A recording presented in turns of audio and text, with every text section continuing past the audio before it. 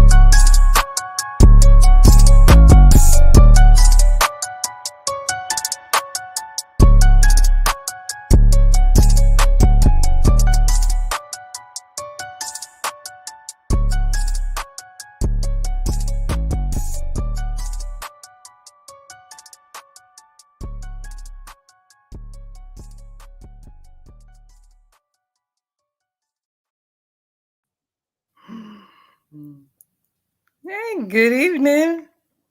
Welcome to another great impromptu conversations with the Pseudo Killas. And yeah, I know y'all want us to just be predictable, but we're not. And this ain't gonna be what y'all think it is. But it's gonna be even better. So Black Egypt. yeah, that's what it is. On Reggie Head, come in the building here.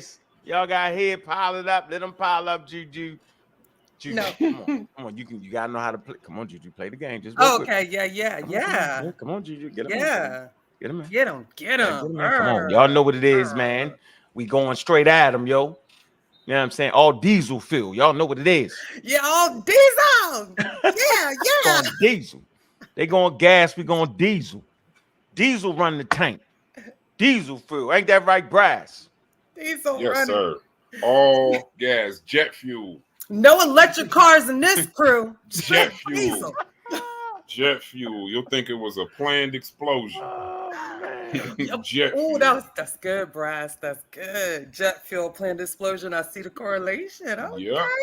Okay. Space Age Africans around here. Yes, sir. That part. Marcus in here. Sagittarius Flavor. A in the building. 10-4. 10-4. 10-4. Yeah. I think I'm gonna change my name. Sagittarius A for this month. December. Every month. That's what you're doing. Huh? Good juju, bad juju. It's effective. Black Rose is effective. Oh, dry snitching. Woo, Green Rose. Bitterman. Ladies and Bitterman. Let me stop. Ladies and Benjamin. That one is very effective, actually. I like Ladies and Benjamin. Hey, Brass. Am I hearing that? I'm confused. I'm just be confused about the whole conversation. Go ahead, get it off your chest. How we get the Bitterman wrong? We just said what the paper said. Nah, we always get it wrong. Ladies and Bitterman, we always get it wrong. How we get all the sources wrong? The source said they multicultural. How we get that wrong? How we mess it up? Because we thought they was worshiping them. They actually worshiping us. They ain't even listening to our information. They just worshiping us. Brass, though. Unc came out with it. But I got a question. So are you telling me that since they weren't using Bitterman in the Old Kingdom, which they say that's where the the black people was, and they started in the kingdom that was the Ptolemy dynasty. So you mean to tell me that the Romans or the Greeks, which ones was they, whatever, was actually putting the bitumen on the mummies to look like the black people there? Is that what they saying? Nah, but was it the mummies? Was it the sarcophagus? Was it the silk? The gods? I'm asking. I mean, I'm trying to figure it out. It's confusing because the museums is wrong. We got to go on that. They only wanted to look like black people when they were dying? Yeah, the museums is wrong.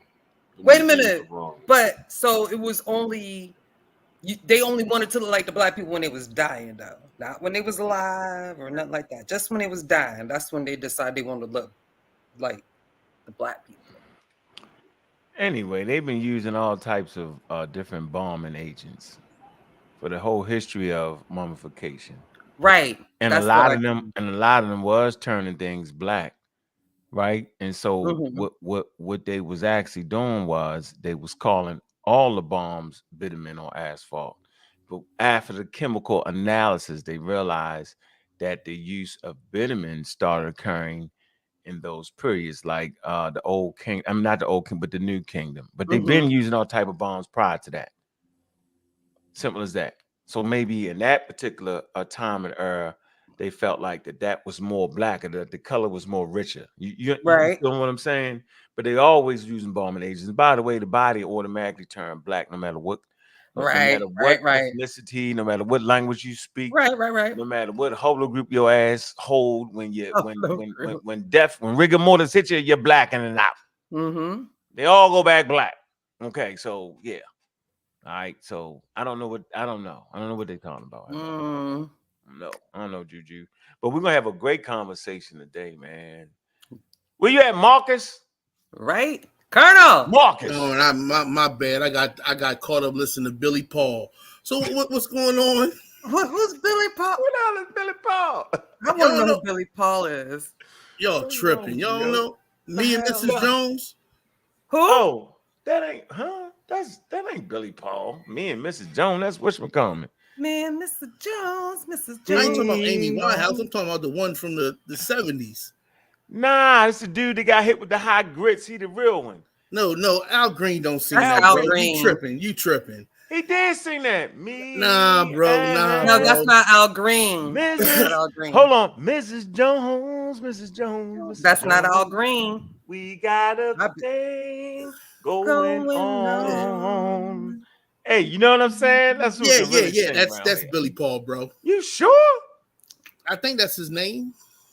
I can assure you. I ain't never know that to be his name. I think you're wrong too. You're gonna have to go Google that.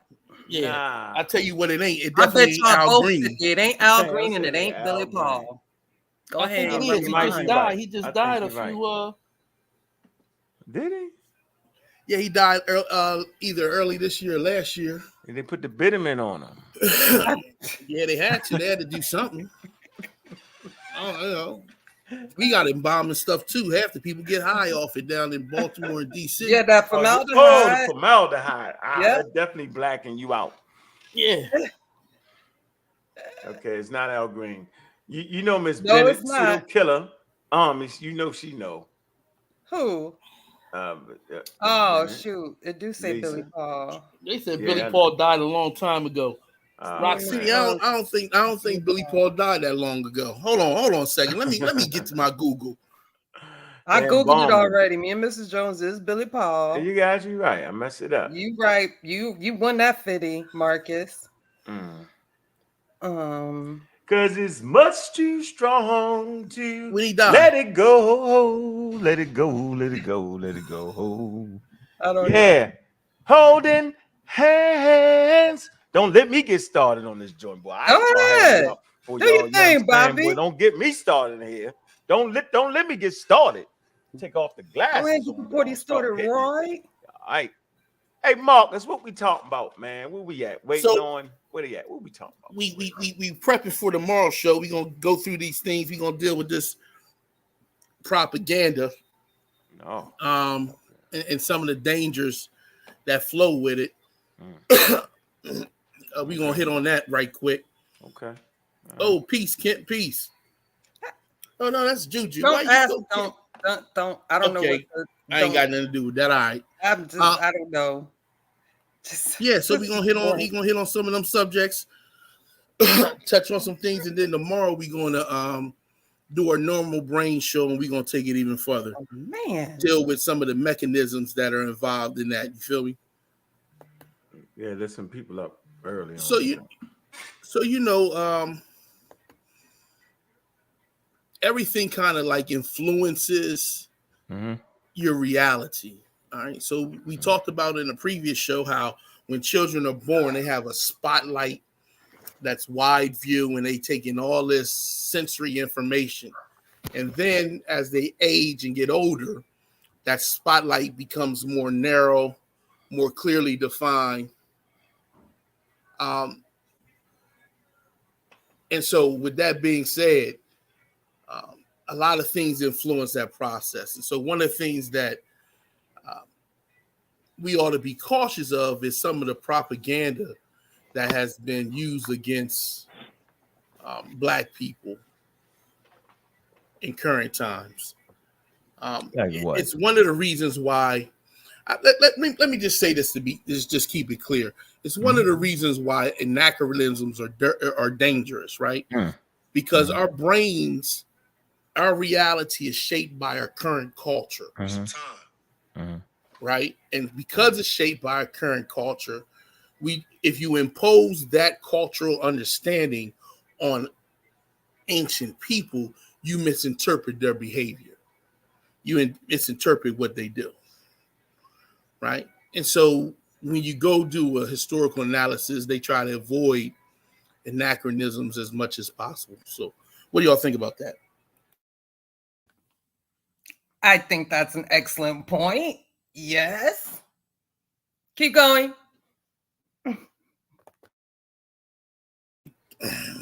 So I'm going to pull up a source of... Oh, you're going to tell me, hold on, why anachronisms are dangerous? Yeah, because... Man, we lose friendships over that. Oh. You know what? No, actually, real trained historians know not to make that mistake. Because in actuality, for you to actually understand a culture and the environment it lived in, right? There's a few factors. There's weather. What type of weather did they have? Right? You know what I mean? Was it tropical? What environment? Was it a forested environment? Was it cold? Was it a Nordic environment? Because then those environments form cultures, right? So it's like, what's that? And those environments would foster certain types of people. Like, for instance, people that live in the forest are smaller. That's why you get all the pygmies live in the forest. They're trying to find the genetic reasons based around that. It's the types of foods that's in the forest, right? So if you put anachronisms on a culture, you would literally put them in a whole different environment. Yeah, right. But that wouldn't be the people. That wouldn't be that wouldn't be the environment that formed the people. So you couldn't put the Egyptians, and I reference the Egyptians, right, for obvious reasons. You couldn't put them in the Nordic regions, right? Why? Because their skin color would be different. The types of clothes they wore, the types of animals they hunted would have been different, and then they wouldn't be Egyptians. So anachronisms are dangerous, and experts don't do that because anachronisms stop you from understanding the actual thing you're studying. Yeah, there you go. And people's development, right? Because we talked about the sea gypsies over in the Australian island and the Polynesian islands, right? How the tsunami was coming, and they had a mythological story that told them when certain things happen with animals and stuff, go to the high land, right? And these are stories that could help convey not just it can help us understand the motivations for some of the things that people do, right? And help us recognize it as it transitions through different cultures and environments. And so it's important. I mean, if you want to really do a historical analysis, you would want to remove yourself from using anachronisms in that way. And then you know what else they teach? They teach historians and people in science how to avoid cognitive biases, right? So, so all those things are factors that we need to look at. But what we really saying is if that be the case, how do we view our current situation? What areas are we lacking in, or what should we really look at to do a proper analysis so that we can improve both our communities that we live in day by day? And that's important, you know. I understand some people's position and why they feel the way they feel after the historical situation that African Americans, Black Americans, those of the diaspora have experienced. But we do ourselves a disservice when we do that without coming with complete, accurate information, right? We should want to look at some of the situations, the circumstances that led to the many different dynasties in Egypt, so that we can not make similar mistakes when dealing with global policy. And I think you go a little bit too to intentional and unintentional anachronisms, because when you talk about anachronisms, there are terms that come up: juxtaposition, morality, things like that. You know, like there are unintentional anachronisms. I know we're all familiar with the movie Glory. Glory has an unintentional anachronism that, you know, if you were really, there was a guy wearing a digital wristwatch, so it just didn't fit the time period at the time. So I know we're talking about a movie, but when you're talking about intentional anachronisms, where you're just literally, for your own benefit, just literally just placing something that doesn't belong in the period for whatever reason, financial gain, viewers, or something as childish as you just want to be right. It has to fit this way, or, you know, sad to say, white people did it to us, and it's a discredit. You're letting the European win with all this intentional. Then that's something completely different. You're not making a mistake. You're not doing it to make a statement. You know, sometimes you look at or add humor. You know, anachronisms have a place, but in serious scholarly work, they could be very dangerous. Very dangerous. Because if you're doing it intentionally, it's wrong. So now I gotta ask, why are you doing that? Well, what is your purpose? It isn't to educate the people, it isn't to fully inform the people. So now you throw a whole bunch of other questions as to, okay, so you're doing this, and you know you're doing this in regards to the Black piece. You know you're doing this. You know it's wrong. And you just want us to just go along with it. But then now that's sorted. You're misinforming the people. You're down the street from scamming, up the street from pseudo. So, you know, anachronisms has a lot of pieces to it. You funny. Yeah, I mean, we all follow media. You down the street from scamming, you up the street from when you watch Glory, nobody remembers this, but that's where I actually really learned about the word. I knew the definition of the word, but there was a guy in Glory with a digital wristwatch. I mean, it didn't fit the time period. It was unintentional. They admitted that they made the mistake, so it was unintentional. But you'll see time period movies, like with people that watch Marvel and the multiverses, they do it intentionally to let you understand that, you know, we're in a multiverse, or we're 100 years ahead or something like that. You know, 60 stars on a flag means the United States acquired all these new states. I get that part. But when you're just doing it intentionally like that, now we got to get into the reasoning behind it. Forget the information piece. We got to figure out why you're doing this. Yeah, it take you out of the like I said, qualified historians don't do that. And that's part of the job of the historians, to put things in its proper cultural context, even when translations occur. right? And translations have to be in a proper cultural context. And right. And I give you a piece that everybody follows. Everybody follow the what's it called, Juju? Hold on, I'm gonna start giving you some clues. They tried to say that they control black people with what's the book that everybody was reading and said that's how the slave masters control black people. The Bible? No, not that one. Remember? Jim Crow, Willie Lynch. The Willie Lynch letters. Yeah, Willie Lynch letters. Right. So the Willie Lynch letters are actually out of cultural context.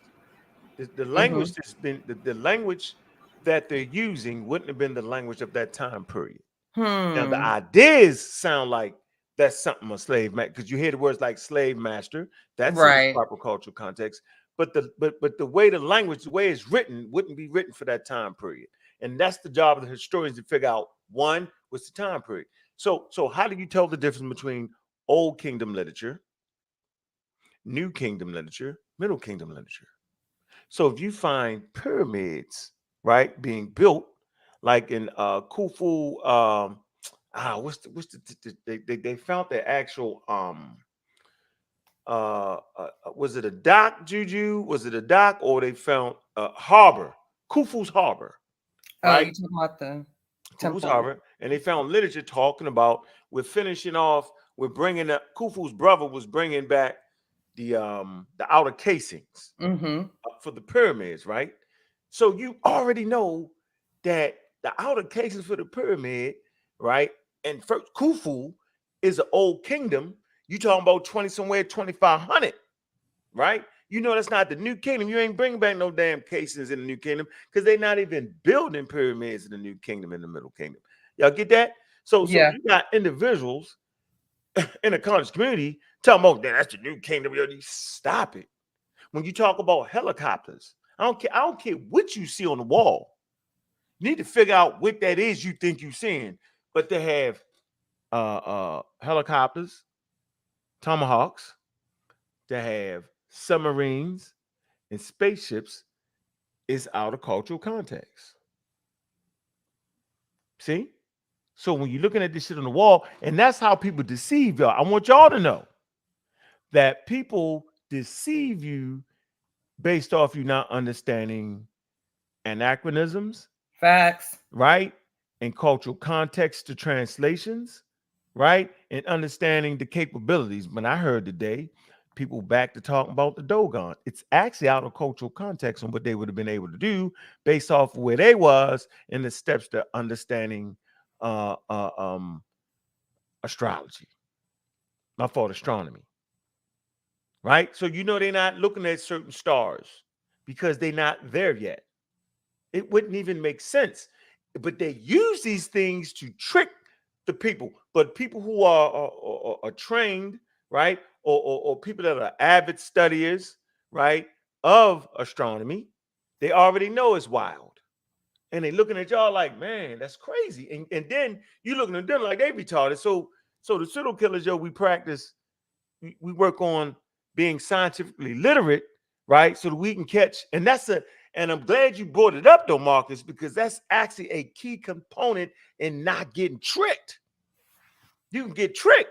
Like that's the key trick, is to throw some out of order thing in a time period where that thing couldn't even existed, right? So you have no mechanism to fight back if you don't understand that. There's no planes, jets in Egypt, but that's the ancient alien thing. Dogon. They seen the star, they didn't see it, they seen it. They did, they mapped out the stars. How? There's not tools created yet. So, man, once y'all get that down pat, you start to develop stop signs, like in the book of Genesis, where Abraham and them coming with camels. Ain't no damn camels in North Africa. You know what I'm saying? Before like 800 BCE, like stop it. Like 1700 BCE, there's no camels in Africa yet. Y'all can look it up. So they can trick you. That's a real story. How? Hebrews 10, I'm telling you, Abraham came for the Ur Chaldees. One, there is no city called the Ur Chaldees at 1700 BCE. That's another anachronism. See? There's no camels. That's another anachronism.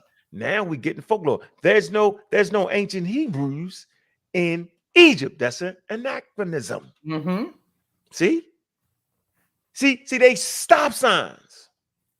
Right now, you can understand that. Watch this. That the ancestors that would later on become the Hebrews, you know what I'm saying, was in Egypt because they was Asiatic tribes. And Asiatic tribes can be actually verified. We got pictures of them, right? You got Shawshu Bedouin, you got the Ibrik, right? But you don't have ancient Israelites yet in that time span, right? Because we can chart it through archaeology. That's why it's funny you brought that up, bro. And the shit is right there for you to see. Stop signs. There's a stop sign for European colonialism. You can't say that the daggone Egyptians or the Mayans, practice color racism, where you was divided based off of the color of your skin, and the level of your intelligence was based off the color of your skin. You can't say it. But we done had 3 years of people saying it. We done had a whole, watch it, we done had a whole community based off of that. Like the whole community is based off of Egypt. And so what we do, right, making people scientifically literate, bro, it kind of kills their program. And Lord knows, don't start talking about the mind and the brain. Now you throwing it. Now you really, dog. They get religious on you, huh? Freedom, free will. They thinking about it like you talking about God and free will. They ain't thinking about it in terms of evolution. What you mean the brain wasn't designed to think? See, what are you talking about? You don't use the brain to think. So we be having wild conversations, right? They do not understand. So I just think for me, man, I don't know about y'all. I've been in it a minute, and I just gotta learn how to just know that, yeah, they don't actually get it, yo. Like, but they're not supposed to get it. You know what? This is good. They actually not supposed to get it, yo, because it's steps. Counterintuitive. Yeah, it's counterintuitive, so it's steps to getting it. Go ahead, Marcus. Marcus or Brad's got the crazy ass brother out. Boy, you funny. No, read what it says under Brass's thing on. The Muslims are wrong and I'm right. Boy, I tell you. Museums. It says the museums are wrong and I am right. I said Muslims. I got the wrong guy. Wait, hey, Juju, why he made me look back at it like I ain't say nothing about no Muslims. I had to put on my screen like I can't even say. I said the Muslims. Damn. Yeah. Hey, but we're gonna be putting the link out. This is an impromptu conversation. We're just talking, like we're just having a conversation. But please believe this show is not about Egypt. That is not all we do. We are not a one-trick pony. We're having an impromptu conversation. But we're gonna drop that link. And all you tough guys and good guys in the chat, when you come up here, you better come with sources. Yeah, we don't even continue the conversation if we're not gonna source up. Listen, I'm telling you, because I'm driving, and I still got my permits. And if I feel like it, I'm just gonna kick out the vehicle and run it over. Full stop signs today. So Ronald Perkins, that is a warning. Nah, man, I ain't even let him on the panel. Man, you crazy, Ronald? That's my man. No, I love Ronald, but he just likes to. Ronald outside, yo. He on outside, yo. You just can't have sources. I need a source. But we can't be hogging the mic, and you know that Marcus Colonel is not gonna be aggressive. So let's go ahead and let Marcus have that mic. Hogging the mic? Who hogging the mic? King Sosa. Us three. Me, you, and Brass and Marcus. That's who. I'm just being me. But I'm just saying, Marcus, you have something to say? Let's get it. So where we headed? Where we headed, Marcus? Peace, King Sosa, peace. And Pseudo Killas official King Sosa in the building, ladies and gentlemen. Ladies and gentlemen. Yeah. Peace. Happy birthday. Happy birthday to CK. Shout it out one more time. CK the poet. Happy birthday to CK the poet. Shit. Do you like she used to do? Peace. Do we want to sing the song to her? Y'all want to sing the new happy birthday song to her? Nah, wait for the to do that. I know the new one. Yeah, nah, I got that. But yeah, Marcus, you can rock. I'm good. I'll be looking like, oh, you better not. Go ahead, Marcus. Well, you can sing. What's some comic to sing that, yo? And they never do it do. You better do it. He may happy. Let me stop, yo. Go ahead. Do it. I ain't mad at you, Banger. Oh boy, they hit him with I ain't mad. That part right there. Yeah, man. So we was talking about, as we always do in the Discord, having a good conversation about just, situations and where we drive into tomorrow for tomorrow's show. And we brought up, said, man, why don't we just break some of this information out early for the folks tonight. So, we want to talk about, we was talking about how propaganda can help, well, not really help, but shapes part of our reality, right? If you read the book, what was the book we was talking about yesterday, Brass? The War on Science. Yeah, The War on Science. Otto, by Sean Otto. Right, by Otto. If you read that book, Go get that book. Definitely get that book.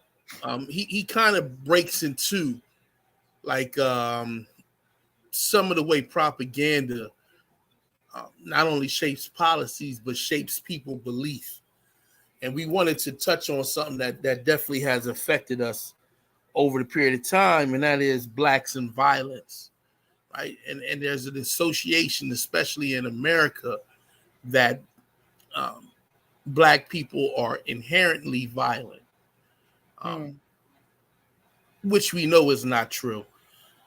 So I want to share my screen and give an example, one of the many examples in which propaganda has been permeated. And then we want to look at, how will we address the results of propaganda and how will we know about the brain?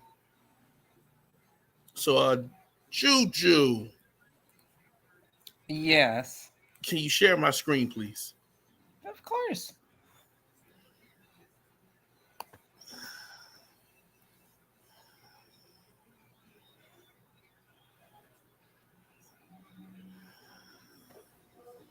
Say backlash. Huh? We see you. We see it. Clear. Okay. Good. So this came out June 22, 2023. A county in Georgia police department is under investigation because Villa Rica. Villa Rica. Yeah, they wow. West of Atlanta. Mm-hmm. I didn't know it was that close to Atlanta. Mm-hmm. It's only like 33 miles west of Atlanta. Ain't that close, nigga. Shit, but on here. Yeah, they wow. Yeah, I'm not sure. Would you say it's not that close, Sosa? Shit, 30 minutes. 33 miles. Yeah, heck yeah, that's close. That's a dangerous close too. That's like Washington, D.C. to Baltimore. It's 30 miles. 30 miles. Yeah, with traffic, that's about an hour, bro. Shit. No, it ain't, man. Marcus, straight down. Hell yeah, straight down 20 nigga traffic be crazy, bro. Can you actually show that picture though while you read it, please? Yeah, I'm great. I'm great. Scroll down with the police officers. I mean the police officer with the photo. Yeah. So, is something wrong with that picture? Is something wrong with that picture though? So they should put a white person on there or what? Who y'all want to? Well, the problem with the picture and the image is that the brain uses everything, all its experiences to make decisions, to make valuable decisions. And so what we learned so far in the brain show that we do on Sundays is the evolutionary process. And we ended with how your brain is wired to the world around you. So in this situation, it is detrimental to use this type of image because one is a police department who's going to have interactions with all types of citizens. And if you use a specific image constantly over and over again, you kind of prime the brain to make irrational decisions. Oh, I got you. So you're saying the use of it constantly is programming the brain. Makes sense. So they should have a variety of images because there's a variety of criminals. It only makes sense. Or just have a thing without it. I got you. Makes sense. So they know the studies and they still doing it anyway, basically. Right, wow. Because okay. this is in 2023. Oh, they know better. Okay. Right? Okay. If you were to, this is another one in which they analyzed it even more. This happened in Florida back in, I think this was 2016. I think that right about the time they shot old boy when he tried to reach for his wallet. Yeah, about 2015, exactly. Tamir or somebody else in Florida? Nah, the dude, he had a gun permit, and he went to reach in his back pocket, and like a little Latino dude shot him, and his girl was in the car. He's like, "Oh my God, they shot my boyfriend!" Oh yeah, he was in there trying to get the thing out. Yeah, trying to get his card out. Yeah, and he was like a teacher or something. Yeah, go ahead. Exactly, and so this is South Florida. Miami Beach police was using mugshots of African American men as targets in the shooting range for police training, and you can see the same thing happen. And the results of this conversation from Florida was this has a tendency to lead to overcorrection, overreacting by police when they're involving people of African descent, and it's a dangerous situation. But you're saying that by doing that, we know, but just for the audience, but it's helping to somewhat, in some ways, also re-emphasize the implicit biases that these certain professionals may also have, particularly the police force in this case, when it comes to a certain group of people who commit crimes. Absolutely. So we want to make sure we personalize the conversation so we can understand what the ultimate intention is, and that is to better our communities. These are things that we got to look at. But propaganda is one of the worst things that can run rampant, because if the brain is structured for the culture that it's in, and the culture has this misconception of women who wear short skirts, this is just an example, are loose, right? You will have a group of men overreacting to women in mini skirts, and that just raises the probability of things going haywire, right? So if you have police departments training to shoot suspects who may be dangerous, and you're only using black males, police are more likely to see black males as violent. And that is just how the brain has evolved to function. It doesn't evolve for accuracy, it evolves for survival. Hold on. So let me hook the piece up. Y'all remember the Ferguson shooting? Remember that? Mike Brown. Mike Brown. Now, what did it when they when they interviewed the police that shot him? What did he say? Y'all remember? No. Yeah, he said he seen them as a threat. As a threat, as a monster. As a monster. As a monster, right? That's monster. Wow. Yeah, they said we could pull that up. Yeah, as a monster, threat. And that's why he shot him. He felt like he was, in fear for his life. And so they can actually, so you basically saying with that, that's dangerous to do that, because you programming police officers, right? No matter what color the police officer is. See, that's another piece. You could be a black police officer getting the same thing, getting the same program. And that's wild. But he actually said it out of his mouth. He said, I felt like it was a monster. We could read that. Yep. That's deep. Now that's a deep one right there. Okay. But I think that's the point that you made, though, when you just say even black police officers. And yes, exactly. Like, it doesn't matter who the police officer is. It matters who the assailant or the quote unquote criminal is. So they're going to see that individual as a monster, as a threat to their lives, as someone they would need to use deadly force in order to stop. Yes, it doesn't make a difference. So Black police officers will also seem or deem that criminal the same. Yes. And that's fact. And it's basically how your brain priming, it's called priming really, but priming is a heavy factor. And I'm going to give y'all a prime example of how priming works in a few seconds. I got to pull it up. But priming is, you could say, innuendos to get the brain to perform or see certain things, right? And when you put police officers in, like I used to always, I've been to the protests and marches, and I used to always get mad when I hear them say, we need to change the training and to train a police officer better. I really felt uncomfortable about that statement, but I get what they're really saying. They're trying to we talked about neuroplasticity, right? They're trying to get the police officers to view the world differently after being trained to look at certain classes of citizens a specific way. Yeah, not to mention the fact that racists see we see our different races as less friendly than we do our own races.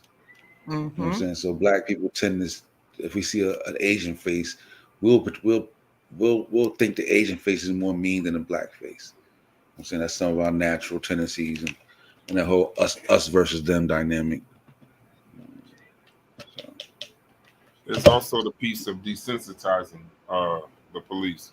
This also happened in Detroit. And one of the things, I wish Shango was here, we could have this conversation with him. You actually have to go out of your way. In Detroit, it was the children that pointed it out. It was a group of Boy Scouts that pointed it out when they were touring the police station. And then when they did the investigation, they realized that you actually have to go out of your way for all the targets to be Black. Because when they do the mixture, they do it. They do the mixture based on the population. So they're trying to get you desensitized. The reason why they don't use silhouettes is because they want it to be people. They're trying to prime you, but they're also trying to desensitize you so that when you have to make that snap decision to shoot, there is no emotion in it. But the problem in Detroit is that the demographic broke down to like, there was only one white target. Out of 20 targets, there were 16 Black targets, one white. And then I think there was, it filtered out the rest. But the demographic there is like 71% white to like 18% Black. So now you're looking at, they're trying to desensitize you and prime you. And it's just all wrong, because in order for all the targets to be Black, you have to literally go through, pick out all of the Black targets and place it after the investigation. They all apologize. They all say it was a mistake, but it's just wrong. It's just wrong in general. And it's sad that some Boy Scouts are the ones that actually had to bring people's attention to it, because nobody knew how long they were even doing it. So that means a bunch of adults didn't care. So, Brass, are you telling me that these cops really had no free will? See, you're trying to walk me into a landmine. Don't walk them too quick. You're trying to walk me into a landmine. That's going to go kind of into Marcus's second question. But you'll be surprised how I actually feel about a piece of what Marcus is bringing, but not in this case. The cops are wrong. It doesn't represent the demographic. You shouldn't desensitize cops to shooting anyone. It should be. That wasn't the question about right or wrong. I'm just saying. Nah, you ain't. No, somebody else. I know I've seen I don't know how I feel about it. I know I've seen just a different shows and stuff where they have like, white women and the baby, old grandma, you know what I'm saying? Black kid with a headphone set, then somebody with a gun, you know what I'm saying? So you can be able to react quickly, you know what I'm saying? But I mean, it's complicated though, you know what I'm saying? Because like, it's complicated. When a person's afraid, a cell phone will look like a gun. You know what I'm saying? Because that amygdala it's gonna take the shortcut route, bro. It's not gonna It's not gonna, you know what I mean? So, like the dude, Philando Castile reaching for his permit for his gun. Right. Man, nigga panic, bro. You know what I'm saying? They gonna panic. He only got like a split second. You know what I'm saying? Like shit, like right. So it gets complicated. You know what I'm saying? It gets complicated. And then the brain. You know what I mean, like how you feel about the lady? How you feel about the lady? Listen, how you feel about the lady? Remember when the lady, she was trying to subdue the black dude, and she had a taser on one side, and she said she meant to reach for a taser, but got a gun and shot him. You know what I'm saying? Yeah, that was wild. Do you think she's just evil? And this motherfucker just wanted to murk somebody. I'm finna kill somebody. I know how I'm gonna get him. You know what I'm saying? Or do you think she fucked up? I think fucked up. Mistakes are mistakes are a word. Mistakes are a word in the English language. It's just when you cloud it with the environment of racism, exactly what was going on at the time with how many shootings, stuff like that gets clouded and brought in. Then you have to be careful with the media, how the media plays things and how they also do things. But this goes into the brain conversation. Our brain is not meant to think. Our brain is not meant for thinking. Our brain is not even meant for accuracy. Right. Our brain is for body budgeting, surviving, and thriving. So in that particular, for thinking, I would say it didn't evolve. But I got one more. Hold on, let me finish my piece though. So the what I mean by that is survival. It kind of supports what you're saying. The brain is it's meant to survive and reproduce. It's not meant to just be, oh, I'm just going to be perfect in this situation. It's not about accuracy. There are cases where a phone, because when somebody reaches and grabs a phone and you're telling them not to reach, or if you didn't tell them not to reach, I mean, there's departmental things, but your brain is meant to is trying to survive. And I know that's not something that people, especially in this particular community, want to hear. Listening to Breaking Two, the people in this particular community don't want to hear, but your brain, you want to survive. That's kind of leads to what Sosa was saying. You always want to try to survive in every given situation. Here go my source for a statement. Hold on, Juju. Can I put my source in for the statement I made, Juju? Go ahead, Juju. I ain't want to get you far away from the point, but go ahead. Yeah, where we at? Yeah. So I wanted to go to but you ain't gotta blow, Juju. Go ahead. I'm cool. I gotta breathe. No, go ahead, Juju. You straight. Go ahead. Just don't listen. Go ahead. Just don't do it. No shenanigans during the live. Please, you no, go ahead. Go ahead, sweetheart. Just don't do it. Just don't do it, though. Don't do it. Go ahead, but don't. You know what I mean when I say don't do it. I mean, don't take 25 hours because I'm gonna forget my damn point. Go ahead, Jew. Jesus, don't nobody care. You driving. Go ahead. If you got something, go ahead. You driving. All I was about to say is there's an incident in Florida that happened not too long ago, right here in Volusia County, or the next county, where there were two Caucasian children with automatic weapons having a gunfight with the police. And let's just say both of them are still alive today. That's all I wanted to say. So was that a mistake? Was that intentional? What? They was lucky.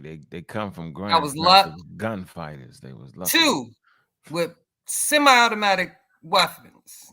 Had a whole bunch of. Couldn't have been me or you, yo. They'd have kept going. I'm just saying. Go ahead, Bobby. That's funny. Ferguson, Darren Wilson. All right, he describes as being afraid of Michael Brown. This was in his court testimony. Y'all can go to the time. I actually put the source in there. It say Wilson said that Brown went for the officer's gun, saying, "You're too much, blank. Shoot me." He said Brown tried to get his fingers inside the trigger. And then after he did that, he looked up at me and had the most intense, aggressive face. Okay. Hold on. I better move up to the demon. Hold on. I want to get to the straight to it. Let me see. So right here, man, no, 1 second. You definitely taking longer than I would have. I'm just saying. Hold on, I'm gonna get to the point. Hold on, let me see it. You good? See, you threw me off. I had my y'all two are funny, bro. You and him are hilarious. Hey, Juju, we can have a conversation though. See, here it comes. I'm definitely up for it. I'm definitely up for it. Hold on. I'm sorry. I got it. Okay, now go ahead with that. Go ahead with that nonsense. Let me start over again. He said, "You are too much, blankly blank, to shoot me." He said Brown tried to get his fingers inside the trigger. And then after he did that, he looked up at me and had the most intense, aggressive face.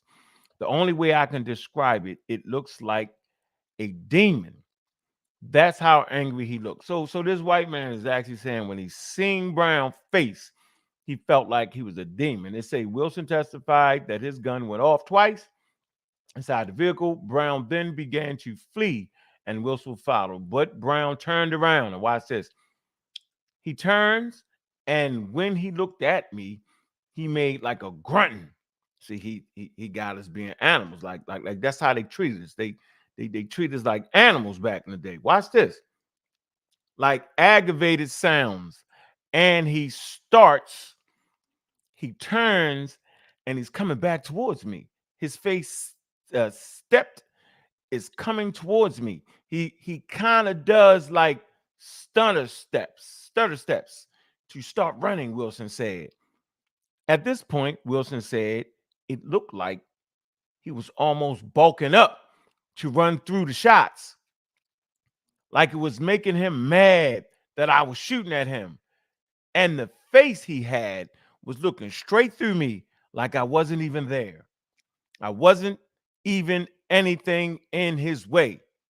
It was then that Wilson fired multiple rounds at Brown from roughly 8 to 10 feet away. Wilson said that he witnessed one of those shots hit Brown. And then when it went into him, the demeanor of his face went blank. The aggression was gone. It was gone. I mean, I knew he stopped.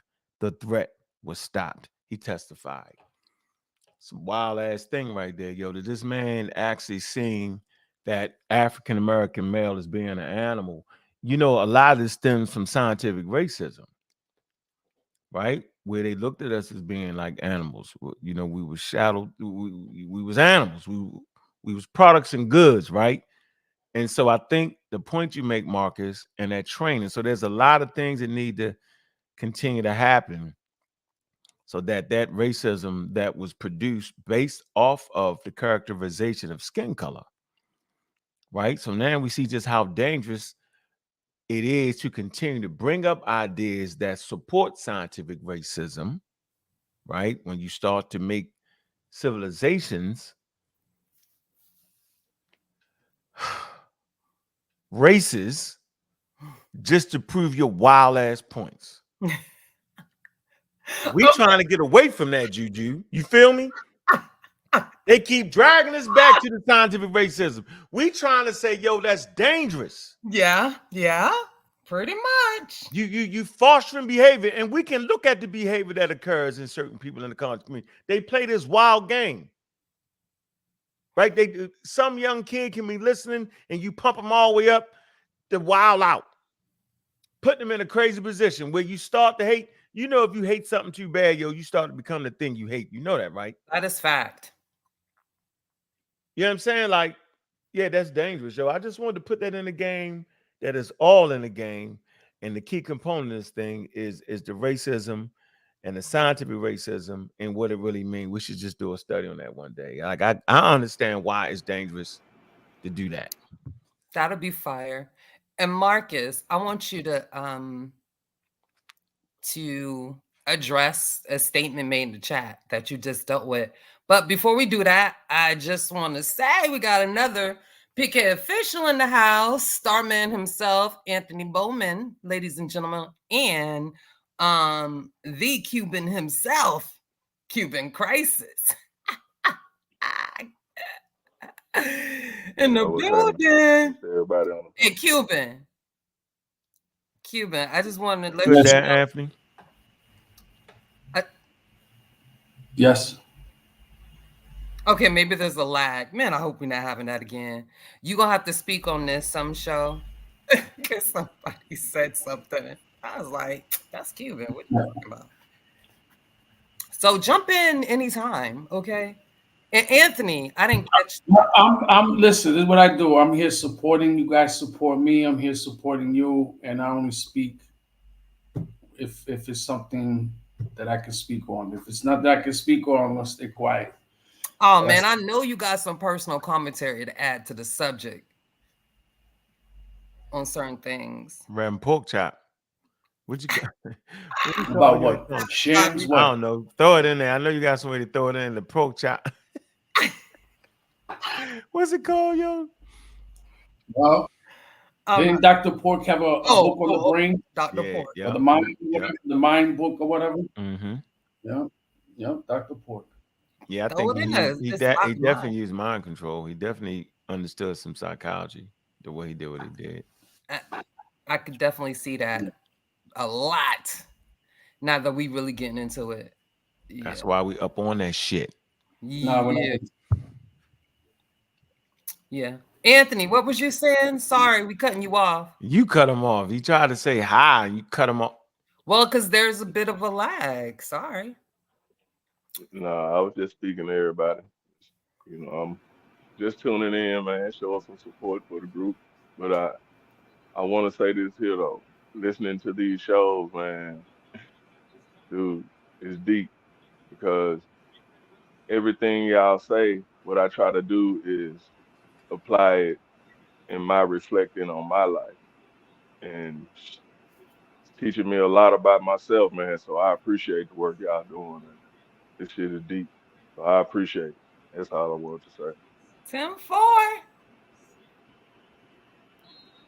Marcus, did you want to address the comment made a little earlier in the chat concerning that the brain is designed to do what it's capable of? Yeah, he's incorrect. Yeah, that's not how evolution worked. That's not actually how it works. So you have small variations throughout a species.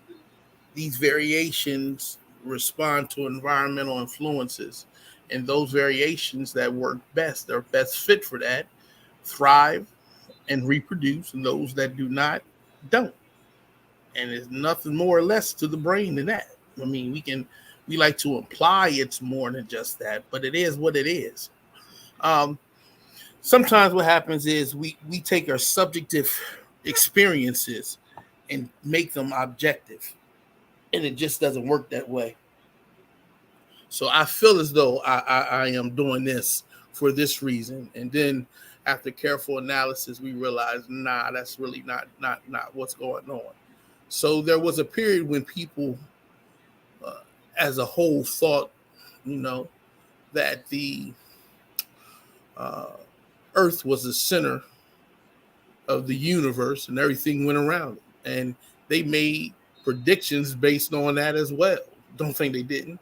They had, eclipses and all like that happening. They had a whole model. Someone came along and said, nah, the sun is the center.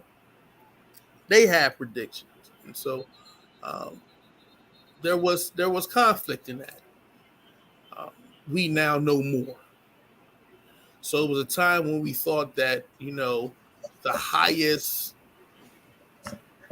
pinnacle of creation was humanity. And that's what it is. And the way we think and the way we perform tasks is the ultimate.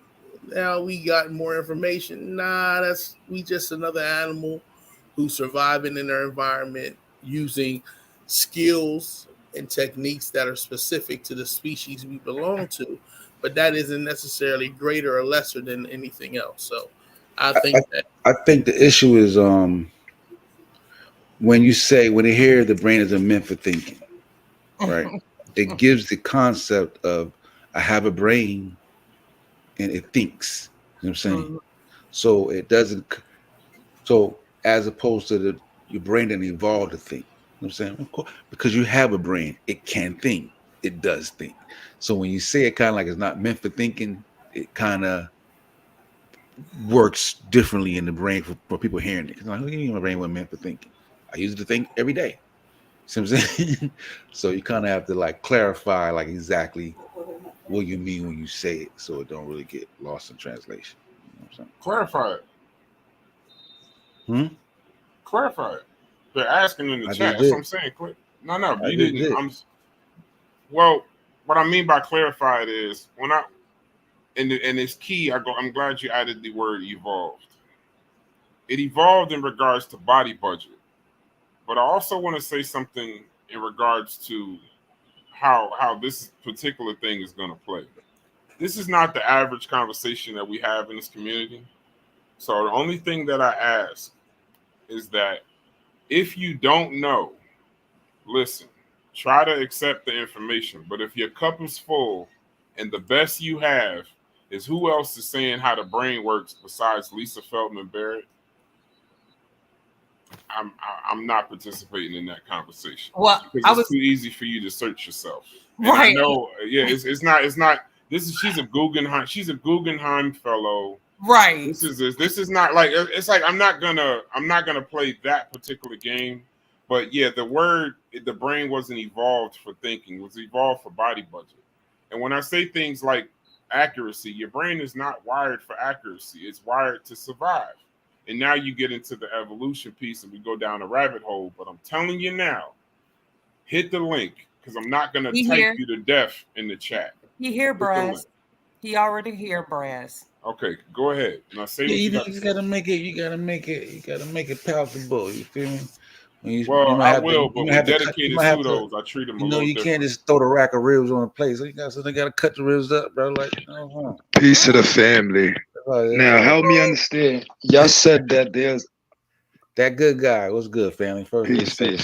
Yeah, that's the first thing I said. Oh, I said peace to the family. Wait a minute, good guy. Hey, back up, your sound is bad. Wait a minute, good guy. Can y'all just pause for a minute? I got one more. Peace to the family and pseudo.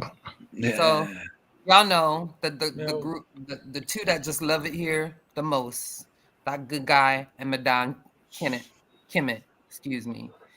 Welcome to the stage, gentlemen. That good guy, you may go first.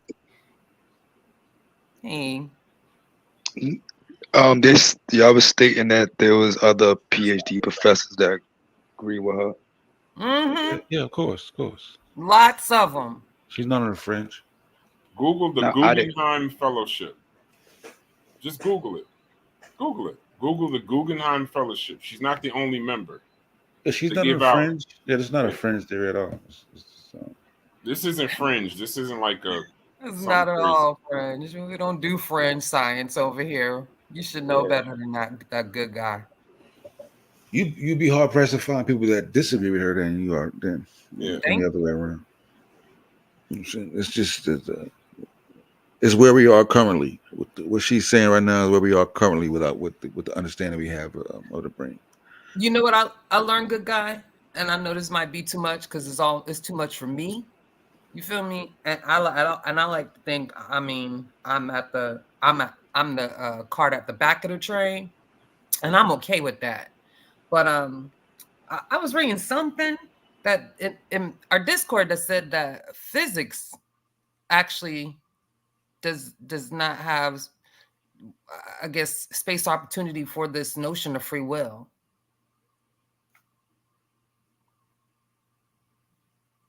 I know that was too much for you. Madan, go ahead. Peace. I'm listening in real quick, you know what I mean, until I find something I can disagree with. That's what I'm talking about, Madonna. At least he's honest about it. Oh, he's Hey man, Madonna's a homie, man. Madonna's a homie. Man. Yeah, I like Madonna. We done had great conversations. He having fun. It ain't that deep. Well, y'all having a side conversation, something? Would you do with that good guy? Something about y'all was having Unc said something earlier that we would need to address. Are we trying to say that Wait. Let him get it out. Let him get it out. Let him get it. Let This him man get it get out. the question Let him out. get it out. Get out, Jody. Go ahead. What is it? Go ahead, bro. Are we trying to say the people who started Egypt Here we go. I were knew it, bro. too stupid to realize that they were black until white people came along and told them that they were black? There we go. Okay, hold on. Everybody stop. I know how to do this. No, what we're saying is that the people that is unqualified studying the people is too stupid to even understand the conversation. Go ahead, Juju. Having absolutely nothing to do with the indigenous people that live there. It's us, the African American. So we are too stupid to understand. Absolutely. That's what I'm saying. Now make a clip of that and play it back. Not over there. There you go. Because you don't understand it, right? No, that wasn't even my question. I mean, that's the comprehension thing I think we need to talk about. Like, what's up, black man? Ain't nothing, baby. So that's my whole thing, that they were too stupid to realize they was black. No, it wasn't them. It was. Why you keep saying us? I'm not. Yeah, I'm not. Because you Because run what? you run stop signs. You heard the show from the beginning and how dangerous anachronisms are, and I'm saying that attitude, talking about I'm black and I'm proud and black power, that didn't exist because they place no value on skin color. When you say black But power, that's I'm black and Uncle Ket saying that. No, they're not saying that. No, I'm gonna say it again. I'm moving on from the conversation. Go ahead, Juju. You heard me. Right, because you just saying stuff that you believe that you believe. No, you heard me. You heard me say that placing value on skin didn't exist. You heard me say so that. No, that is you're wrong about that concept. And I know. Okay, that's not even a concept. Yeah, because that we could show you that they had that concept. Only one person can show you. No. Yeah, who? What do you mean? Name somebody outside of what you about to say that says that. Yeah, name Ancient somebody Egyptians had a concept of colors. Says who? No, they did. Says them. Okay. Get the expert that Egyptians said they were black. Go get that, and then we'll look over real quick. Yeah, we'll look over real quick. We'll get that real quick. You got time? Not an issue. You got plenty of time. We want to keep moving. Hey, we chilling. We chilling, bro. Yeah, I have to agree with the brother. If they didn't have it, they wouldn't have painted themselves with color. Of course you agree with him. So you don't understand. You don't understand that just because you can look at a person and try to, as an artist rendering, to tell what shade they are, doesn't mean you have to place a value of you're greater if you're darker and you're retarded if you're lighter. Like, you don't have to actually place that value on it because you actually can look at the wide range of colors in nature. You know that, right? You know that's a possibility. I think that's a concept we have to look at. Like, what were people doing? How long? Already written. What were people doing at that time? That's what a historian job is. That's what I'm saying. It's already written. Yo, like they understand time for these things coming to being. Just like I'm gonna ask you a question, and you're gonna say it's ridiculous. Did the ancient Egyptians drive Mercedes? No, they did not. Why not? Because obviously they didn't have cars. My point is this though. Hold on. You said no. God. Obviously they didn't have cars, and I'm saying no. Obviously they didn't have a group of wild white people coming in from Europe, enslaving them and telling them that this color of their skin is ugly and they stupid for having that color, and they didn't have bathrooms or slices of the river to say the white people can pee in that side of the river and the dark-skinned people can pee in the side of that river, and then do that for 400 years and make them go through Jim Crow and all of the foolery, bro. Make them fight, you know what I'm saying, getting sprayed down while water hoses. You can't even eat on this side of the river because you black. Now, if they went through all that, then they'll start saying, well, you know what, my kids got up, you do all that. Yeah. It's the same thing, bro. I don't know what else to say. And it would make more sense to paint themselves black and then paint the Nubians red.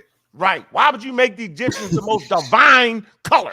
Yeah. It starts to become crazy. Why don't you answer that question for the show? Why didn't they paint themselves the most divine color in the history of the Egyptians, jet black? Why didn't they do it? They could did it. Right. I'm done. But they did do it. I'm not understanding your point. That sounds like a checkmate, and They we're did. They colored themselves black. So moving I forward. don't want to hear it. We don't want to hear it no more. Next time that good oh guy. y'all just crazy. Next Hey, time. this Yeah, ain't, we just this ain't the Black Juju. Aegis show. That's why we got the next Yeah, time. let us be crazy, y'all. Let us be crazy, y'all. Greens ain't pushed this button. We're insane that we don't want to Yeah, talk about Black I Egypt. don't let us be care crazy, dog. about Black, Brown, Great Egypt, because I'm West African, Gullah Geechee, Florida girl. Talk about that. You know what? So, you know what's deep? You basically saying that when you show people in different shades of brown, they saying they black people. What you gonna do when I show you people from the Levant with that same color? Then what? You stuck. That's why it's not even a fair conversation, yo. It's not. It's actually not fair, yo. Yeah. Come on, yo.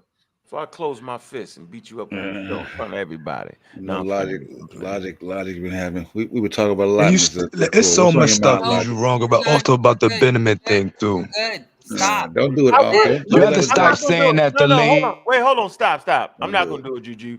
But I think maybe he could help us understand about the Benjamin. I'm not gonna respond to it. I want to hear what we got wrong on the Benjamin, and I don't want to. You keep saying that the lady is the first name should be get more accolade because her name is there first. The lady name you have on the paper first. Yeah, but you saying just because of that she should get more respect. I didn't say that, yo. No, you did say that, didn't you? Nah, bro. That's your you did. You said put more respect on her name because her name was first. No, that's not. But that's your only gripe. To just take it back. No, it's no. Don't take it back because the lady is the chemist. No, come on, man. You still saying dumb shit. Excuse me. I don't even want to talk about that no more. Let us move on to something else. Yeah, the lady's name. Look, the lady name ain't on the paper first. The lady name is second. I just simply said that she's the person that just deal with the mummies, yo.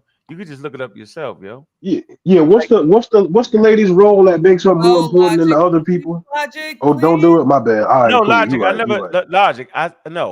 I never said she was more important. What I said was she's the one that deals with mummification in Egypt. That's her expertise. That's her expertise. Yes. The other two people are chemists. Right. I said it backwards. She the expert on the mummies, which is what we talking about. Right.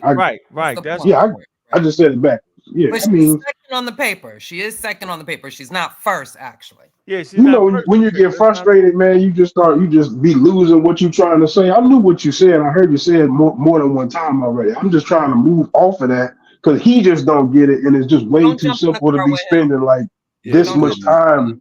We good. It's way too simple to be spending this much time on it. Watch this. We good. We good. Watch this. I'm gonna move completely away from it. Show my screen. Yes, sir. See on this paper right here, Pliocene. Well, hell, Pliocene, North African genome link, Near Eastern, Sub-Saharan African, and human population. But you see the names on the paper right here. Can y'all see it? Not really. Well, blow it up. I just want to show you how it works, yo. This is basic. Y'all should get it. If I'm wrong, just make it right. But you can see the lady's name on the paper. Here you go. You get a paper. And the lead author always is first, yo, and then so forth and so forth. And then y'all should ask me, well, how do I know? Because I'm on the paper, and I'm not the lead person on the paper. I'm not even the second person on the paper. You got two doctors in front of me on a paper, on a real paper.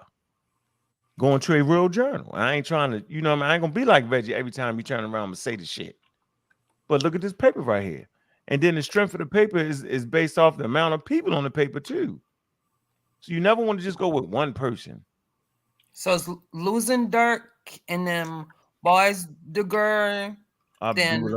Anyway, but it goes from the most important to the least important. That's all I was saying. That's not even up for nobody argues that though. Come on, yo. Anyway, let's move the conversation. But I'm glad you came with those. Yeah, I never said the stuff you said I said. So you've been actually listening to a conversation, thinking I'm saying that stuff. Never said it. And that's why the conversations is wild like that. I get it, Sosa.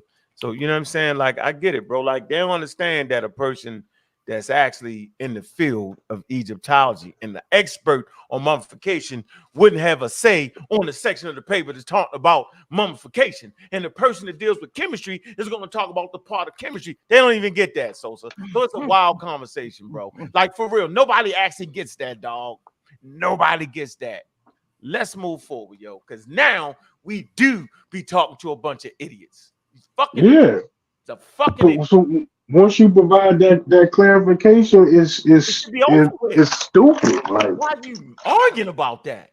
Like, why is that even hard to like accept? Like, you just explained it. Like, Jesus, look it up.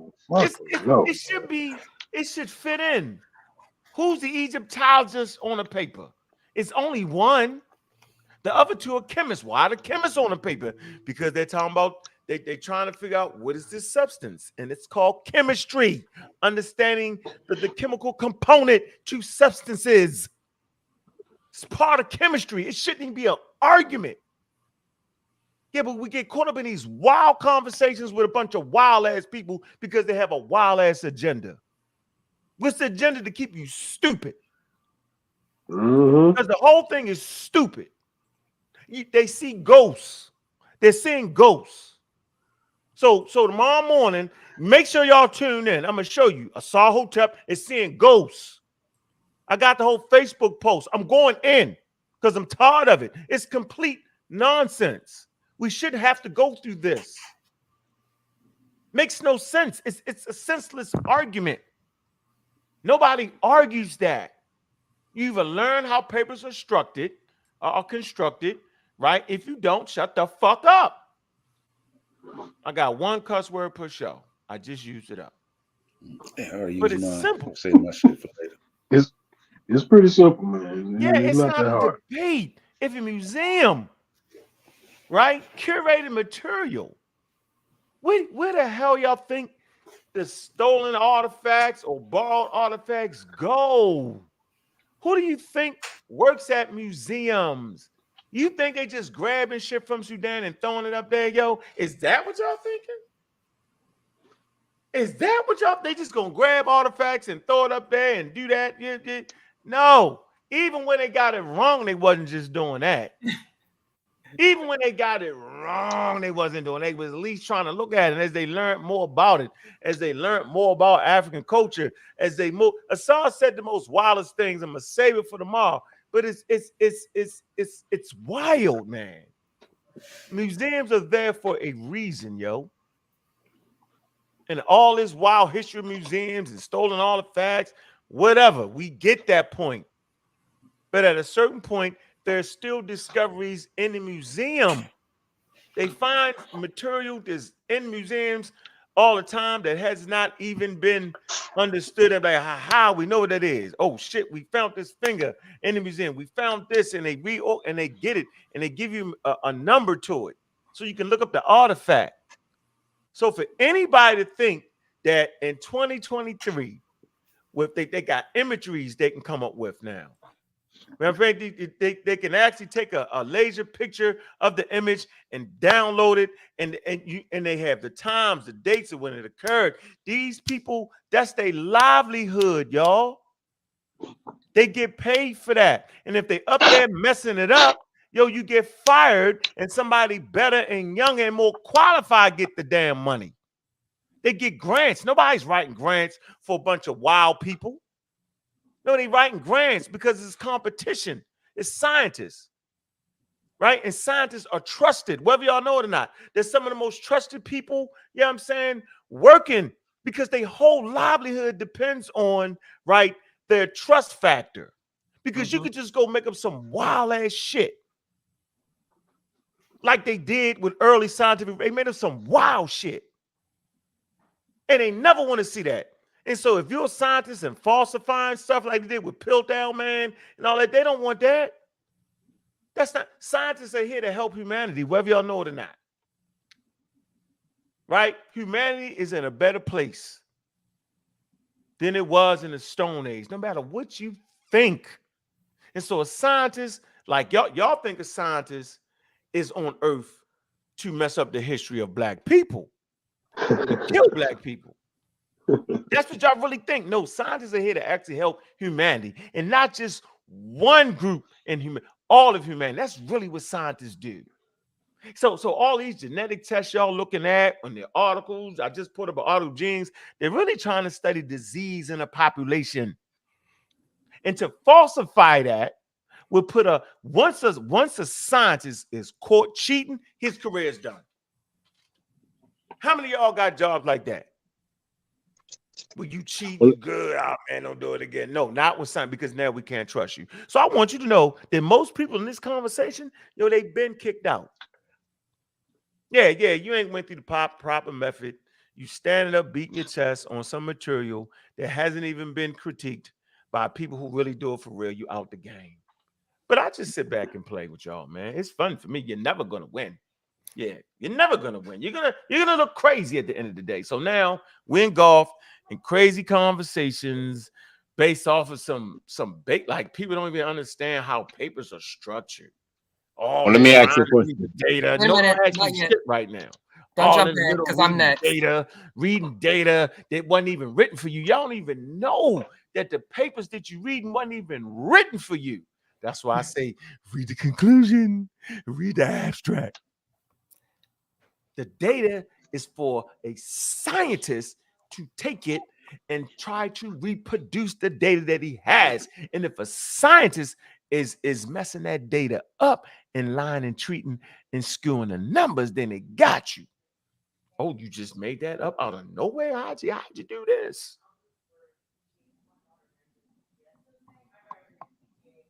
The Egyptians don't know colors. They do.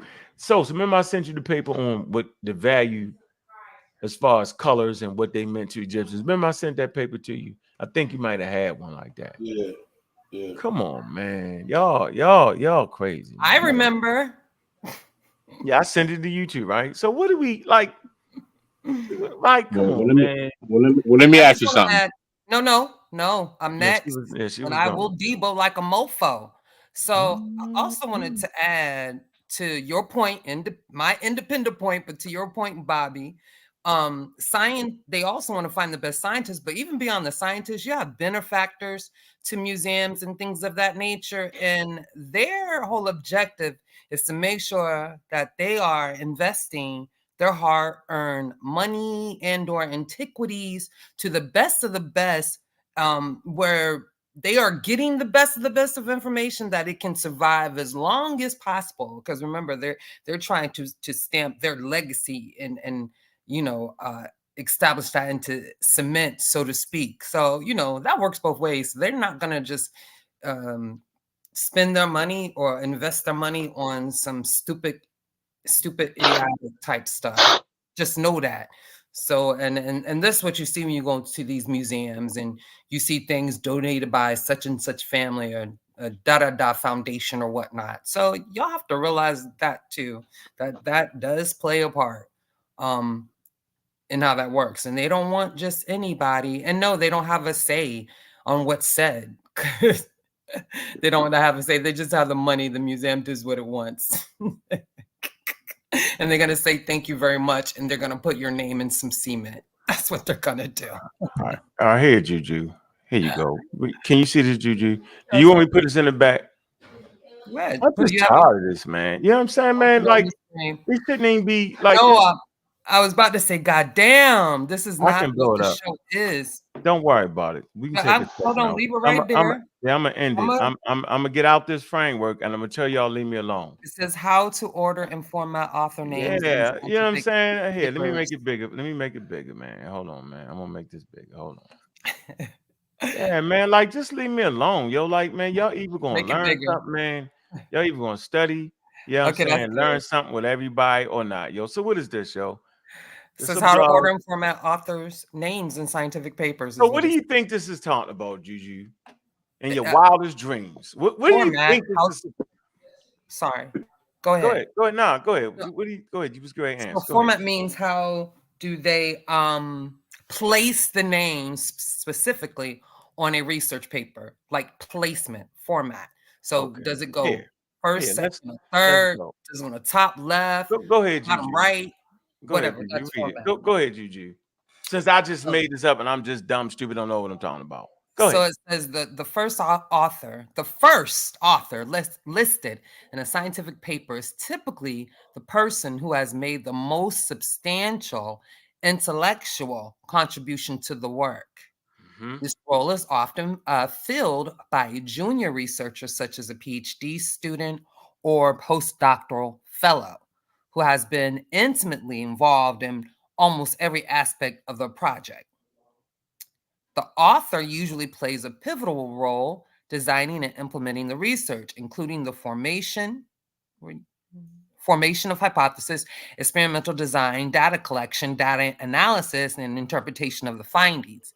They also commonly take the lead in manuscript preparation, writing substantial portions of the paper, including the often challenging task of turning raw data into compelling narrative. In academia, first authorship is a significant achievement, a clear demonstration of a researcher's capabilities and dedication. It indicates that the researcher possesses the skills and tenacity to carry a project from inception to completion. This position can dramatically impact a researcher's career trajectory. Critical role in evaluations for promotions, grants, and and future academic positions. There you go. We don't gotta keep going. Okay.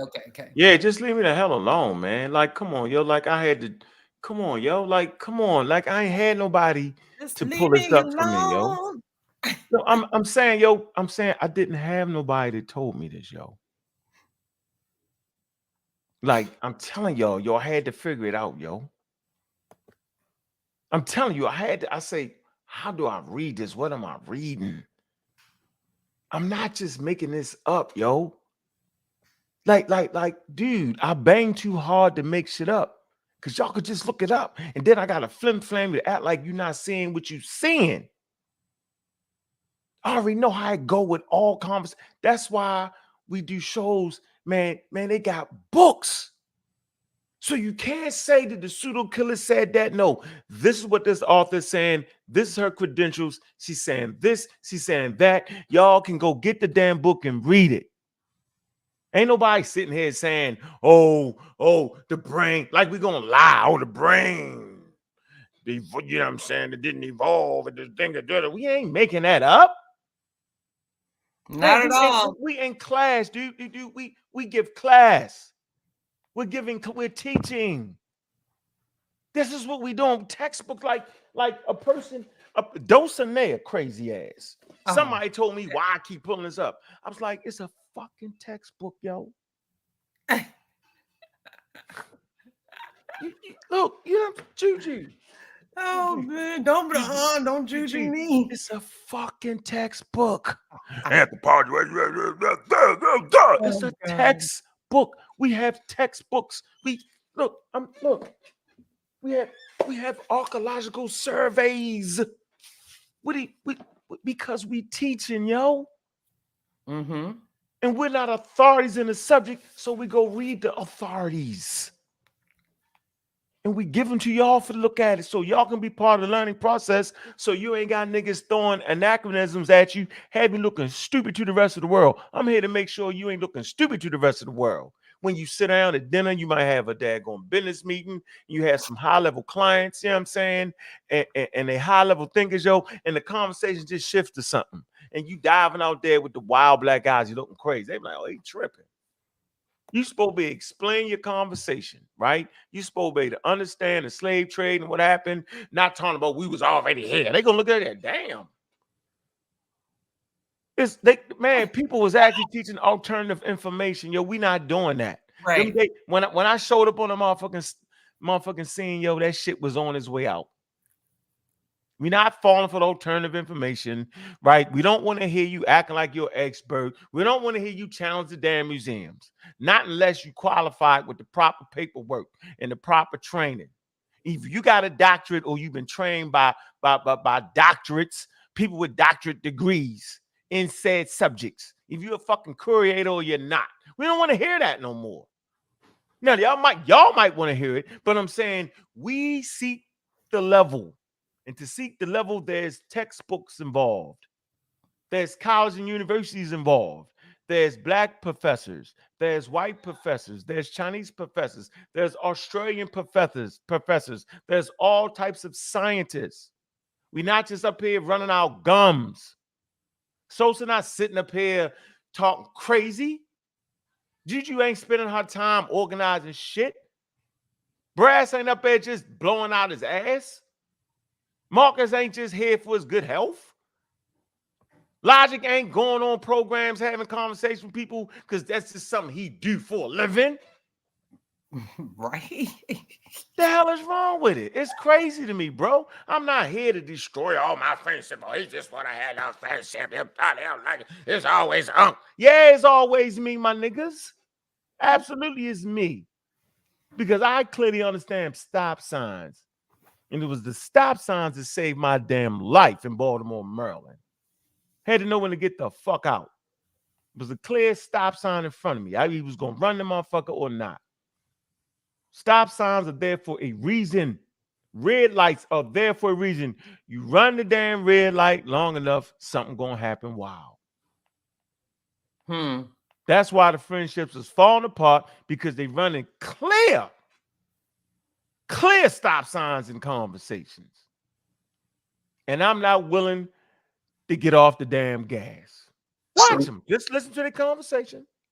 They're going to start easing it back. They're going to start saying, oh, the Bitterman was talking about the black soot in the gauze. And they're going to slip in skin. They're going to throw that in skin. Skin of who? Skin of the gauze. Nigga, we ain't never seen the gauze. Skin of who? Oh, black people skin? Yeah. Done, Juju, because we ain't, I mean, we here, Marcus. We here. Marcus, come say. You want to get us back on track, Mark? Get us back. So, wait a minute, Marcus. Caught the Holy Ghost right there. I'm gonna let the Holy Ghost. I did. The Holy Ghost. I'm gonna let those who join the panel who think this is gonna be coming to a subject on That's funny as a motherfucker. On that other stuff. Hold on, Gigi, did that man just say good? Yeah, you did. Something's wrong with y'all. It was almost a call and response. So yeah, all in agreements with Unc? No. Good guy. Not playing with you, bro. Everybody got their own He ain't really a good guy, dude. It was a trick. No, wait. Now, in all seriousness, after all you just heard, you think we agreeing with Unc? Is that what you think? Like, you don't ask no questions, bro. No, I'm being serious. I'm being serious, yo. So let me get this last thing off. I ain't talking to him no more, yo. You let him. I ain't gonna talk to him ask me after a question. I want to clarify why I made that statement. Let him get the show on track, bro. No, I ain't gonna let him take over the show. I'm just let me get off one thing, and I ain't gonna talk to him no more. Questions, Logic. Don't ask him no questions. All right, I'm gonna make a statement then. My statement is that we are agreeing with the expert. It don't got nothing to do with them. You ain't just hear him read it. Okay, that was a question. My bad. That was a question. Yeah. But we just witnessed him read it. Yeah, okay. Hey, That's why Madon, you had a question? That's a wrap. I think what up, PK? What up, man? Everybody on the panel. I think what ends up happening is the audience ends up getting confused because y'all arguing really complex topics. I see Unc over there looking like he about to start breakdancing. I don't know. Who's talking though? But I'm like this. What? Go ahead, yo. But I think that people end up getting confused because y'all end up isolating points to make arguments. Like what? Well, for instance, so anachronism, I can agree with you that an anachronism is a real thing, right? You don't agree with it, stop it. Just say what you really mean. Because you don't, if saying what you about to say right now, you know he about to say. You about to mess it up. That's my point. If you I don't know what's scientific about reading my mind, but nothing. But go ahead. We it's called context clues. Go ahead. I'm just saying, you're not offering the context that although scientifically, yes, saying that black people existed in the same way that. God, bro, why are we still talking Yo, about what this? is wrong with niggas, bro? Let him go. Let him go. Let him go, Brass. He an honored guest. Let him go. Go ahead. Go ahead, bro. So how do you feel about the fact Zoo's cool?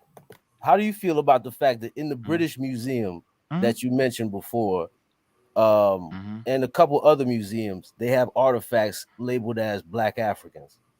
Okay, go ahead. Go ahead. I'm just saying, like, how would you explain that to the public? How should they? Which artifacts? Which artifacts? Can I share my screen? Yeah, share your screen. Yeah, share screen.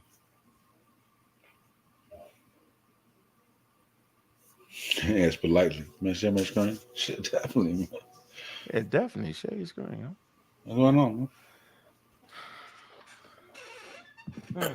I think Brandon, I still got a question after the brother done. We definitely need to get the lights up. So let's get these lights up. While he find the nappy head Africans.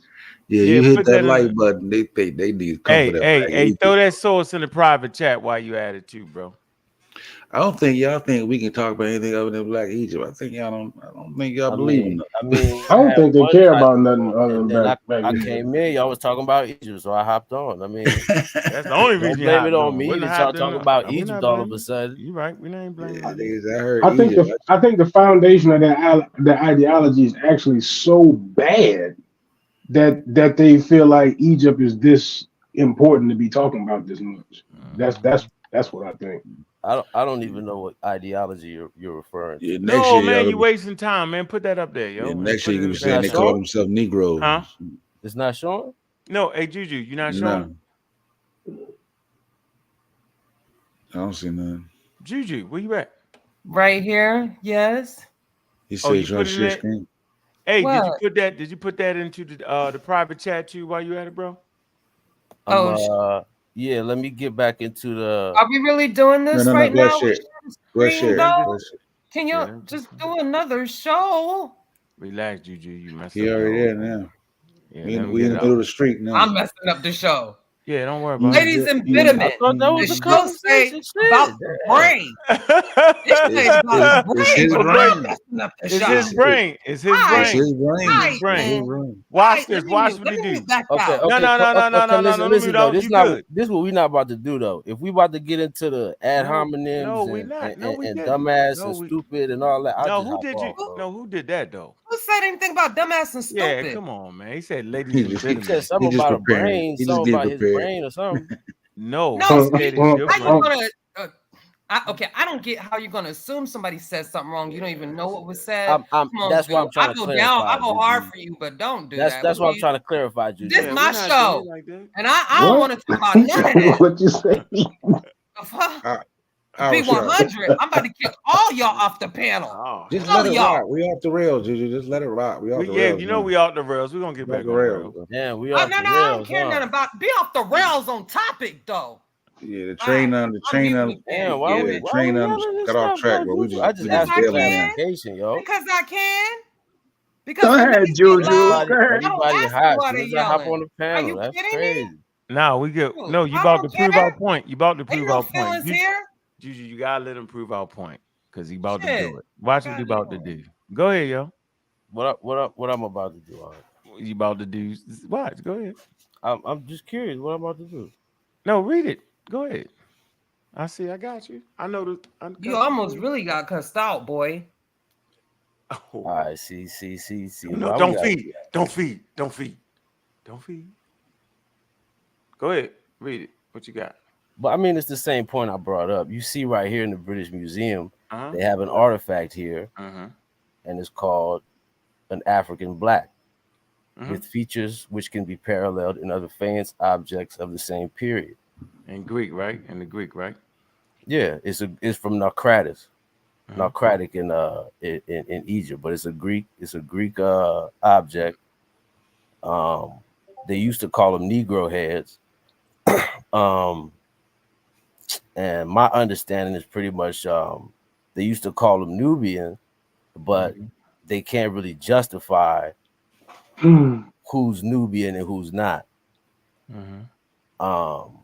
But the fact still remains that it's being used as a descriptor in the museum. Mm-hmm. You see what I'm saying? So when y'all have these conversations, you know, and then people run into stuff like this, that's gonna leave people bewildered. I know y'all not making shit up. You feel me? But like I said, when we try to crunch these large topics into debatable points, sometimes we lose a lot.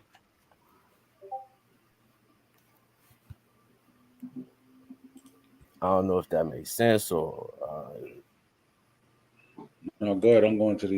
You know, we actually don't even have to respond to that for real, for real. You know, they're going to be. I'm trying to find that joint. I got it. It's in the back. You put it in the back. So how do you feel? Okay, so all right. No, I like this, bro. So how do you feel about the fact that people with red characteristics were kept out of certain temple functions? You switching the conversation now? You said red. I think he's proving his point. I mean, Logic over there saying I ain't got to respond to that. Like, I mean, so how you feel about that?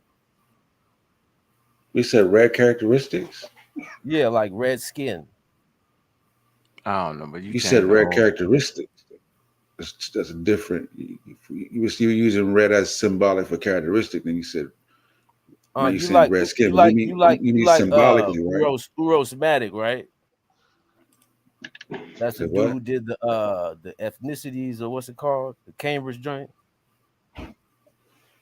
So yeah, but I'm saying you're using the red as symbolically to people with red skin. You mean?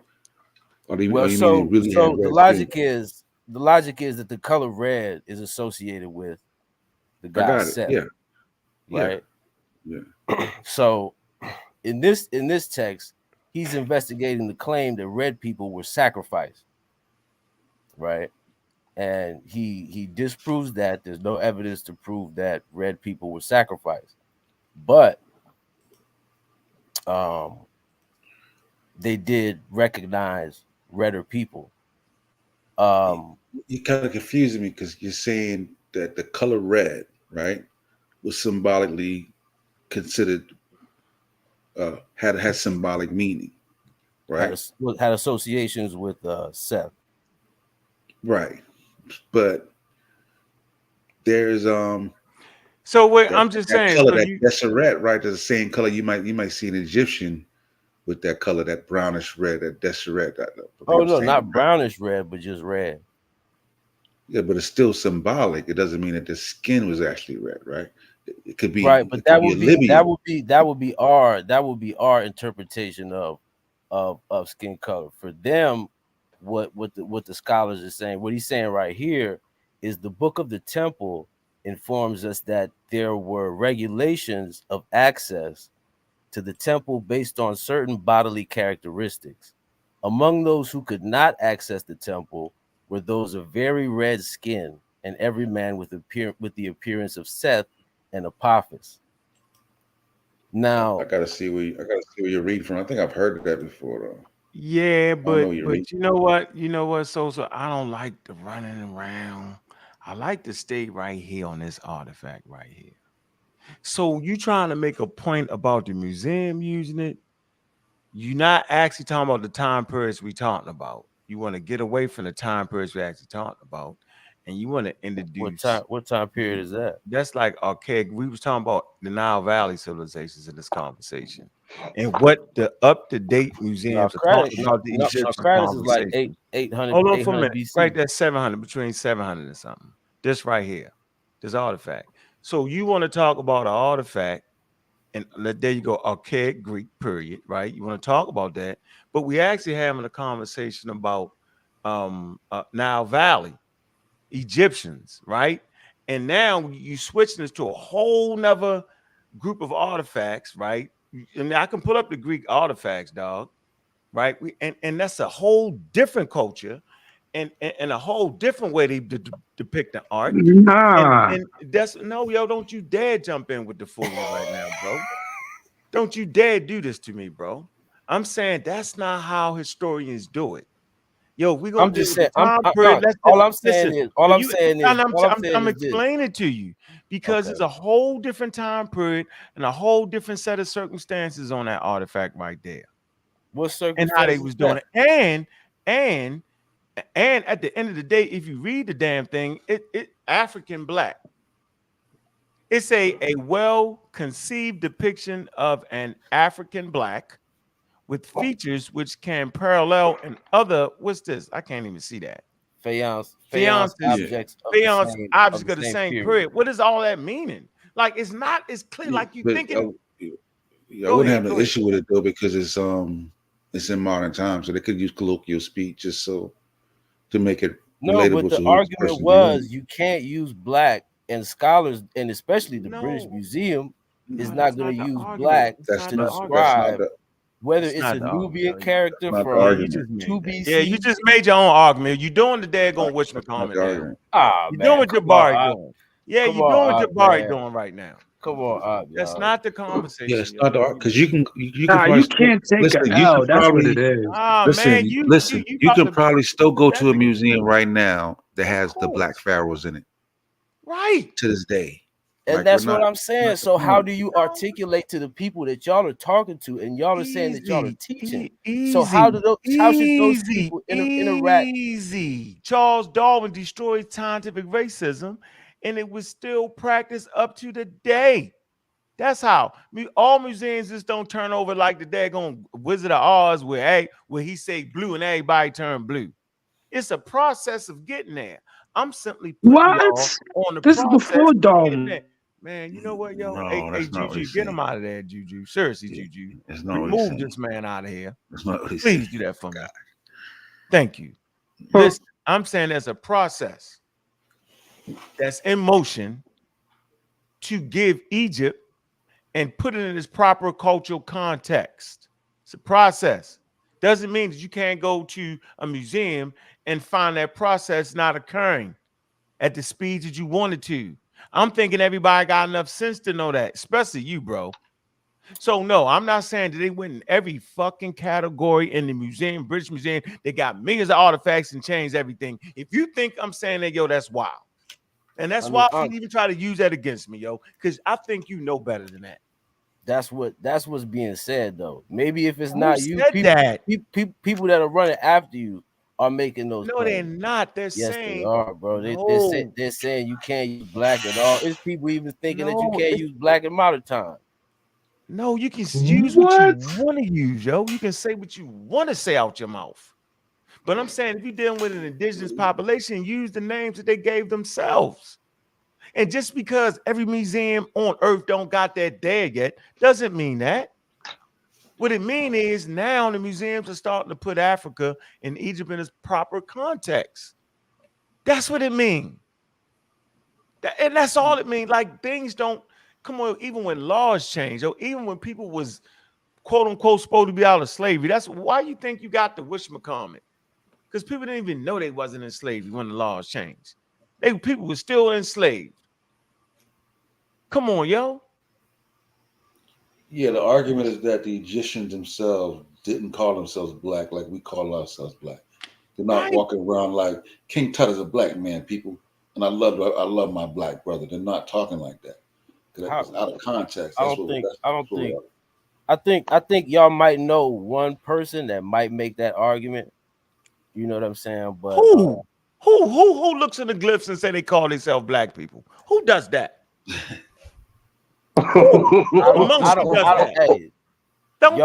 have y'all issues with y'all people. Y'all can call them out. Don't have me call out your people. No, you just made a point. No, but you made a point that nobody's doing that. I'm repeating what you said. No, but you said nobody's doing that. No, that's not what I said.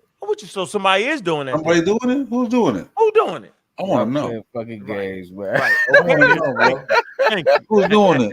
I'm curious, huh? Who's doing it, bro? Go ahead and say it, yeah. If ain't Hey, nobody Man, doing say it, that, Doing it, man. bro. I'm on his this is head. my I'm on thing. his This is head, my bro. Who thing. doing it? And this is where we're gonna disagree. This is where we're So gonna saying now he disagree. don't know we who don't gotta doing it. disagree. Now he don't want to say. Now he don't know. Hey, he going to. That's what I wonder For when me, put in the museum. He black don't, he don't black 1978. know what people y'all talking call about now. themselves black before their contact with Europeans. Yeah, I knew he was gonna change the topic real It quick was on that. not Yeah, similar. It was real not the smooth. same as what it is today, He real but it smooth is with it too. related. And I think that's where y'all kind of mess up sometimes. Y'all try to act like it's Hey, let me completely get. unrelated, Yeah, I want to and do this black though. people could never, ever, ever, ever refer to themselves as This is what I dark want to skinned do. or Hey, Juju, red share or my screen. I'm gonna get you out the Yeah, game. I'm who's tired of saying playing with black you. people can't refer themselves as dark Hey, skin? Juju, can you share my screen, please? I'll be mixing up He, arguments. he trolling us now, yeah. No Juju, can you doubt. share my screen, please? man. Y'all just ain't got nothing No, for hey, me, man. Juju, you share my screen. Can you do me a favor? We can get out of this. Can you see this, That Juju? shit look like Oh, a damn let me Native stop sharing. American But you man. see right here where it says No, Black he got African me head. on it. Yeah, he did. Just It I'm does. black. I agree. that's it. I agree. Now let's figure out when they put this in here. Let's figure out when this actually went into the museum. Juju, where you at? I'm here. Can you read this, please?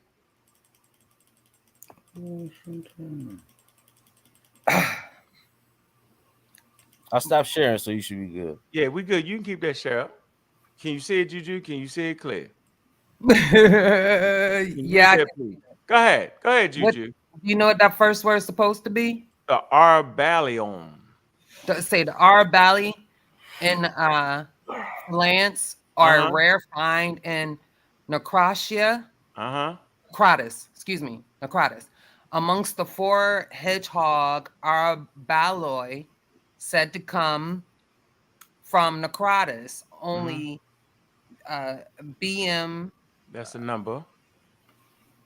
Okay, Yeah, you don't gotta read that.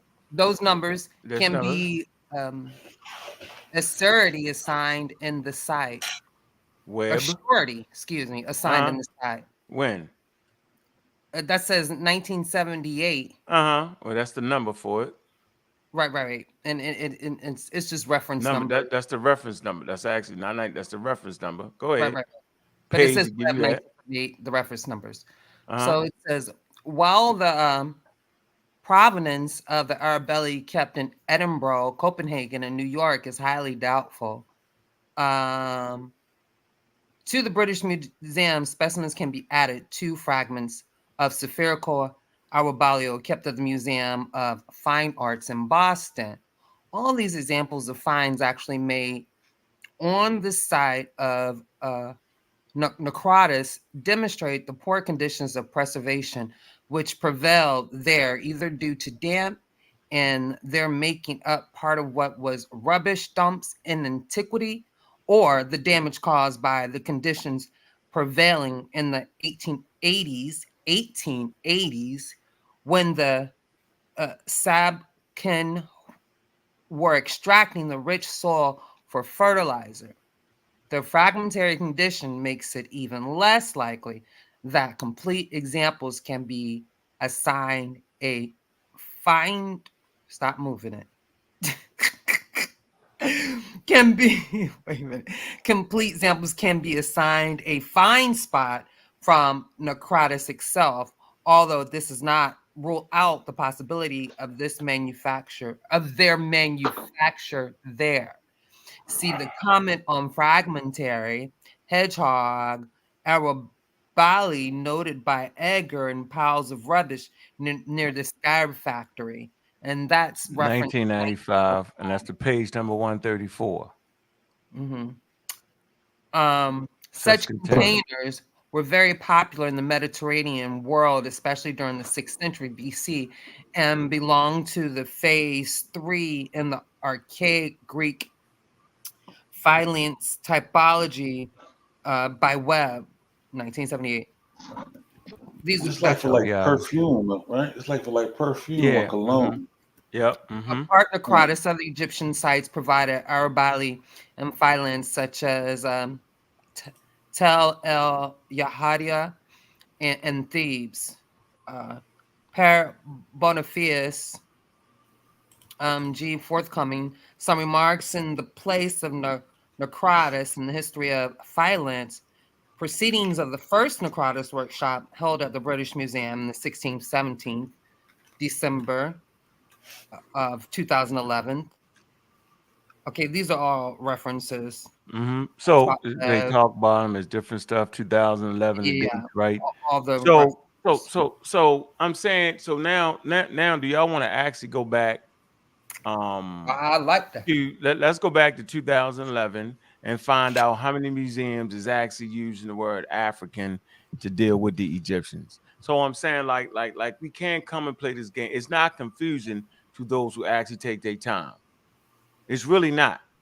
So, and for us to expect that everything is to be overturned in the museum overnight is fucking foul. It doesn't make sense.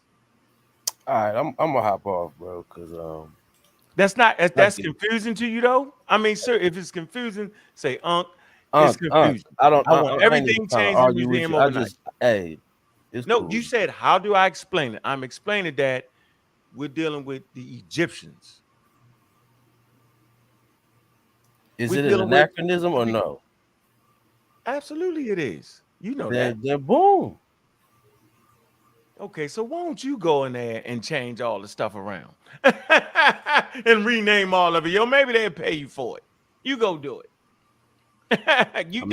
Maybe I will. That's not really my argument, though. You know what I mean? I don't think your argument is how do I explain them? Hold on. I think part of the problem with the anachronism discussion is that which one is who benefits. No, now the truth coming out now. Okay. There you See, we could talk about that. Yeah. See, we could deal with that. Yeah. We could deal with that. Yeah, you just did it. You funny. Why you was doing good, yo. Until he told the truth. I think John Henry Clark says something like now we got John. Wow, even worse. Something like colonialism was just not a geographical thing, it was also a temporal thing. History was also colonized. So when people are projecting back, it's not just words for color that people project back with their bias. People project back a whole bunch of stuff. Wow. So basically you saying you don't actually care about no, that's not what I said. I'm saying that some of the issue with the problem. So we're moving from this particular artifact. You know what I'm saying? That you start to find in the museum, right? And it's not labeled properly, right? And we was talking about artifacts that was labeled properly right here. No, I'm saying we talking about, but I brought artifacts that was actually labeled properly, and it's labeled properly because it goes with modern science and their statements on race. So we know that's properly labeled, and we got to be educated so just on to that. Be clear, your definitive statement is that black should not be used as a descriptor. Period. Right, placing it on civilizations that didn't use it, with those type of connotations to it. That's what I'm saying. So if you was to show an African American population, you could definitely name us black because that's the name some of us have accepted that. That's part of our culture container. We absolutely say black African power, and we black and we proud, and put up the fist for black power. We absolutely do that. Absolutely. You would not be wrong. It is not an anachronism from people 1,000 years from now to say, yo, the way they describe black and all that, boom, that was their thing. And by the way, they was under the influence of colonialism for their first 400 years. That's part of the whole picture. It's not even complicated. But if you're talking about a civilization back in ancient Egypt at 2500 and 1500 BCE, you couldn't say it because they didn't even have them ideas in their head. They wasn't even thinking that way. But it's hard for us to imagine it, especially in America, because the whole thing was built off of that color thing. So I get it, bro. We got it honest, yo. I think they can have a system of social categorization that includes blackness, but does not have to be the same as ours. And obviously he don't know what he's saying, yo. He's just talking.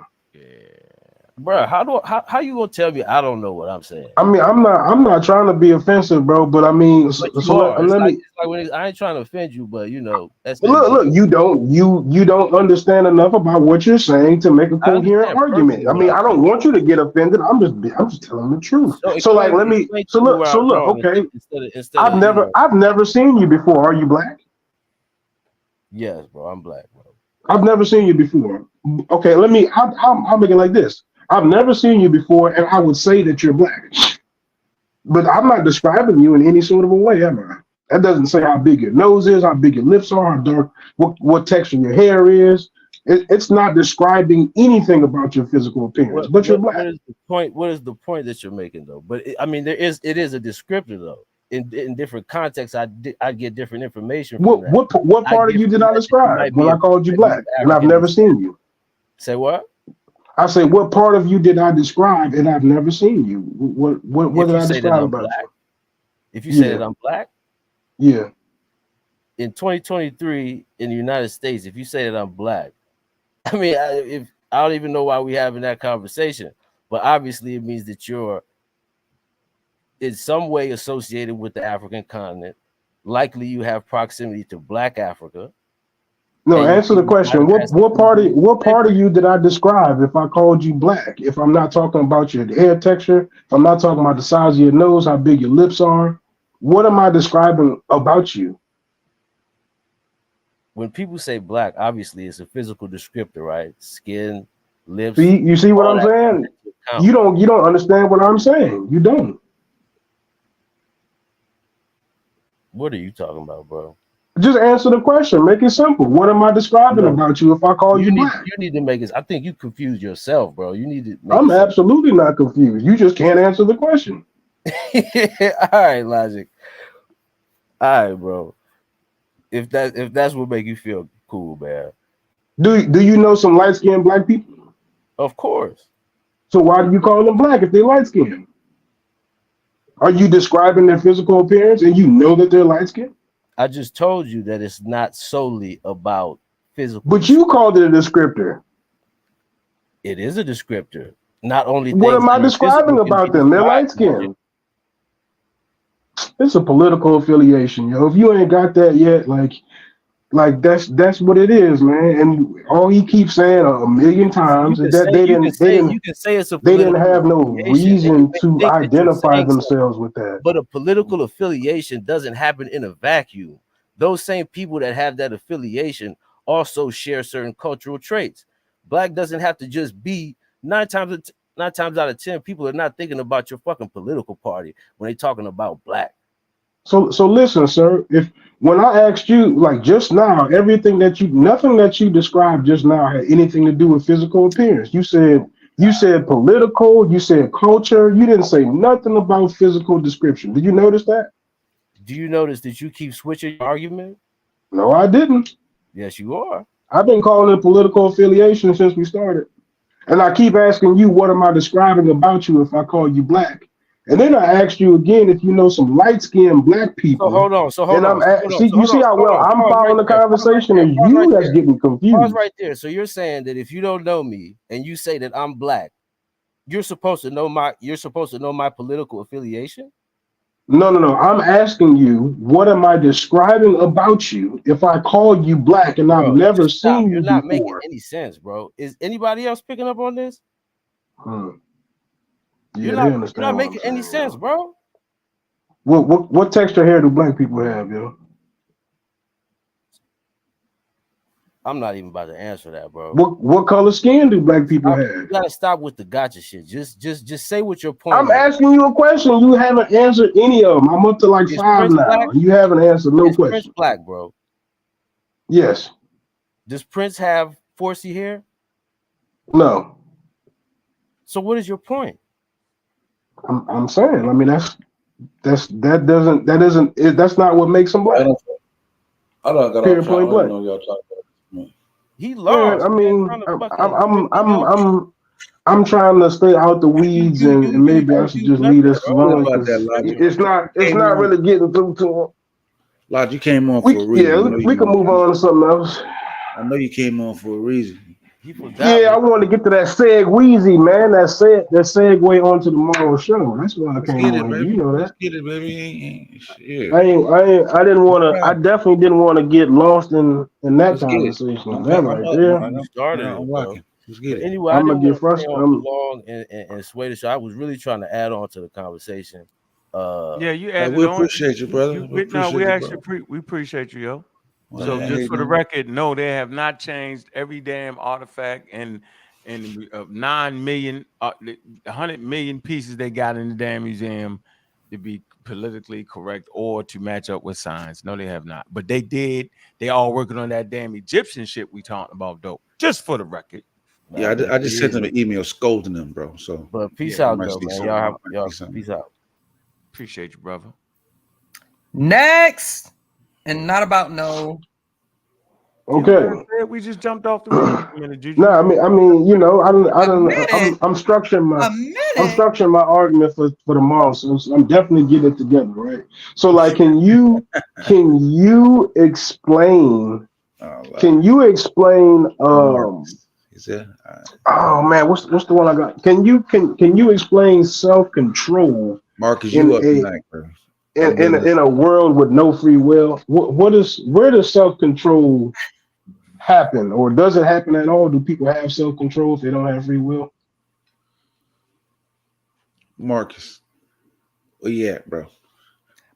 This could be a good one for Bobby too. Like Marcus, we have me in the server dealing with all the questions. Hey, perfectly honest with you, tomorrow I want you to be able to I want you to be there, man. I think I need somebody there that, whether I'm wrong or not, but I need an unbiased person that can follow the conversation. Shots fired, bro. What are you talking about? Fired. Yeah, you don't know where he at. We back on the rails now. We back on the tracks. He said he need. Yeah, I mean, shit. Why wouldn't y'all be unbiased? I mean, you're making the argument. Why wouldn't you be like, I'm making the argument I feel is right? Look, you might not even have an argument after I make this statement. You know what's wild? Might not. Yo? You know what's wild? You know what's wild, yo? Okay. Why do human beings cry? Because the ones look, and can they control that they crying? It's genetic. It's genetic. Can they control it? Can they control it? It's genetic. Okay. The short answer. It's actually in the genes, right? And what's the reason for it? What's the reason for crying? What does it give the organism? Specifically Homo sapiens sapiens. What advantage does it give it?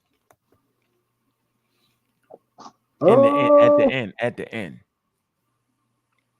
I'm not sure. I don't know how to answer that. You said the advantage of tears? Yeah. Why cry? I was thinking noise, not the tears. Hold on. That's another part. Right? The secretion tears. Well, you feel the chemicals, but it actually you feel empathy towards the person that's crying. So those who cried more died lesser than those who didn't, and so their genes was passed on to the next generation. So at a higher rate. So when I'm at a higher rate, so what I'm trying to tell you, when a person say there ain't no free will, they ain't with that. You looking at it wrong. You looking at, like, when I say humans evolved, the first thing people say is monkeys. They wrong. So when somebody say free will, the first thing you see is God and the free will. We can't make decisions. No, it's not. Basically saying that everything is controlled by the genes, bro. It's basically interacting with the environment. Simple as that.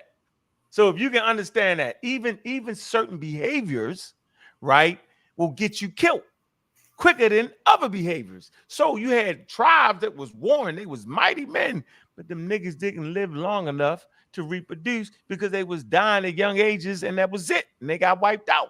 But the tribe that negotiated war sometime, like the war last thing, that's the last thing we're going to do is go to war. Yo, they passed their genes on. And those genes that allowed them to reason more and fight less, right, was passed on to the next generation. So it's evolution, I'm saying, dealing with patterns. It's evolution we talking about. So if you understand evolution, then you can understand this conversation. And if you understand evolution, then you can understand the damn Egyptian population conversation. And then if you can understand that the nigga ain't going to overturn goddamn a million goddamn artifacts in a twinkle of the eye, because y'all niggas want you off in just the conversation, then we got something going there, Mr. Logic. Yeah, and I'm gonna end it right there. Feel me? It's about evolution, though, dog. Trust me with that, yo. People ain't gonna get it. Is it and like think of the Big Bang, right? Everything that exists now comes out of that singularity. It's a cause and effect. It's continuous, bro. You know what I mean? That it, like everything is just a byproduct of that. No direction, random. You know what I'm saying? Like organized chaos, so to speak. No certain direction, bro. That's why in that little debate, it was a debate. He had Neil deGrasse and Brian Greene. They was debating free will, and Neil deGrasse was being like devil's advocate, and Brian Greene was like, "There's no in the realm of physics, free will. There's no room for physics in the realm of physics, because everything is cause." You know what I'm saying? Everything is cause and reaction. You know what I'm saying? No, I got that. I mean, I understood that. I misinterpreted the first time I heard it, but I understand what you meant and what he was talking about when he's saying that. I got that. Yeah. So my question, I don't feel like this shouldn't be a hard one. I'm just trying to get your position. Is there self-control if there's no free will? Yeah, there's self-control, but the modicum of self-control that you have is dictated by external factors, internal factors, and external factors that you're not aware of. You know what I mean? So the amount of self-control, like when you see somebody, something said and they snap out, you know what I'm saying? That comes from something. It's reaction to your brain is reacting to past experiences or internal factors that making that particular person react. I mean, he didn't have enough sleep. You know what I'm saying? How much sleep you get could determine how much control you got. What happened before? You just break up with your girl. You know what I'm saying? Your son's supposed to clean the room. He done spilled some stuff in your shoes. Like all these different factors are weighing in on how much self-control you got. You feel me? I feel like I'm getting two answers though. Is self-control limited, or is there no self-control? What are you saying? There is self-control, right? Yeah, there is self-control, but the argument is not that there is self-control. It's about, is the self-control or your self-control of the self-control you're exhibiting, is it due to free will or not? That's the question. See what I'm saying? That's confusing as hell. No. I mean, you have it's no different. Self-control is the same thing as like, do I get angry or do I take it with ease? See what I'm saying? Do my husband cheating on me, does it make me if I'm a girl, do it make me walk away or do it make me grab a gun and shoot him? Like, it's still the same dynamic. You're just changing a word. See what I'm saying? Everything we're talking about free will is kind I was low key expecting you to just say no, we don't have self-control. And I might have been more ready for that, but for you to say, yeah, we have self-control and there's no free will, like I don't even see how that makes sense. Real talk. Because everything we're talking about prior to kind of relates to self-control. When Sister Safa gave the example of the girl whose husband cheated on her and she takes a gun and shoot him, right? Shoot him. That is due to self-control. What drove her to do it? Why wasn't she able to control that? You know what I'm saying? Or the degrees of which she could control it.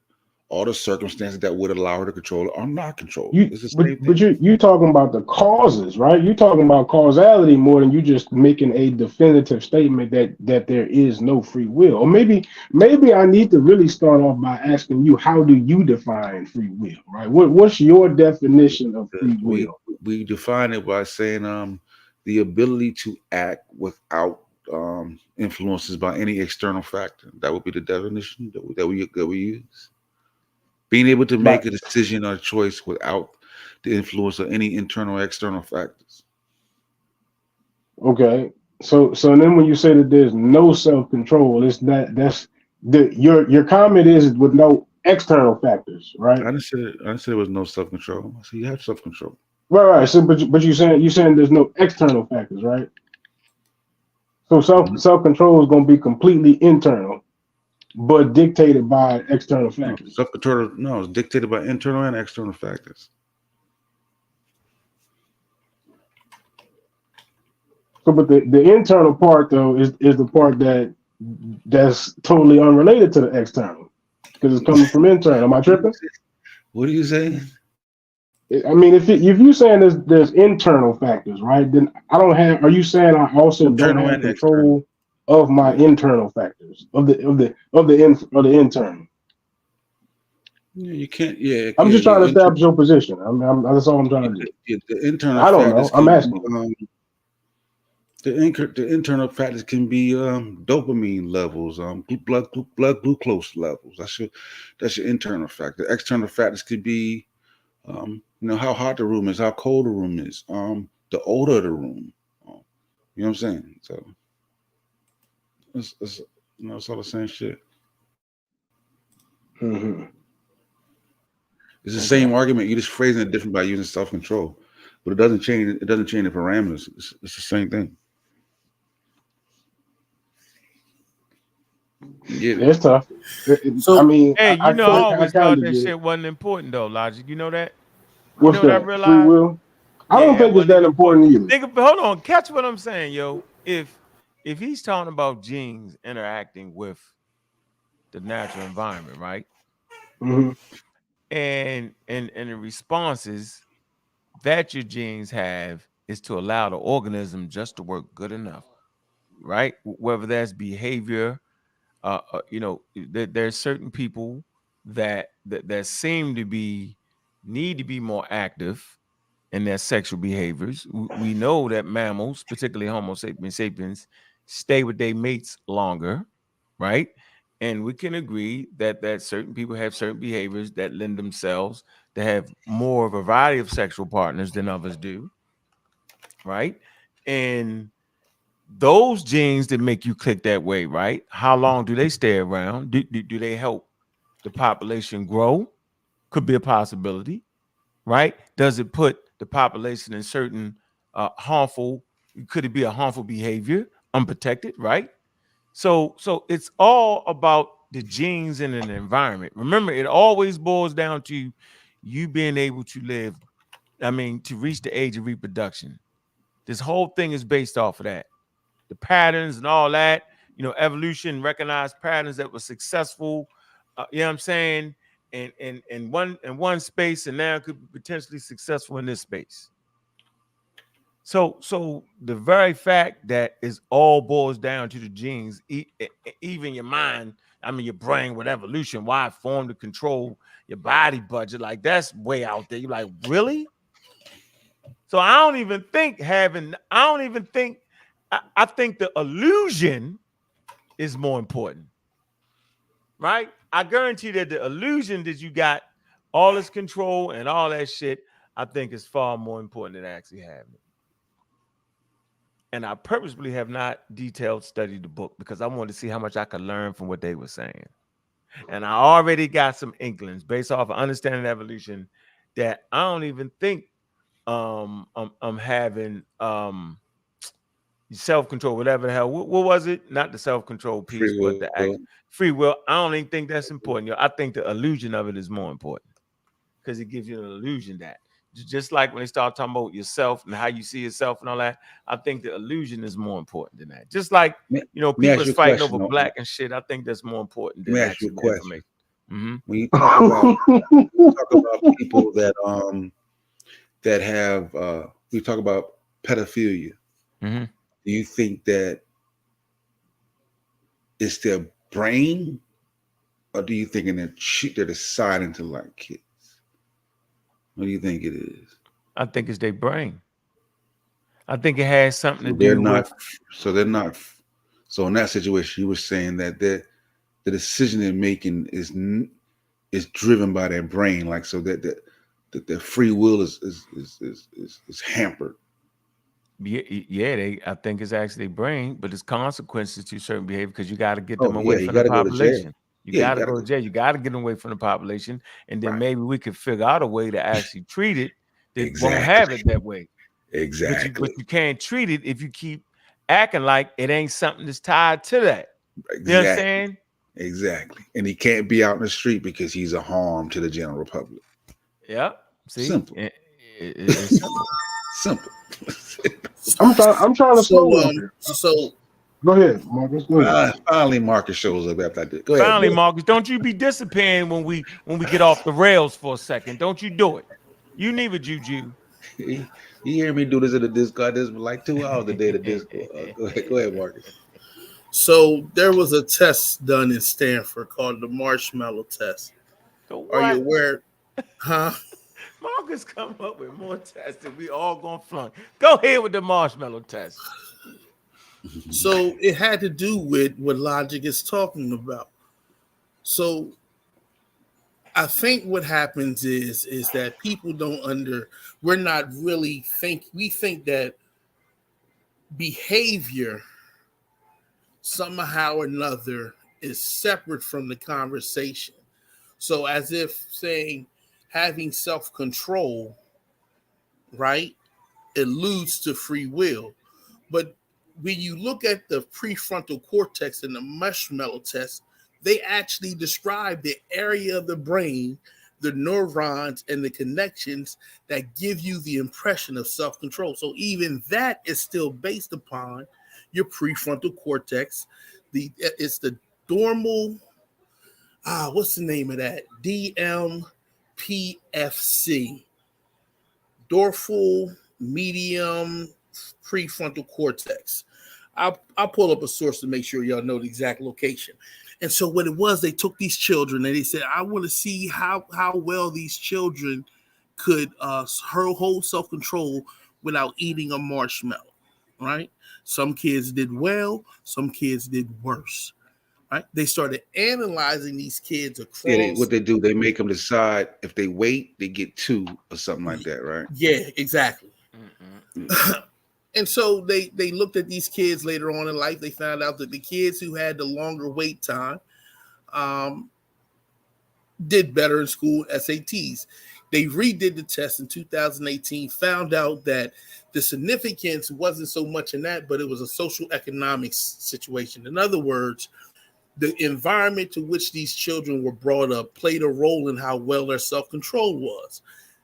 That became an influence, including the development of the prefrontal cortex. So then you look at the development of the prefrontal cortex and you find out that things like stress to a mother during fetal development can cause the prefrontal cortex to be smaller and the amygdala to be larger. And so what you see is these environmental factors lead to the development of the brain. And this is what we look at and say, okay, what about self-control? Well, self-control is based upon the brain. It ain't outside of that. It just is what it is. And so I'll put up the marshmallow test and show you in that. I'll put it in the Discord, and I'll put in the 2018 study that analyzed both the 1970 study as well as the one they did in 2018 that clarifies about the self-control. So self-control is not outside of the realm of the evolutionary process that developed in the human brain, and it is still based upon, or at least have the environment as well as fetal development, as well as after birth development, culture and society plays a role in how children display self-control. And then we have evidence for people who had damage to their prefrontal cortex who lose the ability or their self-control is greatly hindered. Right. Phineas Gage. Exactly. Yeah. So now we know that it is exact self-control is a process, one of those networks that we talked about in the previous episodes. One of those networks, right? That's what you see, or that's what we call or recognize as self-control. And I told you where it's at. It's in the prefrontal cortex, sir. Yeah, they learned that with this guy by the name of Phineas Gage. That's how they figured that out. Like he was working on like I think like a railroad track or something. And a rod shot through his eye, went through his eye, and came out the back of his head, took out a piece of his brain. Like, and he actually was all right. Like he went to the bar, had a drink, all type of shit. You know what I'm saying? Like it was crazy. You know what I'm saying? Then you know what I'm saying, he went, got a little stuff stitched up, whatever. But after that, part of the brain was moved, he became a different person. He couldn't keep a job. He became a goddamn male chauvinist. And they was like, yo, at the time, they was like, I don't know what part of the brain it is, but whatever that part of the brain that's missing, that part controls, you know what I mean, self-control, whatnot. And that led to the scientific discovery that they end up learning more and more about the brain. You know what I'm saying? But that's the whole serendipity thing. Like I was saying. That's how they found out, and that's how they started doing that research about Phineas Gage. That's a fucking interesting thing right there, y'all just said. And the name is the dorsal media prefrontal cortex. Dorsal media, and what it affects is the ganglia, the basal ganglia, and the subthalamic nucleus. So that's the network system that's dealing with that whole self-control. And what is very fascinating about it is that it's one of the things that they look at when they look at people who come up in impoverished communities. That's one of the things that they notice, the developmental differences that come out of that is the ability to have self-control. Okay, Logic? Yeah. Okay, I understood that. So Marcus, you read Determinism, right? Yeah, I've read Determinism. I'm on my second read now. There's what does he say about the justice system in Determinism? He hasn't changed his position, but like I said, Sapolsky is one of the proponents of this. He's not the only one, and we going through Lisa Barrett's book, and she goes through the same situation when we talk about the brain is a predictive machine, which we plan on talking about tomorrow. So, you know, Sapolsky is driving it because of his ability to explain the situation, but he's not the only one talking about it. Now, we've been through this before, Logic, that because this hasn't been seen before, it's hard to make accurate predictions on what it will look like, right? We don't know what man is evolving to now. We don't know that. We know that he is evolving. The organism as human is evolving now, but what it may look like at the end, we don't know. So Sapolsky deals with it the same way. But the thing about it is that you have to look at what the evolutionary scientists are saying about what punishment is.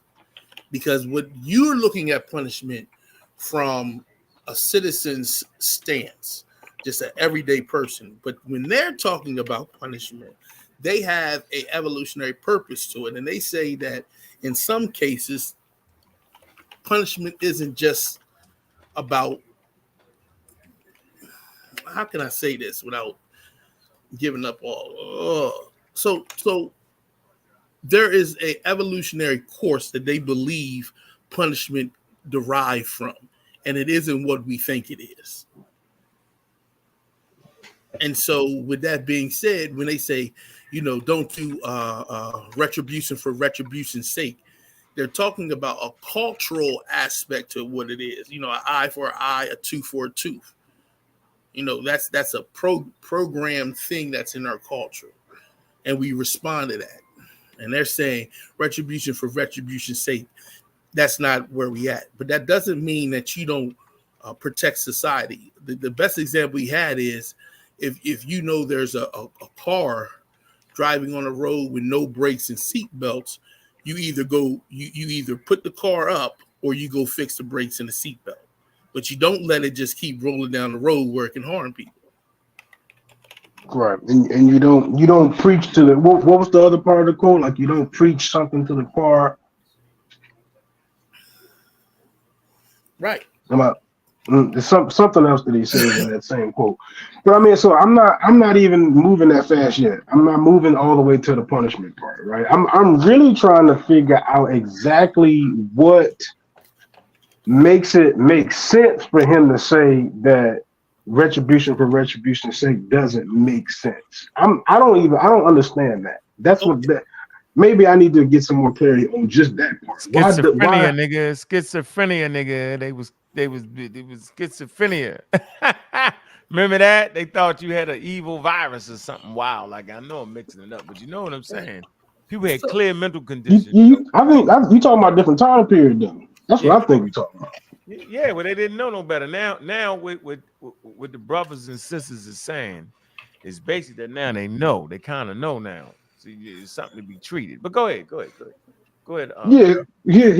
talking about one of the Sapolsky direct quotes where he's saying retribution and rewarding are meaningless. I don't understand why he would say that.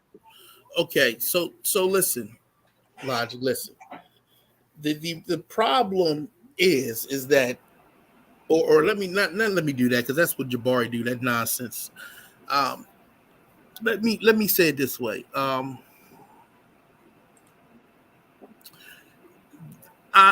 Sapolsky, Barrett, and all of them are not people who hold to the idea of human exceptionalism. So their arguments are: you are an animal, you are a highly evolved animal, true, but still an animal. So you are under the same prescribed effects as any other animal in the world. Because we can use certain things differently doesn't grant us some supernatural position. And so when you look at what society developed from, it developed from an idea of you being specifically set apart from the rest of the world, the rest of nature, right? So you start looking through, well, I mean, in most cases, because the Hindus didn't hold to that view, they had a slightly different view. And you can find some other cultures that had a slightly different, but for the most part, the structure of our current society is based on God making humans special, different from anything else. Their argument is just like, we don't hold lions guilty of killing zebras, right? Because we understand that that's a natural order of the world.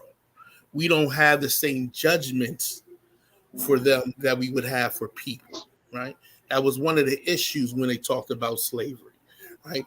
They argued that y'all must know that they're not animals, or else you wouldn't pass laws for them. You would treat them like you do animals. And then you look at some texts where they did try to use cows and stuff like that, and it just don't work out.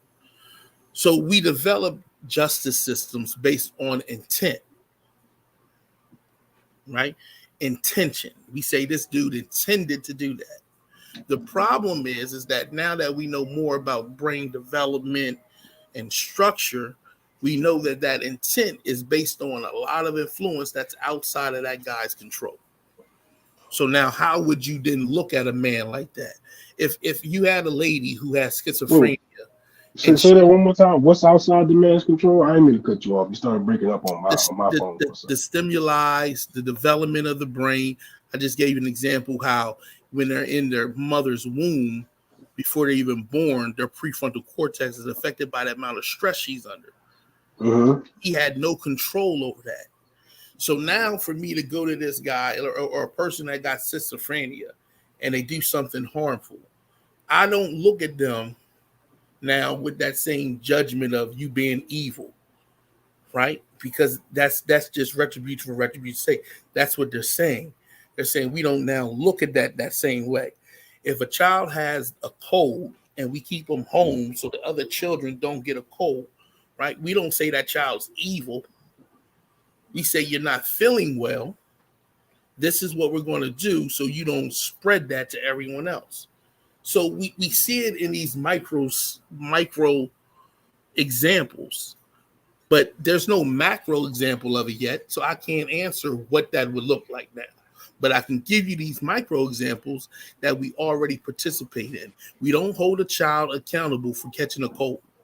We tell them, we don't hold them. If they got pink eye, we say, hey, stay home. Don't spread the pink eye, but we don't look at them as being evil because they got a pink eye. There was a time when they did. Yeah, and we understand juvenile behavior. When we see a child act at a 14, 15, we don't hold them to the same accountability as a 25-year-old because we know that their brain is not mature enough and they're going to lash out to authority figures, so forth and so on. We know that you see it in chimps. Juvenile chimps do dumb things. Saying our kids do dumb things. You know what I'm saying? Like we understand that process, so we don't look at them the same. Yeah, but also justice for the sake of revenge is kind of counterproductive. So when you talk about retribution, if somebody commits a crime, logic per se, let's say it's 3 reasons you would give them punishment. You want to stop them from doing it and for a social statute just based on crime and punishment. You want to rehabilitate the guy, get him back to a productive member, or you want to isolate a dangerous person. So, but then there's also the other piece when they talk about retribution for retribution's sake. Then you talk about vengeance, because sometimes you go into that. Like, for example, murder is one of the least likely committed crimes a second time. But yet you would agree we got to lock all the murderers up. If you commit a murder, you need to be locked up. But actually, it's not a crime that most people are going to do again. So let me reword that. As far as on the scale of recidive, is it recidive? Yeah, in terms of the population, in terms of overall percentage. A person that commits murder is it's more of a focus to give them therapy because it's not as likely based on other crimes they're going to do it again versus a pedophile or something like that. It's a high chance that they're going to do it again. So, in my opinion, I'm not talking about free will at the moment, but just to give retribution is not the same. It's a theory of punishment. It's not the same thing as punishment. Retribution is more about the punishment should be equal to what the person did. So we live in a society of crime and punishment, and you're right. So I know what you're trying to do, or not. I get an idea of what you're trying to say, logic, and you was using a word like exact. It's not going to be exact because of what we understand about the brain. If we're saying that there is no free will, then you can't just automatically say, well, you did this, so we're going to give you, we're not even going to take into account your history. We're not going to take into account your environment. So if you killed somebody, we're going to kill you. Like that's where you get into just retribution for the sake of it. Just you killed somebody, so we're going to kill you. That's how I took what Sapolsky was trying to get at, because retribution and punishment, they're not two different things, but retribution is more of a theory of punishment. Yeah, because what he mean by that is what he mean by it's meaningless is like, he says meaningless, meaning like, it solves nothing. We learn nothing from it. So as a society, we're no better off. You know what I'm saying? But now that we understand, schizophrenia, we're better off. Exactly. Now we understand PTSD, we're better off. Bipolar disorder, so forth, so on, we're better off. But had we not take the time to learn that, we'd be locking people. We'd still be thinking that they're demons in people and shit like that. When people used to catch seizures, used to burn them at the stake. Oh, you didn't know that they're shaking and having absence seizures and things like that. They thought that the person was bewitched. With more available information, you make better decisions. Juju.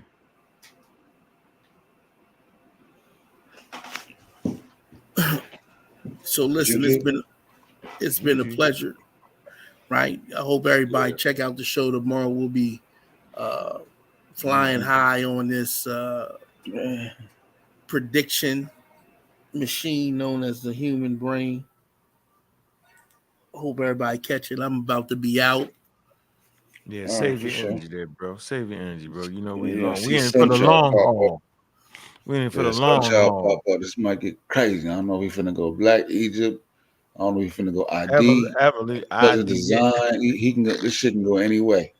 It can go any way, bro. What's going on, Sunchild? What's up with you, bro?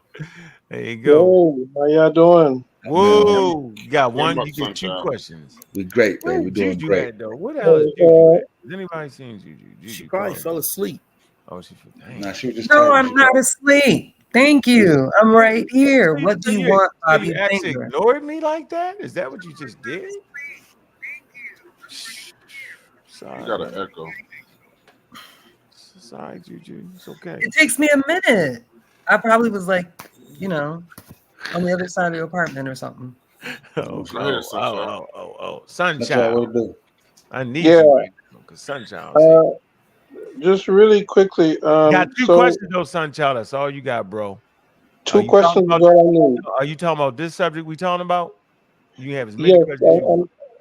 I have something to say about Black Egypt and something to say about how many questions you got about this though? And it's not a question; it's just a comment. That if you were interested in the idea that the ancient Egyptians may have had a concept of skin color and the differences that we're not doing that. No, we just spent the whole last 40 minutes talking about the brain and free will. And I'll get to the brain, but I was saying no. Get to that first, bro. Okay. Yeah, come on. So, with regards to free will, you guys do not, from the evolutionary standpoint, do not believe in free will? Or are you saying we only have an illusion of free will? The illusion aspect was my part. Go ahead. That's my position. That's your position, and Brother Ankh, you're saying that we only have an illusion of free will, which means you don't think we have free will either? No, I don't think it is.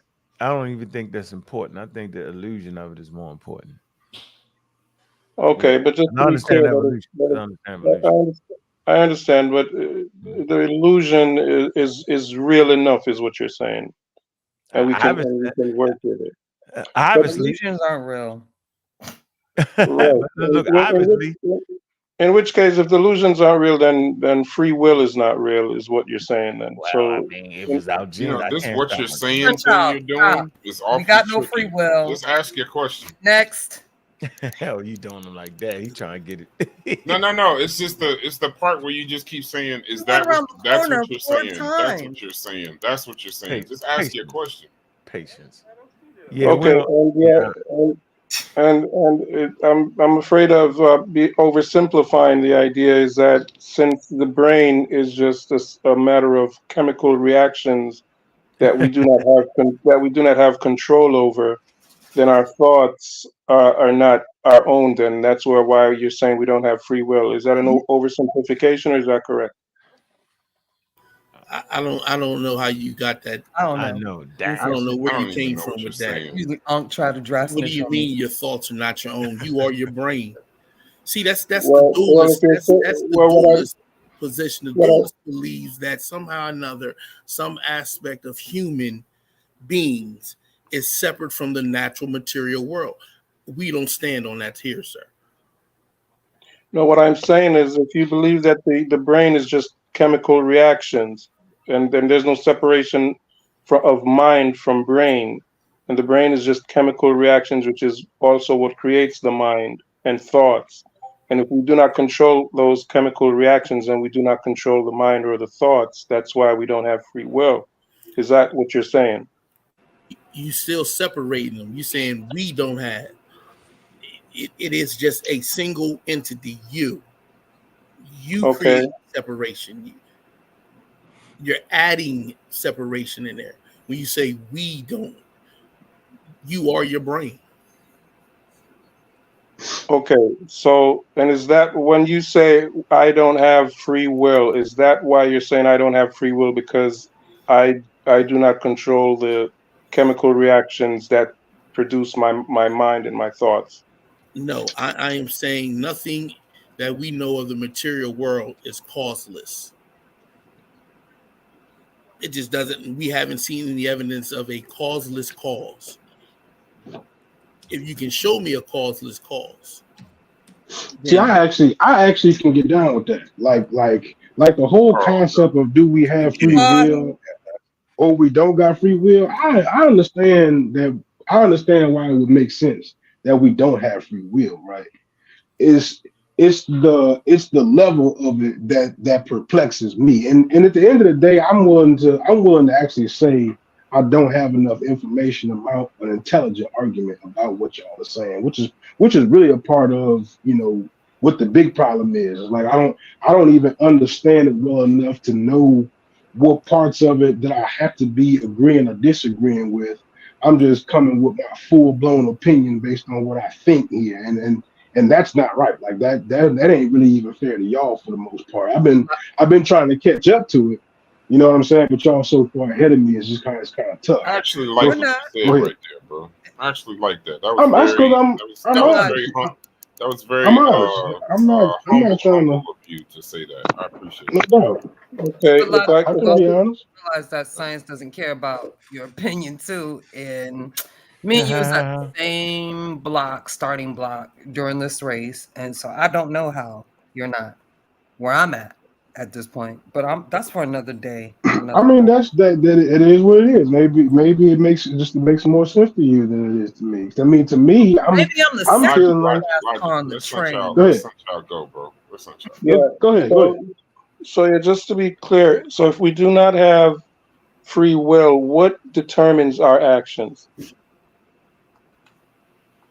External, internal stimuli, man. Memory, past experience, epigenetics, these types of things.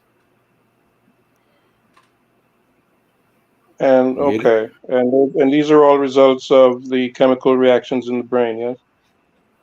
And your environment that you're in. Sunchild, would you agree with the statement that the brain initiates action before you're aware? You are your brain. Would you agree?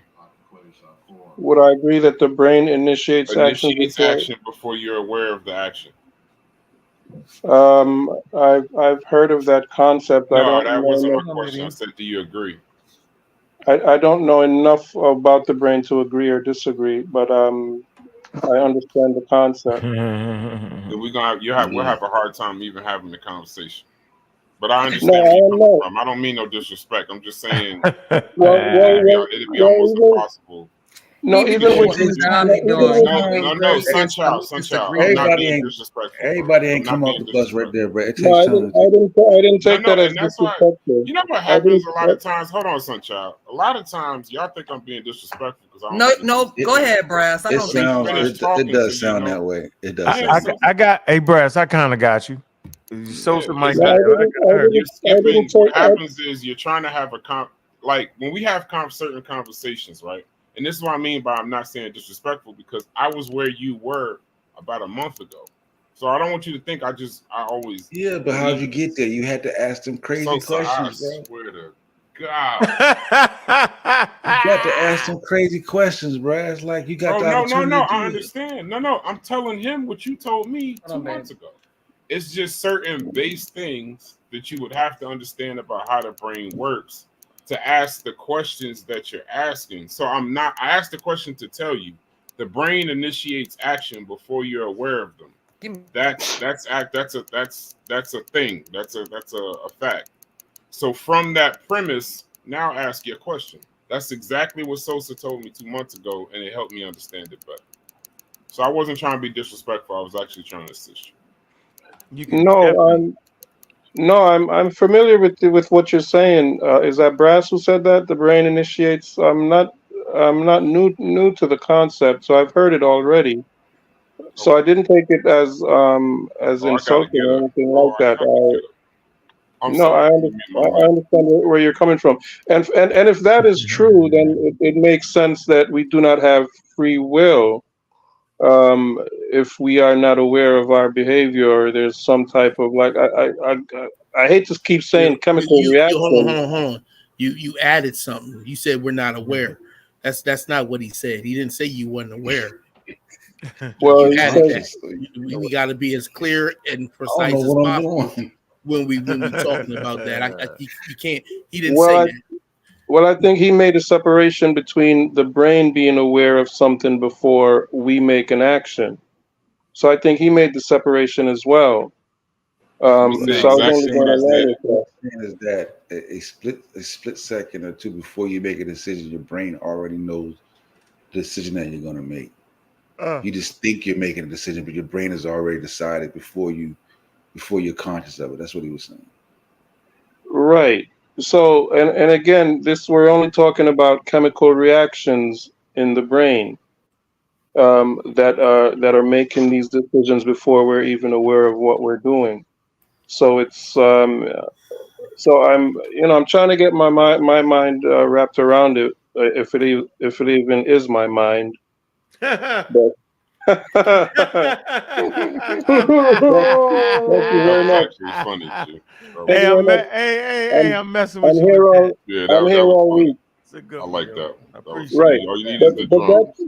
But that's the dilemma. But that's the dilemma is with the mind, and if we know that the mind, if we believe that the mind is just chemical reactions making decisions before we're even aware of it, how especially the idea that it's only chemical reactions, how do we trust our own decisions then? And how do we trust our mind if it's only chemical reactions? How do we trust it? Trust them in Because what it's way? evolved. Yeah, it don't even make sense. Well, So how do you how do we trust our decisions if they're only chemical reactions? If they're only chemical reactions, how do we trust any decisions that we make as How any can you trust you as love something that somebody is because they chemicals? as something that is true? As something that is true, how do we trust that chemical reactions are true? Have anything to do with what is true? That's part of the conversation, right? It's not there for true. Your brain didn't evolve to tell you the truth. Mm. Yeah, That's there you have irrelevant it. to the function of the brain. It Mm. doesn't matter about the truth. Mm. What does it matter about if not Reproduction. true? I'm sorry. self-preservation and reproduction? Yep, body budget. Mm, Self-preservation Body yeah, budget. reproduction. Yep. Mm, and reproduction. yeah, Regulate your regular. organs, survive Yeah. and thrive so that you can reproduce. Yeah. The brain Yep. evolved so that you can survive and thrive. Natural selection. Mm, The good one. Yeah, but I mean, you gotta throw the meaning and all that onto it for yourself. That's personal at the end of the day. Yeah. Yeah, Well, you can throw your own thing. that's the part that I think we kind of lose sight of. I think we're gonna have to definitely have a conversation about it. I may know the chemicals that cause pair bonding between me and my son.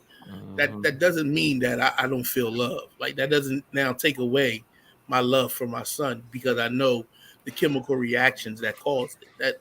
That's two separate things. So we're not talking about you losing a purpose to your own personal life and choices. That's not what we're saying. But when we look at the structure of society, we're saying we have now more information. Our society shouldn't still be stuck in antiquated ideas. I think that's a great point Okay. right there. It doesn't take So, away from any of that.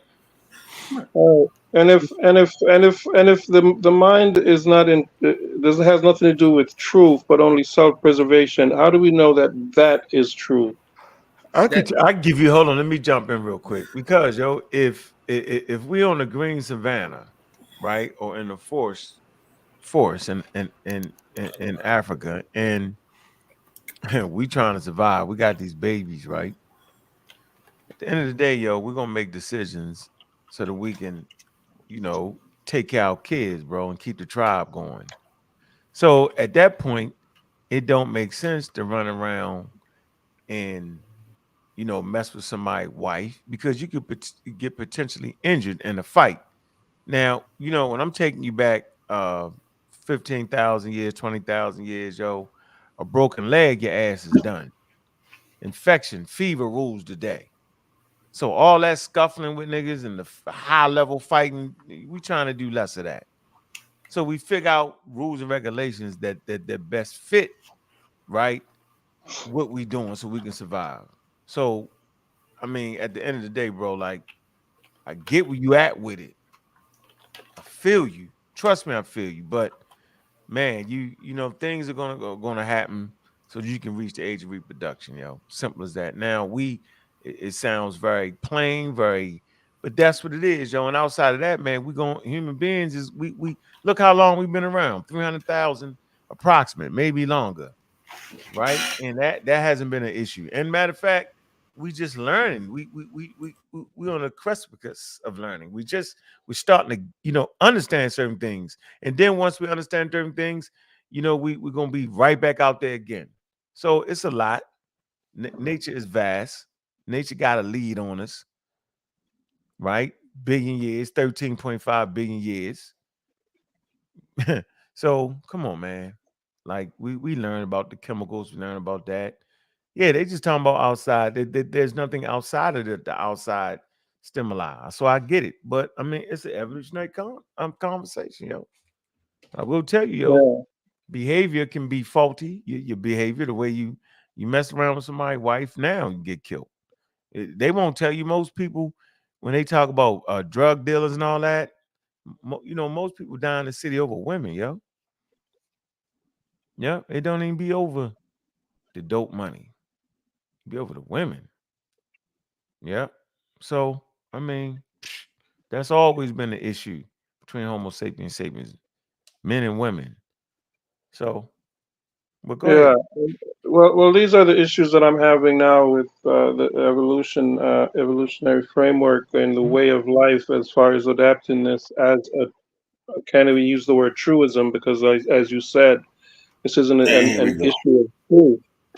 That this isn't an issue of truth, but it also brings Oh into yeah. question our concepts of reality and illusions Mhm. and purpose. And as you said, we have to find a purpose, our own purpose. Yeah, you gotta find you.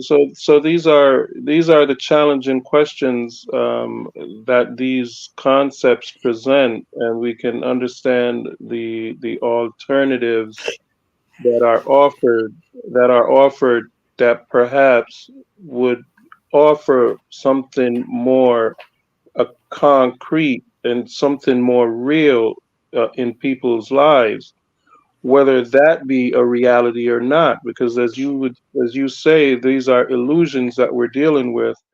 So why is it not, if religion, let's say, offers someone a concept of a truth and a reality, what is the harm in that? No, I don't. No, no, no, no. I've never said that. You may Yeah. need I'm not religion you. for that. No, I'm not speaking. I'm not only speaking to you, brother Ankh. I'm speaking to No, everyone on you're the right. panel I don't have an Well, issue who, with religion. I have an issue with that. I think humans developed religion. I thought religion was all human endeavor, yo. Being spooked out, that's all part of the game, yo. yeah, It's and about that's one of the alongside evolution. So what's Yeah, it's alongside, yep. Yeah. once yeah, and that's one we of the done and with it, that's one let's of get the rid of it if necessary. yeah. So are you agreeing that then that religion perhaps is important? It seemed to play the role. Yeah. But Yeah, after you could especially hold on, after you could understand your world, then you started playing around. yeah, You find and the that damn biggest water, yo. Listen, I'm gonna give you clear examples, yo, of people literally dying, trying to make it rain, yo. Right? Trying to make it, and the other people's like, shit, we're gonna get out here and find some damn water. So I'm saying you can actually look at the evolution of religion, right? But having tools, finding water, it was essential. So I think man Sosa kind of, we kind of diff at this point, right? I say technology was first, and after you get comfortable, right, then you can start, philosophizing and religion and believing Yeah, shit you want. I don't disagree. Technology first. Yeah. Mm-hmm. Yeah. I won't disagree with that. yeah, Determinism. I'm but not saying religion is. I'm not.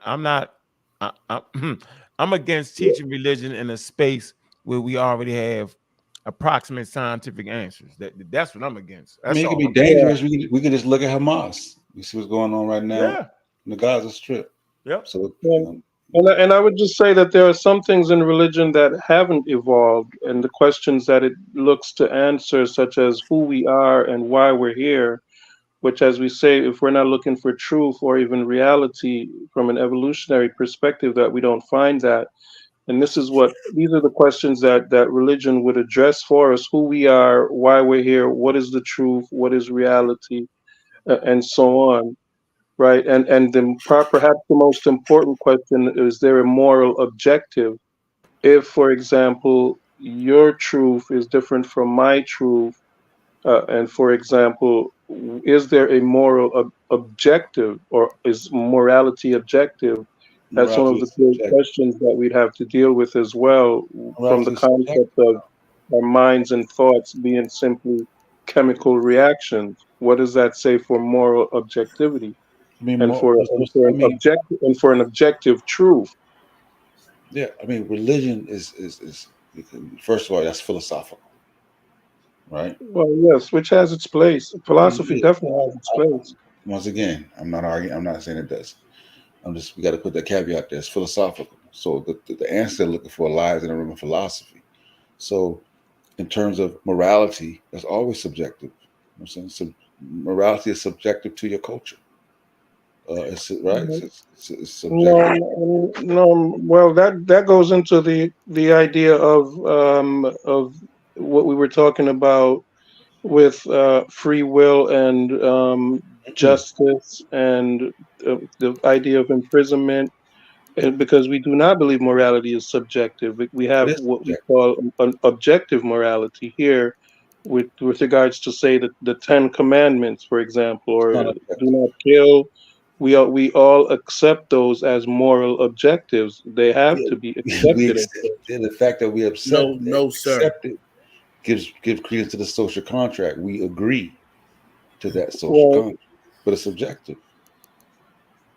no, that's where it's the agreement that takes it from outside of the subjective realm. It's no longer subjective once No, once it's a social agreement. a social No. construct is an agreement. It's a contractual agreement between a society. That's all it is. That's what a social construct is. It's just an Right, agreement. right. That you cannot that and that makes it more objective than subjective. No, I'm No, sorry. I'm no, sorry. it does not. It I is don't know any still way I can explain subjective. it. But yeah, it doesn't. I can't believe I'm this confused about this. This is Yeah, crazy. no, that's still subjective, sir. You in error with that statement. That doesn't make it objective What'd truth. you say? What'd he say?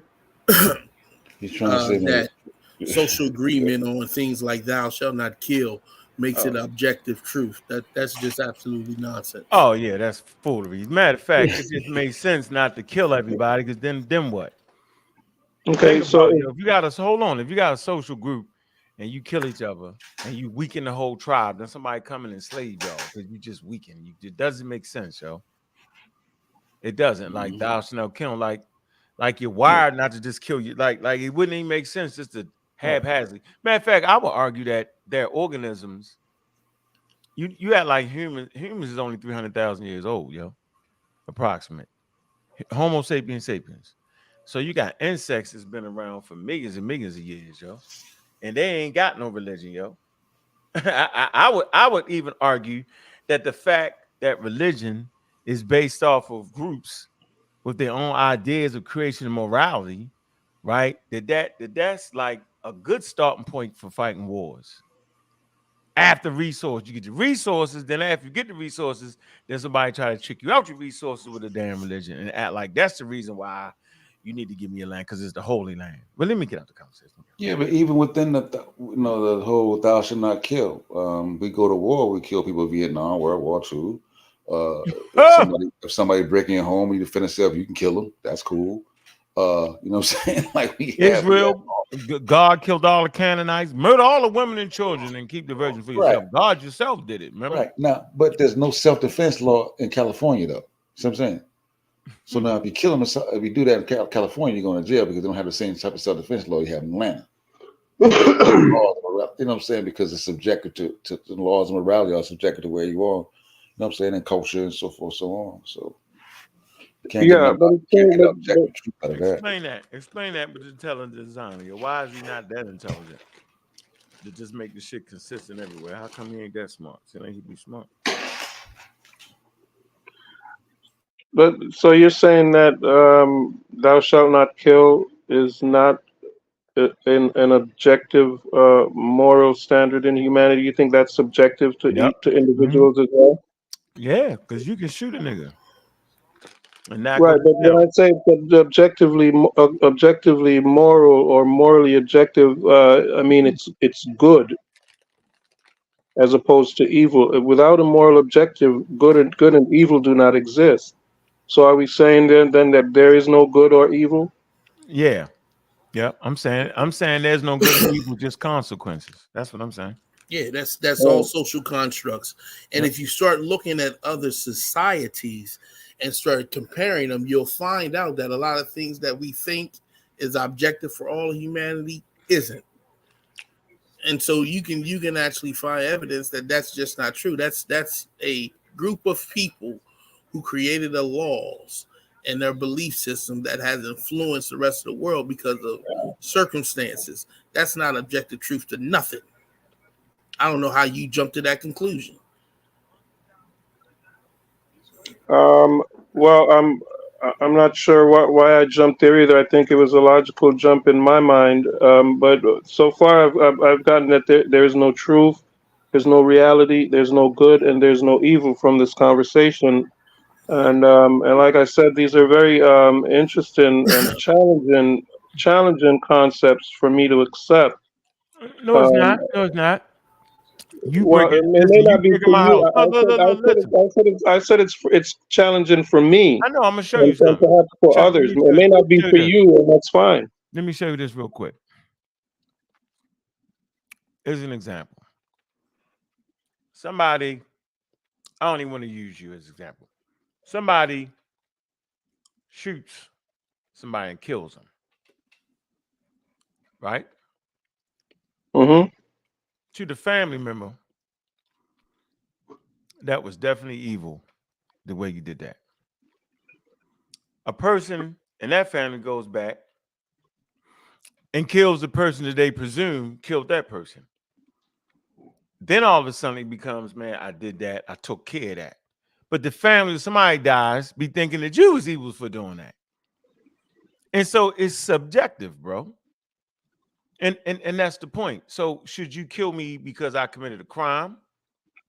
Should I get the death penalty? Right? In certain states, they don't have the death penalty. In certain states, they do. It's called corporal punishment. So it's based off of the rules and the regulations of that area and state to state, as a matter of fact. And if you're in Africa and you get caught in certain places in Africa, you get caught, right, with man-on-man relationships, right? They can kill you or lock you up. In certain places in Africa, you can have several wives. In America, you ain't going to jail for that behavior. But let you have more than one wife illegally, they're going to call you a bigamist.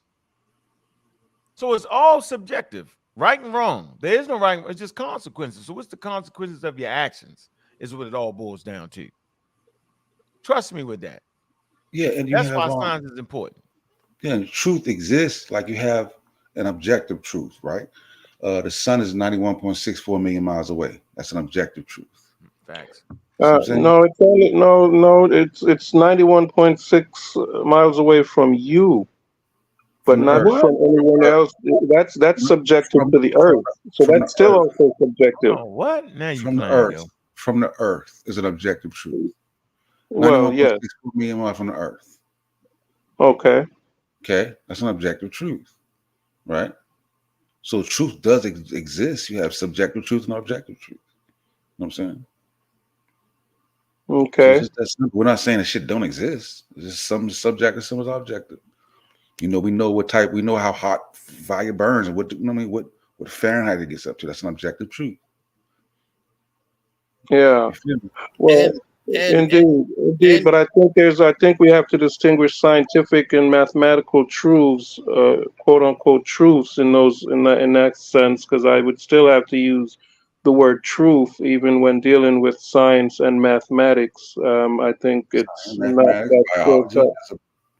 There's truth within biology, objective truth within biology. Like, I mean, everything else, once you get outside of that, it's going to be subjective, bro. Well, all right. I won't make the clear cut and say there are no objective truths if you're going to include biology as well. But in science and math, there I might be a little bit more room to play with there. But I think what I'm talking about is philosophical and moral truths. Those types of truths are what we're dealing with, and we can't look at. We have to look at them a little bit differently from scientific and mathematical truths as well. Okay. Look, I'm about to be out. Somebody gotta let Ken, and he in the back. He trying to get up here now. Hey, I appreciate the conversation, y'all, but I got things I got to prepare for. I got to get ready, get out of here. I think that's Sunchild talking. Yes. Yeah. Have you seen the other shows we've done on the brain? Yes. Okay, so you keeping up with the conversation. Okay, that's good. So there are the problem is you make the assumption that what you see to be real is real, and what we're trying to explain to you is that's just not how the brain works. It's not there to interpret the truth. But that doesn't mean that we don't create tools to help us see into what is reality. Right, so we don't physically see infrared, but we have tools that allow us to see infrared. Right, and when we see infrared, we now see more of reality. So don't confuse the two. You know, sometimes we think we see what it is, and it's just not how the brain processes so much information and filters it out. You don't really see reality as it is. But science has developed tools so that those processes can be to a degree minimized. Okay, so I'm out. I appreciate the show, guys. You know, great show. I'll catch y'all in tomorrow on the Discord. Yeah, have a good night, sir. Peace. Right. Don't forget to let Ken in. Gullah doing Black Egypt. Gullah doing Black Egypt. I'm gonna pull up on him for a little while. I don't know. Yeah, I guess. Yeah, this is a tough one, man. I definitely want to keep the conversation going. I'll let y'all beat me up on it. I'm gonna try to do as much catching up as I can in 24 hours and try to get ready for the convo. But this is very, very confusing. There's a lot of overlap in all the arguments. I mean, how you're so confused. The easy part is that there's no free will. That's easy. That's easy. I understand that. The hard part for me is if I say that there's 100% no free will. I mean, how do I say somebody's guilty for something? Like, so I understand that you have to punish people. I understand that you have to punish people, but did they do it? Yeah, they did it. They're guilty. Guilty of what? There's no good and evil. What are they guilty of? Doesn't matter. They just simply doing it. I mean, I woke up out the bed. I did that, but I mean, like, what am I guilty of? Is it good or evil? There's punishment for I'm guilty of getting out the bed. Yeah, no, I'm saying you said if you're having trouble figuring out if a person is guilty or not, that's what you said. Yeah. I said, did they do it? You said, yeah. Yeah, they did. Guilty. Yeah, they're guilty. No, but the interesting question is, did they have a choice in doing it? If they don't have a choice, then what is like how do I? Without free will is still crime and it's still punishment for crime. Just like we talked about a pedophile, we said that is a problem. That if something's going on in the brain, he doesn't have control, but we have to put him away because he is a danger to society. You know what I'm saying? Maybe in time we'll be able to solve that. We could put him away. We can work on that. But for the time being, he has to be put away because he's a danger to society. It's that simple. Hey, somebody. No, I understand. Hold on. I understand. Somebody let Kent in, bro. I understand that.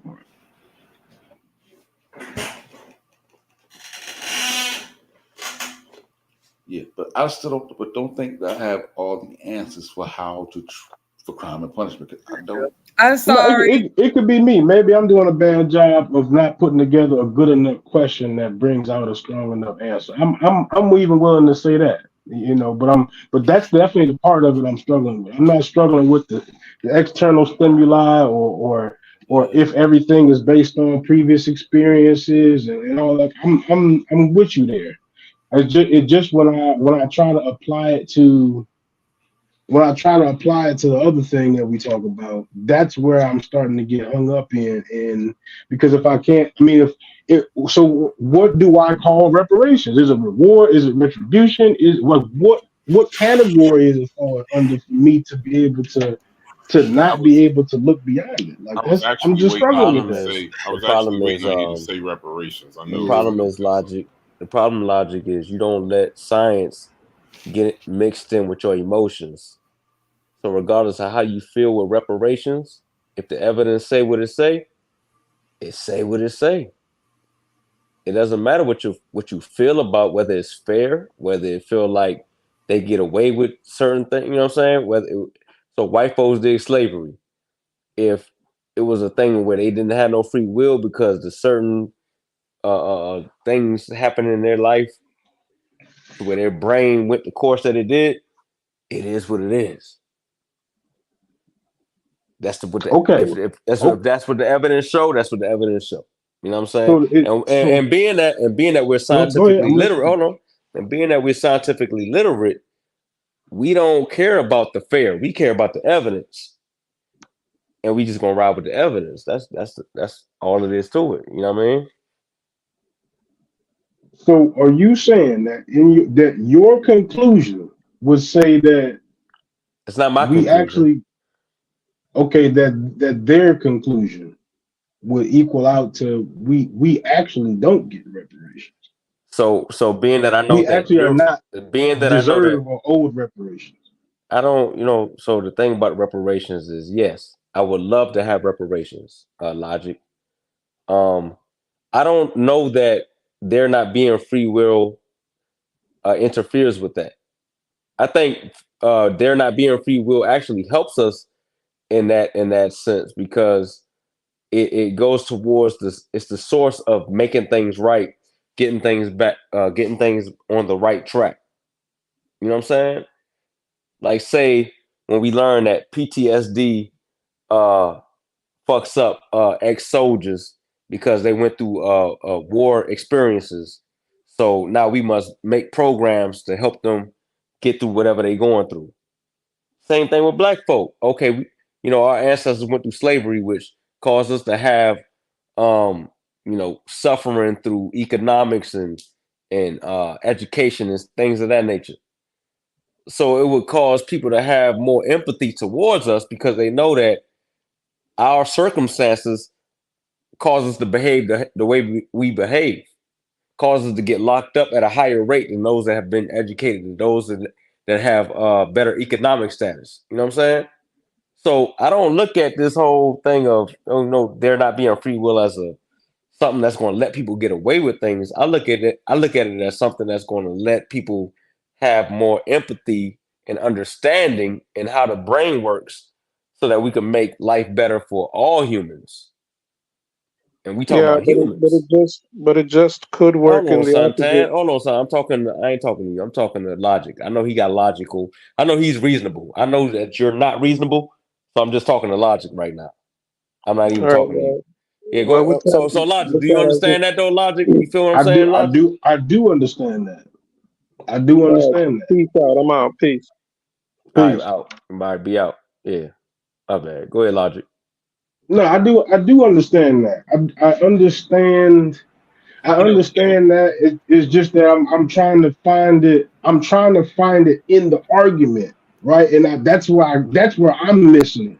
I can't find it in the argument. I want to find it, and I can't find it.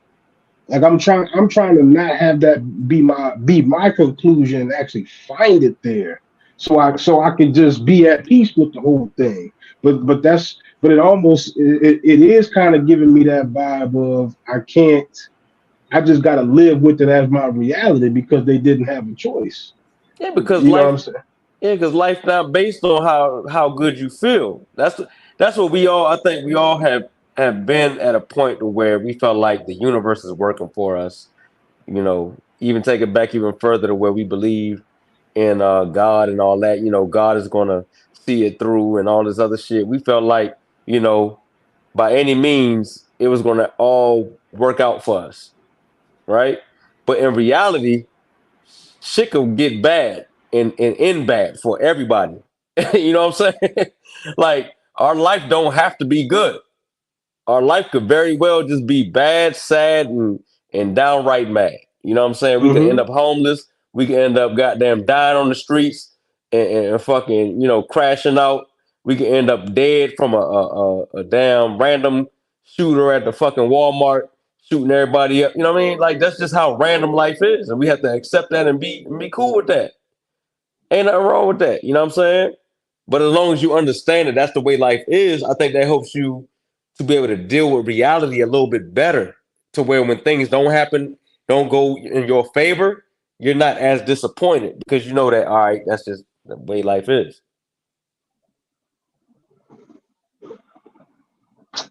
This is tough.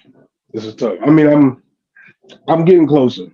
I could put it like that. I'm certainly not just rejecting it. I mean, I could tell that I'm being open, but that's just where my hang up is, right?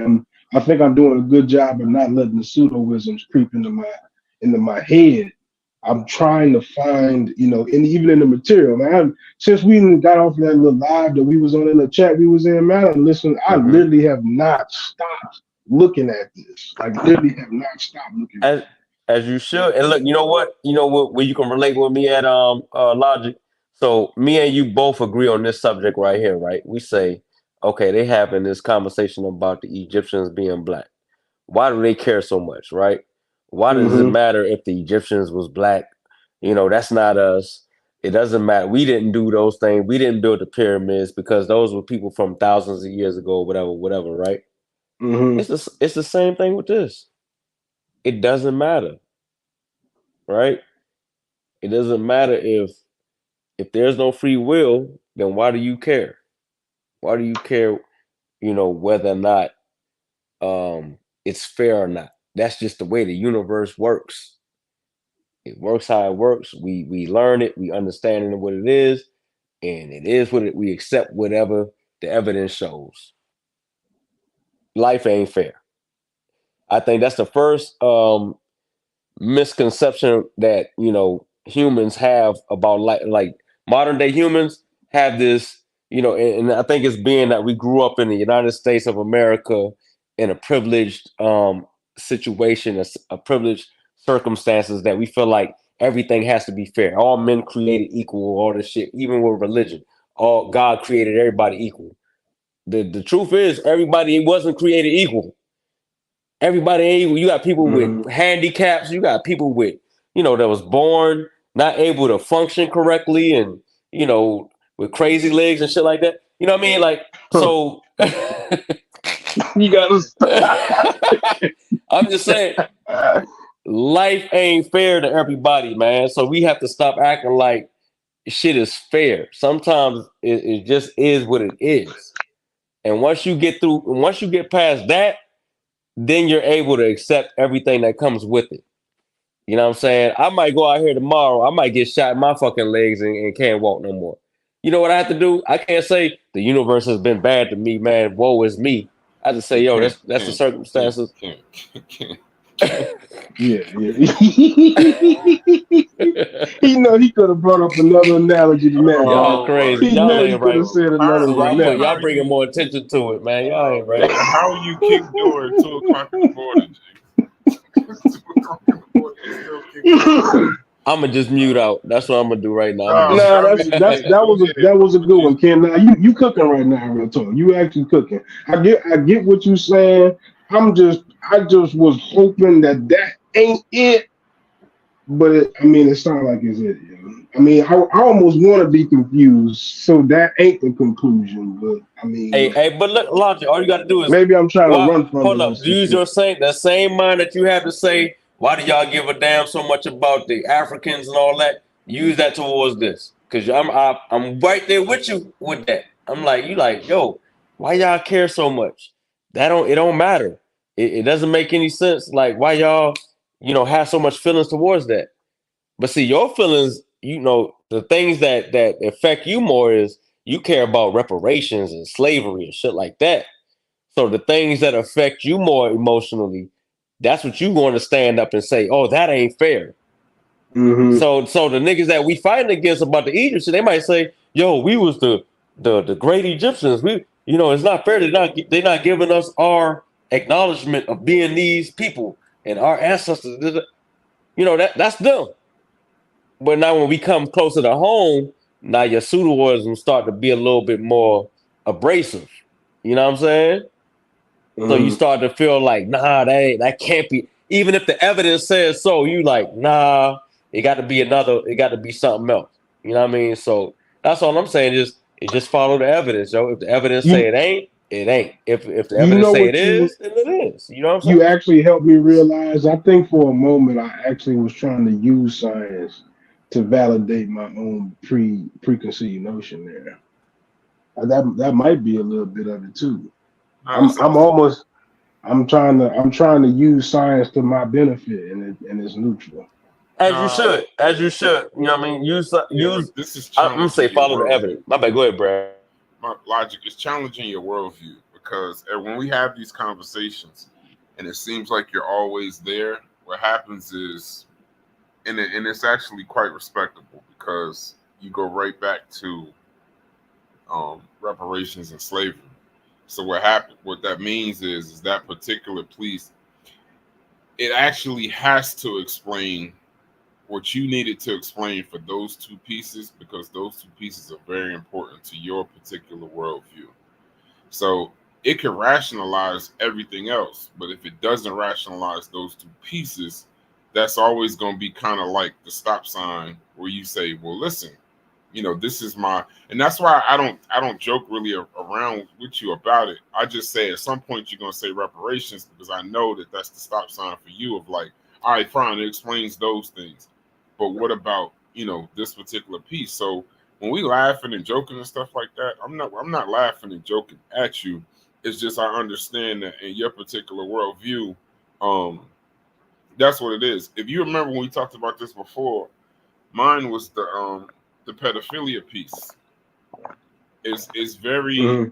to understand that we don't have free will is also the challenge of then, especially in regards to um, hurt people, in a base form that hurt people, then are you saying that I have to be less, yes, pedophiles need to be punished, but I actually have a strong distaste for people that mess around with children, like more Mm-hmm. than anything else. So what that says to me is, do I have to be empathetic and more understanding? That's one of the things in this chapter that really challenged me, because some of the conversations we've been having lately is making me kind of look back like, well, maybe I should take a step back and look at some of the things that we're doing, some of the things that we're saying, just out of empathy alone, of just understanding that, you know what, maybe something did happen to X person or XYZ person, stuff like that. So I've had to challenge my own worldview in a certain piece. But once I realized that I can have empathy for somebody, but they still should be punished, they still should be separated from society. We live in a society of crime and punishment. So Right. we don't live in a society yet of no free will. We live in a society of crime and punishment. You know what So that should do? what? Go ahead, my bad. I'm gonna let you Oh, finish. Go no, ahead, no, land your no. plane, You man. should we gotta rationalize those two things of this particular thing is the case of we don't have any free will, but we live in a society of crime and punishment. So I can rationalize that pedophiles need to be removed so they don't harm more children. They need to get therapy for whatever the issue is, but they need to get therapy and then also put away for a very long time because that particular crime has a high repeat rate. But also, I can have some empathy for somebody who uh, was molested as a young person or saw a lot of molestation, and then they grew up and based on causality, that's something that they chose to hurt someone else because they were hurt. So it's a tough thing from my particular worldview, And once I was able to accept that piece of it, then it was easier for me to accept the rest. So I think once you get to the part about reparations and to the part about slavery, once you get that piece, I think the dominoes. I don't even gonna say it's all fall at the same time, but the dominoes will begin to fall together for you. You know what's crazy is like we all got like what 75 years on average as humans to live, right? And most of us on this panel probably about halfway there. I would say. I don't think there's no 20-year-olds, no 19-year-olds, and nothing like that on the panel. So we about halfway there. And we can't have guilt because the roller coaster ride that we've rode on our lives, that, let's say there is no free will, then that means we've just been the passengers on a ride and we've become aware of the ride, but we're on the ride nonetheless. Therefore, everything that has happened to us that's been good has been a matter of luck because of our external, the external things that have happened to us. Is another word I wanted to use, but Stimuli. I'm gonna just go with it. Yeah, or external stimuli, external factors. Factors. That's the word I was looking for. That has happened to us. So we've become in a position I'm in a position I'm in. You're in a position you're in. Logic. Brass, Jolanda, Sosa. Y'all are in the position y'all in out of luck because that's how the dice roll for y'all. Through on a physics level, right? And we can't feel guilt about it. It just happened the way it happened. That's how it happened. I'm not going to say that's how it was always going to happen because it's not no magical prophet shit going on with this. It just is what it is. Like so, say for instance, I don't want to jump off a topic, but I'm gonna take it here, right? The Earth, you know, I know I don't know about this, the nebula hypothesis, right? It's a story about how the planets formed and how our solar system formed, right? And all of that was the laws of physics, right? And the Earth went through many different changes. It didn't have to become a planet that was able to sustain life, but through random physics and things, things banging up against each other chemical processes, this, that, and the other, it became the home that we know now as the Earth, right? Now, us looking at it from being born on it, already formed, we're like, yo, this is the perfect place for life. It was made for us. Was it made for us? Hell nah. But in our minds, the illusion, why you got so many religions now, we make up gods to say, oh, these gods created this place for us, and so on and so forth, right? So the same thing with, the free will thing. We feel like, we was able to do this, we formed this, we did that, and I'm trying to connect the two. It's kind of hard, what I'm saying, trying to bring it back, but I think Brass understand where I'm going with this. I don't know, Yeah, I maybe not. understand where you coming with. Oh, yeah, It's like it's ultimately you want to feel like you're in control of your destiny. You want to feel like all the great things you do that you did it. It was you. That's what it's your ego. It's you. You're the one. When you say that you became president of the United States, it couldn't possibly be just a set of circumstances that moved you along to get you to that piece. You were just lucky. But you feel like because you were tired from doing all the speeches and you talked to this particular person and you did this, it's very hard to take away the achievement from yourself and just say I. But see, once you start with I, you already lost. And everybody so hold on, I gained my point back, right? So that's why I like the cosmic perspective, right? Because it takes away the I. It takes it away from us being the main storyline and putting us in our place. Yo, we just part of the story. We just a piece, a very small, insignificant piece of the story of this universe. So when it comes to this brain shit, yo, we still just we ride along, yo. You know what I mean? We ain't in no more control than the next man, than the next animal. for that instance. You know what I'm saying?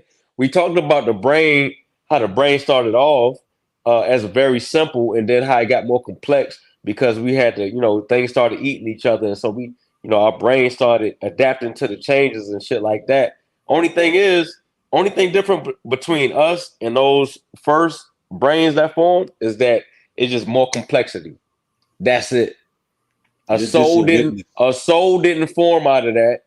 A soul didn't form out of that to where we began to have some magical entity and was able to goddamn do something different than what the physics was damn providing us.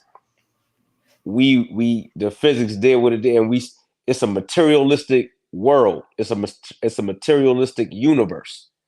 No more, no less. And that's what we have to we have to accept that. And I think the more we accept that, the more we can understand that, okay, it's more than likely no free will.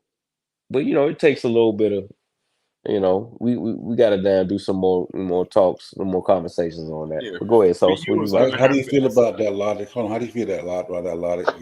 I mean, that makes perfect sense. No, listen. I mean, go ahead. Explain. You're just a witness. You're just a passenger in a car. How do you feel about that? I mean, I'm gonna be honest. I feel like I wish I was confused. I'm being honest. It would be easier. It would be easier to swallow the fantasy than that. Then okay, yeah, big pause right there. It'd be easier to digest the fantasy than it is to accept the reality of what how large some of the implications of that actually are. But I mean, it's still a very difficult, thing to grasp in totality. But I understand, where the reparations and racism and all that other stuff fits into it. I just don't want to fit there. I don't, and I'm looking for a way to put it somewhere else. But that's just where it is. Well, the beauty of what we do here at the Pseudo Killas, man. I like to toot their horn every once in a while. Is they don't just deal in one lane, right? As far as science goes, because all of the sciences tell the stories. Yeah, all of the sciences tell the story, right? So you got the biology, you got the chemistry, you got the evolution, evolution with the evolutionary biology part of it. You got what psychology, neurology, social sciences. You got the political, but all of those different subjects within the science hold pieces to the puzzle that when you put it all together, you know what I'm saying, it makes all the sense in the world to where you can see the big picture, the cosmic perspective. You can see the whole entire picture, right? And that's why you can't just stick to one. You can't just study one thing or one particular science and feel like you got all of it. No, you got this got to match up with this, and this got to match up with that. I forgot the word. What's the word for it? So when astrophysicists they can't just say it got to match up with the chemistry. The times got to match up, right? So say like if you say the Earth was 4.5 billion years old, the chemistry got to match up, and then the evolution got to match up. You know what I'm saying? If you say how much life, you know what I mean? All that shit got to intersect. The what do they call it, Sosa? I can't think of the word right now. Astrophysics, you already know. I ain't know. No, I'm saying, but it's I don't say it all the time. I'm trying to think of the word. It's like when you gotta Black Adam power. Huh? Nah, it's like it's when you match them all up, man, they all fit to where they can cross check each other. You know what I mean? I know Corey would know if he was here with cross reference.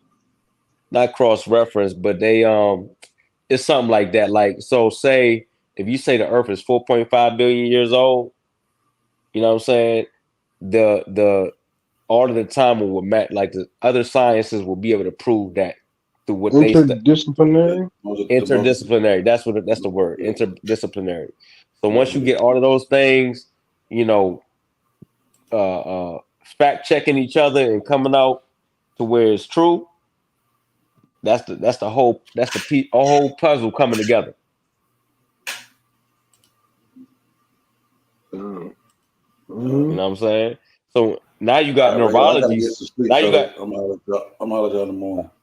All right, bro. Joe. Now you got neurology dipping their toes in and saying, "Hey, by the way, free will you ain't got none of that," and they add you know what I mean?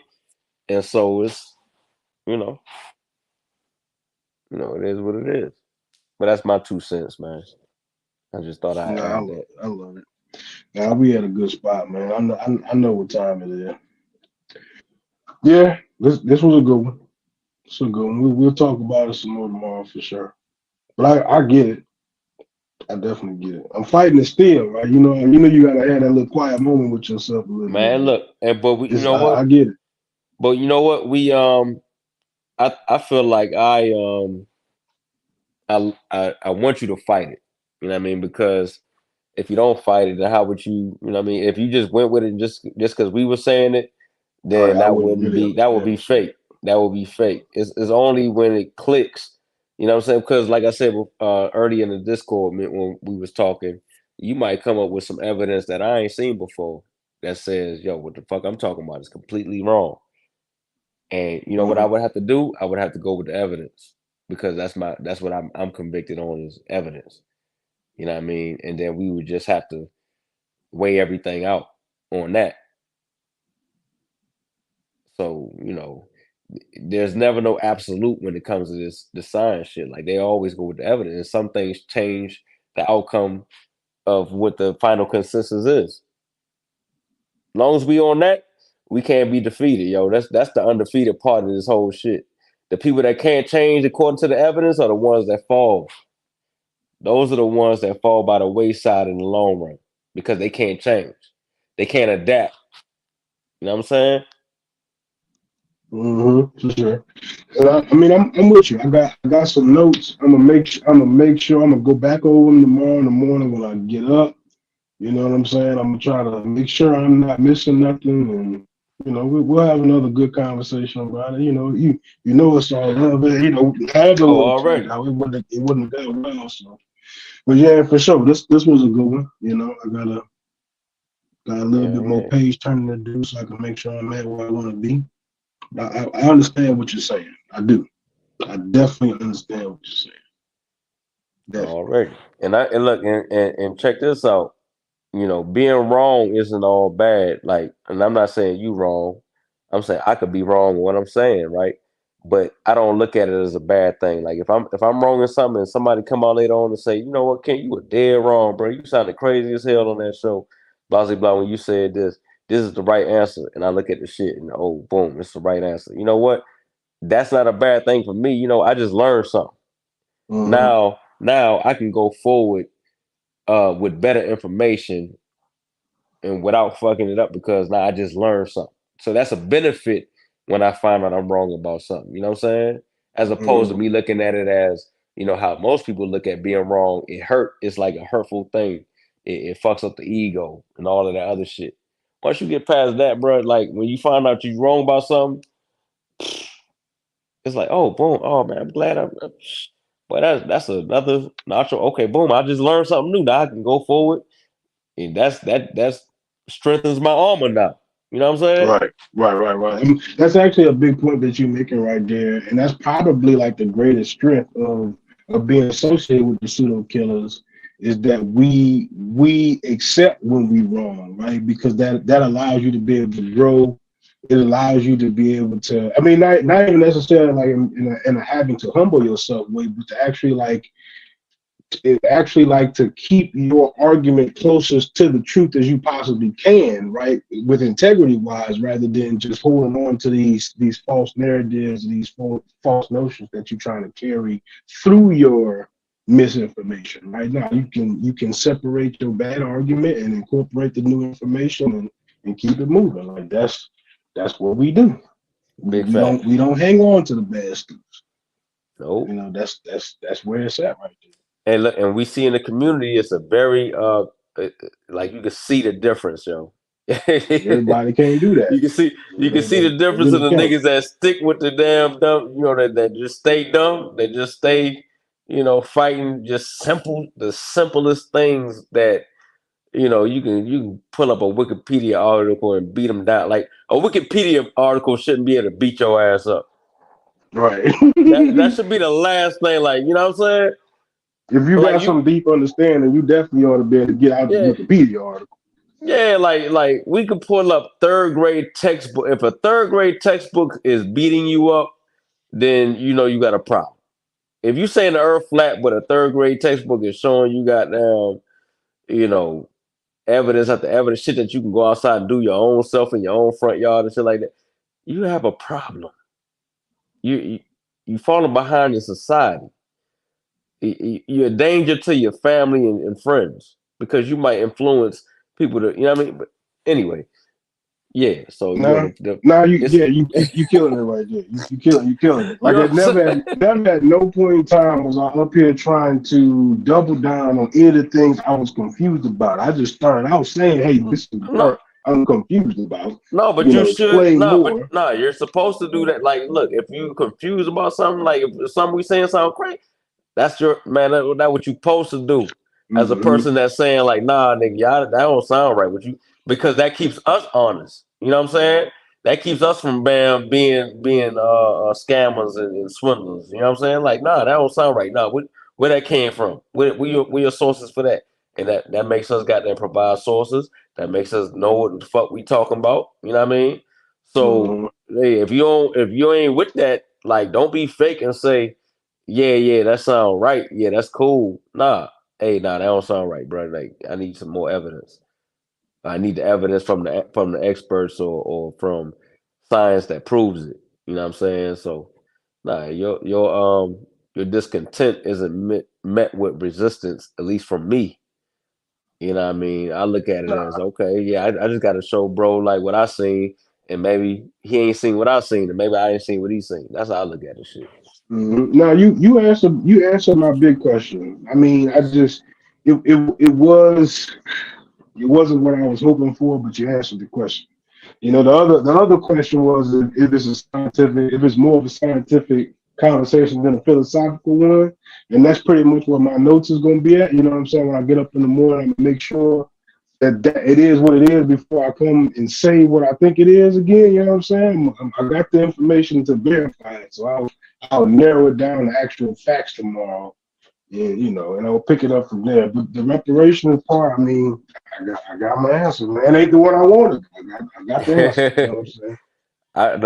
I'm for reparation. I hope they give us some shit, to be honest with you. Hell yeah. I'm looking for any argument I can to add to the reparations and all that shit. And I think this just might not be one of them. I think everything that we found out in science, just like how we found, just like how they realized Africans or black people wasn't less than human. You know what I'm saying? How science corrected that. I think, it only gets better from here. It only helps to work out, make things fair again. You know what I'm saying? Or not again, not even again. It helps to just balance shit out to where we can survive as a species. And I think that's, at the end of the day, the most important thing for humans is for our survival among all the animals, among everything that's going on. You know what I mean? But I'm a land my plane right there. I see God Killer back in the building. What's happening with you, boy? Man, I know y'all done took a Cash App commercial. Y'all ain't did all that yet. What the hell y'all doing, man? Man, Jolanda driving the Cadillac. Chopping it up, man. Jolanda driving the Cadillac tonight, man. I just can't. I'm a passenger tonight. Man, Jolanda want to know when y'all gonna be done so I can go to sleep, because we 4 hours in. No, we just getting started. Just get started. I'm gonna leave the studio. Pseudo Killas official. We're going Black Egypt in 5. We're going Black Egypt for another hour and a half. Oh shit! Hit the like button. I'm gonna Black ideas, black concepts, and then you can wrap it up. When I leave the studio, it's not gonna just cut off, right? I don't know. As long as you don't. Well, so if you're the only one in the studio, then yeah, it probably will. If you press end, God Killer, if you ain't in leave studio. Just mute out. Yeah. We Man, I've been mute. nigga. Play the Cash App break. Play with Cash App in there. What's wrong with y'all? Play the jams, man. The Cash I App. knew I put the keys. I know I put the keys in the right hands when I put the keys in the hand. I knew she was the one to put the keys in. She ain't lying. She be like, shut up. It's my show. Okay, my fault. That's the Cash App song. Juju? It's DQ, baby. Juju. She put the wrong song in there. That sound like the closing. The closing. That's the wrong song. Oh, we don't got that one you got. We ain't got the it's all about the money joint. Oh man, I told you to we don't got that when money. I tell you to give me something, give it to me. Yeah, I might have to rap. Yeah, I might have to rap that acapella. It's all about the money. It's all about the money. The cash, that money. The females, the bunnies, the money, the cash, that money. Y'all know what it is. Get the likes up. Get the likes up or get plucked up. Sing it. You do better at singing. Get the likes up or get plucked up. It's all about the money, the cash act money. We sending Russian paper to the Russian paper. Don't he say something about that? The Russians. We sending invoices to the Russians. That's the discussion. Man. Black Egypt. It's a discussion. It's about the money, the cash app money. I mean, freestyle hour, yo. It's about the Reggie cash apps, the Reggie, the survival money. Give me his cash app money. Hey, yo, I heard that man say earlier today, yo. I tapped in. I went in on a sneak mission. I tapped in and he said, yo, they said I'm wrong, so they fucking up my cash apps. I said, I'm saying we right. I said, yo. He said, call me a nigga. Yo. I said, what the hell? A nigga? That's the only thing. If nigga get you hot, then okay, nigga. We know we got there pushing buttons. I called him a nigga. I say, damn, yo. I say, yo, but I do it all the time. Like, it's my nigga. What's up, nigga? Come on, nigga. I can't believe you. Yo, that's the ultimate blow. But I don't mean it like they meant when they crack that whip on your back. Yo, you know what? Don't mean it that way, but hold on. We still in the middle of the cash app break. Let me check the cash. Where we at? Go ahead. Yeah. The money, the cash app money. Let me play the ladies' version. I like that one. We in the middle of a damn commercial. I'm finna play music for you because you ain't gonna wrap it out. I'm gonna wrap it out. You still you ain't got the right song. No, you got freestyle Kent, and then you got freestyle Kent. I said a hip, the hop, the hip to the hippie hop to the. Don't I'm trying to take it back. They say, look, they say it's funny when you messing with Reggie's Cash App money. I say, hold on, nigga, can you figure? Right? I got my hand on the Cash App trigger. Oh, man. I'm not going to pull it no money to you because get it, Bobby. Pseudo, can't you see?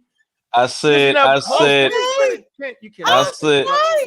oh, my bad. I thought it was the battle rap. My bad. Go ahead. Your turn. Let me finish. Go ahead. My bad. You got to let me finish or diminish the quality of the soundtracks.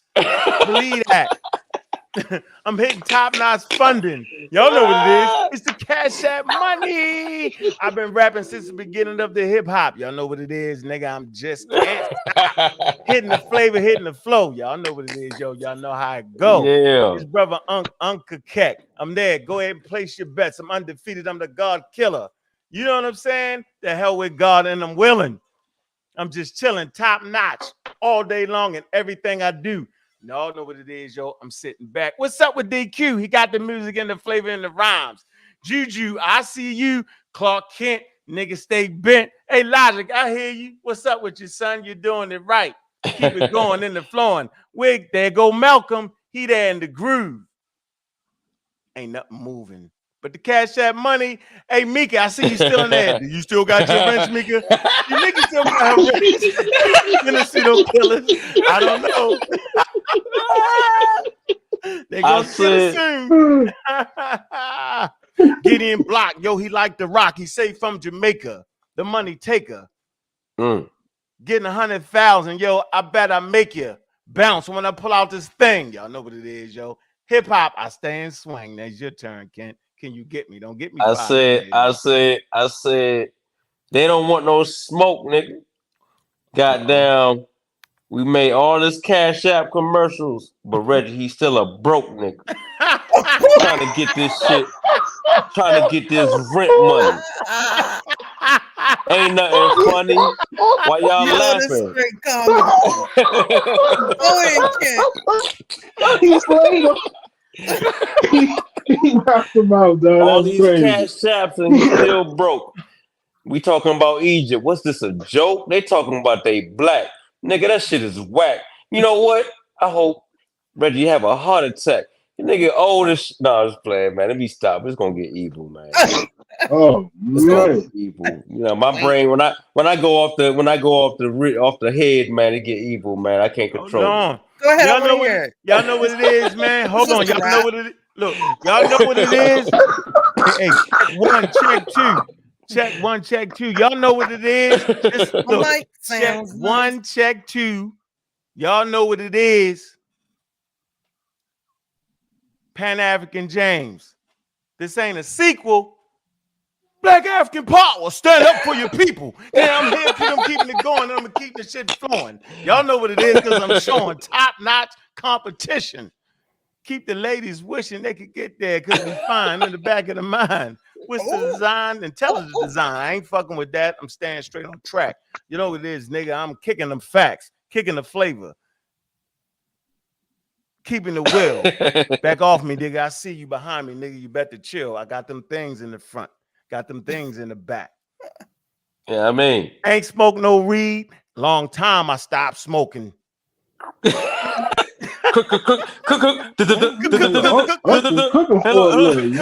smoking. Hold on. Let me take you back. I'm from Baltimore City. We didn't smoke crack. You might be in shock. We called it ready rock, hip hop, hip hop, hip hop. You know what I'm saying? Yo, niggas don't know that. Baltimore wings. Roger that. Smoke. She hit you with the roger that. It's not called crack. It's called ready rock because you rock it yourself. Like LL, nigga, I'm rocking the bells. Yeah. What you got? Hey, we find out, man. Click, quack, click, quack. No, hey, you got it. You got it. It's on logic. You got it. Use on logic. Man, you got it. Man, I got a little album out there somewhere, man. He ain't told us about it. Let me find out this nigga got a track in the cut we ain't heard yet. Man. I got a little underground mixtape laying around somewhere, man. Better move, better fucking money. Do a track or something. Just remix something. That Cash App money, man. That was right there. I ain't gonna lie. That was tight. Oh man, yeah, that was dope. That was dope. I like that. Well, at least I ain't the greenest one in the crew. Thank God. What? Man. What? All right, I'm gonna hit you something. I'm gonna hit y'all with something real quick. Yes, sir. So I ain't no real rapper though, right? Not at all.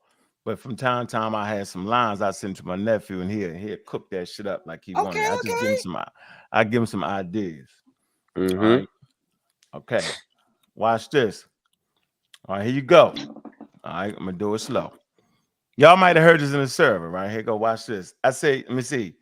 Speak loud on the mic. Knowledge to the people. Following the youngsters. Pull the Desert Eagles. If I say this line again, it'd be a sequel. Following the youngsters, pull Desert Eagles.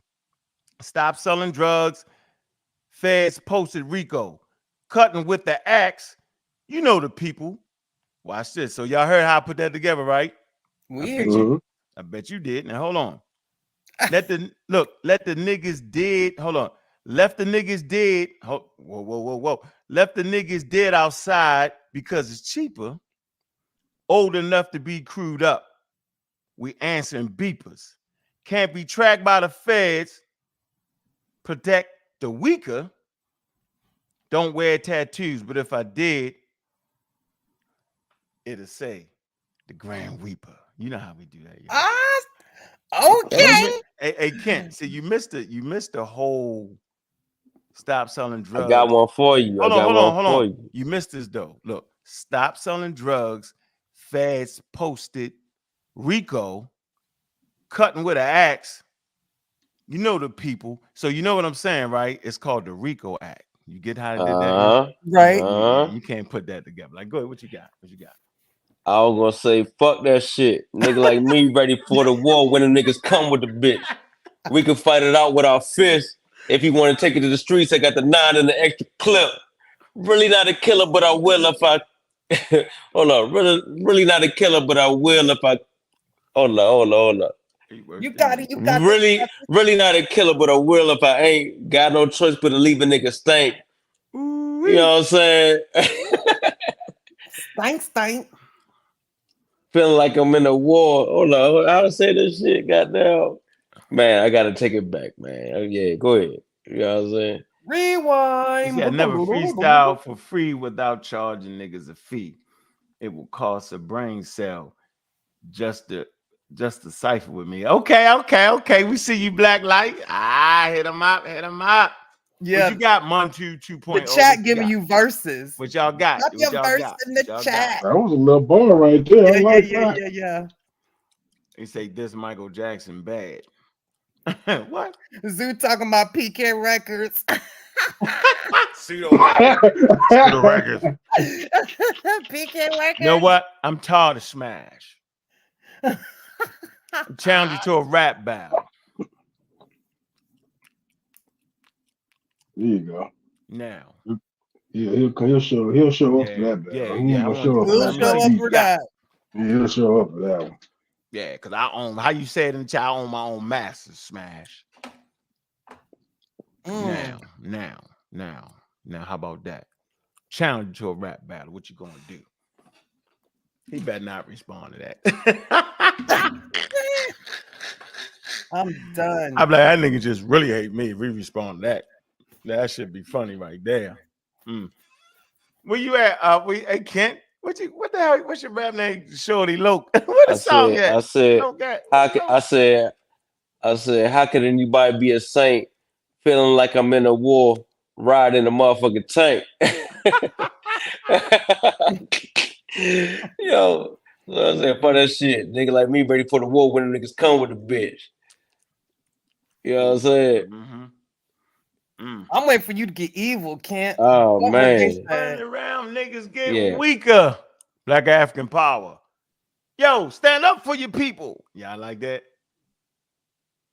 Juju, you don't like that? I like it. I get it. I'm not getting weaker. Like I'm always stand up for your people. We had to bleep out some you names. Was wild, bro. Y'all might get upset, so we don't. We're gonna burn in hell. We don't want you to get upset. We don't want you to get upset. But I'm okay with that. If they want to take it to the streets, they got the 9 in the clip. Really not a killer, but I will if I ain't. Got no choice but to leave a nigga stink. How can anybody be a saint living in a war feeling like I'm riding a motherfucking tank? Eyes in the back of my head. Haters want to see me on my back in the casket bed. Yeah. Yeah. You know what I'm saying? Haters want to see me on my back in the casket bed. Oh shit. And then, it is what it is. Yeah. Oh, it is what it is. That even I like that. Damn. That Rico line is a slick one, Bobby. You right. I tried to tell y'all I tried to say it was slick. Ken ain't get it though. I got it. That's slick. I got it. That's slick. You know, I got look. I got bars. I got more bars than I forgot. In the chat? Look, Kent, look, Kent. Pulling Desert Eagles. If I say this line again, it'd be a sequel. Pulling Desert Eagles found the youngsters. Hold on, I fucked it up. Let me cut it off. Look, Pulling Desert Eagles. If I say the line again, it'd be a sequel. Following the youngsters, I pull Desert Eagles. Stop selling drugs. The feds posted Rico. Cutting with an axe. You know the peoples. You see that? You know the peoples, yo. You know the peoples is, right? Me and Ball, we say, yo, that's the peoples coming, yo. You know the peoples. You know what I'm saying? That's the peoples. And you also use the word the peoples when you don't want a person to know you connect. You be like, yo, that's the peoples, yo. You know that's the people's money, yo. You got to get the money. That shit be funny as hell, yo. Fake them all the way out. Boy, oh boy. What's going on here? Sister Sci-Fi, thank you for the donation. That's what's going on. Appreciate that love right there from above. That's what's going on. We having fun. Sometimes we got to have some fun. All right, Juju, we keeping you up. We don't want to keep you up. We don't keep you up. Big up to Miss Tiff.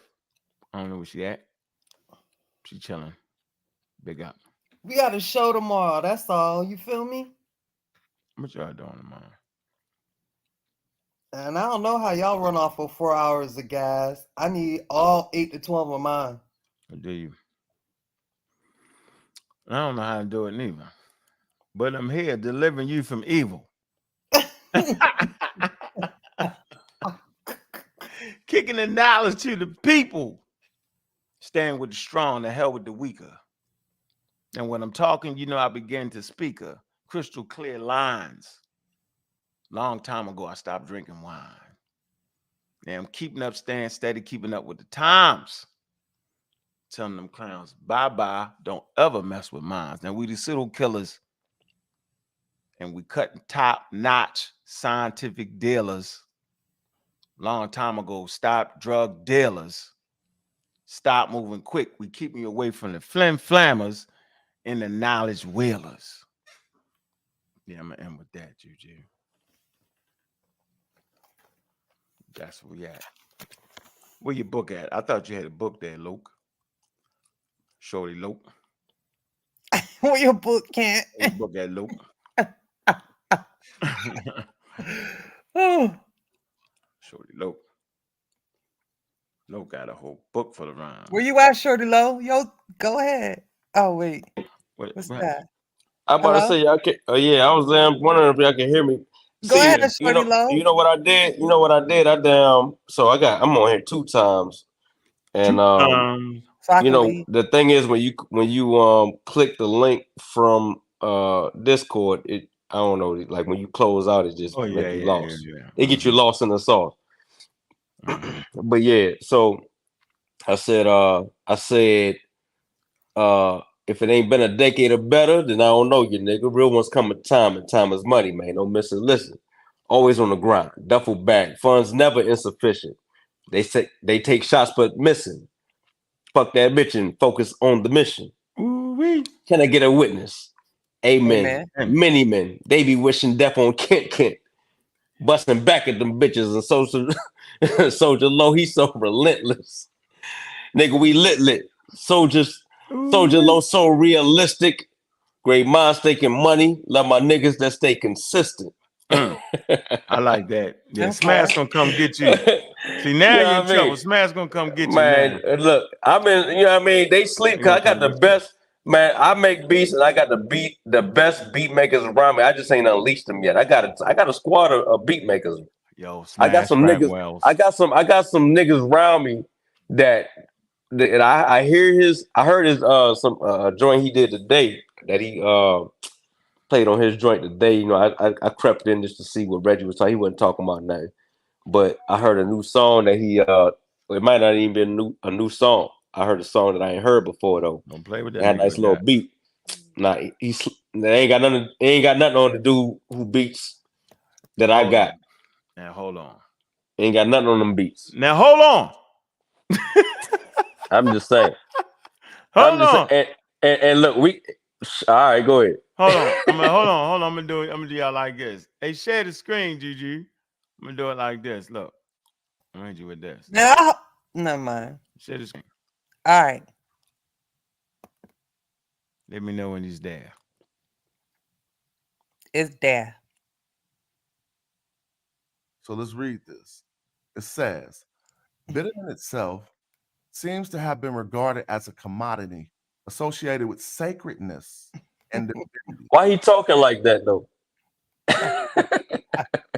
Anyway, go ahead. You messed it up, He's missing the blackness is damn, yo, you messed up the whole on. Divinity. Slow down. Now slow down. Now I'm telling you right now, Kent. I don't know about that rhyming shit against Smash. Now I can get him. I can get him right here. But I don't know about that. He's a professional. He's an expert at that. I don't know, can't make money doing that, yo. It's a difference. I can get him over here with the Bitterman. But I know better. I know better. So you think you can get with him? With what? With the language? With the hip hop, with the language, the rap, Oh yeah. That's like, you know what I mean? Oh, no, you didn't say that. Oh, yeah, that's like, I ain't Smash. I ain't in that. You know, I stopped rapping because I just got, you know, I got busy. I stopped rapping because I got busy, like, but I ain't in you know what I mean? And I feel like, you know, especially the way DQ just killed him on his own track. You know, and I ain't even trying to that new track they dropped with DQ that, you know, and the track hot. Don't get it twisted. The track hot, but DQ killed him. Oh man. DQ killed him. Well, how you know he ain't just get off the gas slightly so He shorty might can have. DQ He can might kind have. of If he did, if he did, it's obvious. I'm gonna say that. Oh, you talking shit? I ain't Smash. If somebody tell you I ain't in that, I'm just saying. I If ain't he in the did, hip hop thing. No, you won't immortalize me in a wild ass song. I ain't if in he that. did it, it's obvious. I'm just saying. DQ burped him on that one, though. You know what I mean? Ain't no hate. It's a raw song. At the end of the day, they did their thing, you know. But DQ, damn, he owned that song. That should be on DQ album. And there you have it, ladies and gentlemen. I'm gonna read this. I think with that, I'm in the Black show. Light. Hold on, let me end with Black Light. It said you gave your life. Hold on. It said you gave your life since you brought a knife to a hip hop fight. Your weight is light. Light. Uh-oh. Yeah, Black Light kind of nice. I like that. Serendipity, yo, that's like an invention. Ain't that right? By mistake. Look, by mistake. Don't mean it's fake. You see how I did that one? That's a good one right there. I don't know though. I don't know, Kent. Don't challenge the rap god, dog. You're crazy. Nah, it ain't even about Anybody else? I wasn't here. Nah, I say nobody this. He does not have the backing of the God Killer. Hey, look, man. When you self-contained with your own music studio and all that, man, you ain't fearing nothing. You know what I'm saying? Man. I can go in there. I can go in there and drop a track the day or tomorrow and just be content with what I drop. You know what I'm saying? But you know, make something tight. And as I'm sure that he can. You know what I'm saying? Proud of that. And DQ and you know, the rest. But that's. Yeah, I know. I fuck with some of this shit. I ain't never scared. Never that. I don't know, yo. Never that, man. That's a hell of a one. So won't you just go ahead and make it then, yo? Don't wait. That might get him itchy. That might get him twitchy. Yeah, go and crank it. Look, that'll give me inspiration. I love it when they do that. Nah. That motivate. That's what motivate me. What do you call it?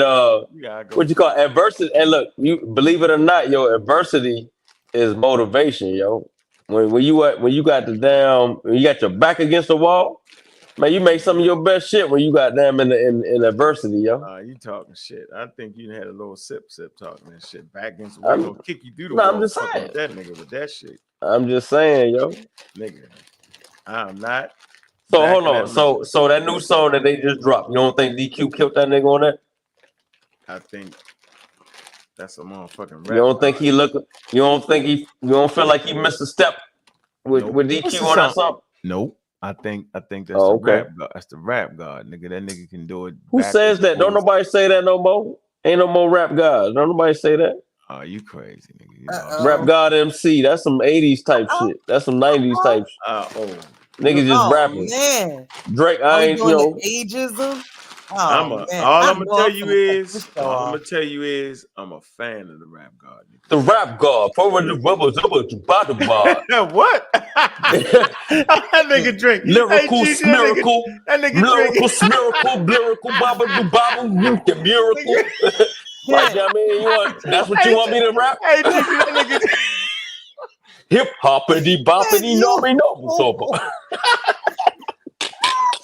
That's what you want Hold on, man. Fuck you, kid. Hey.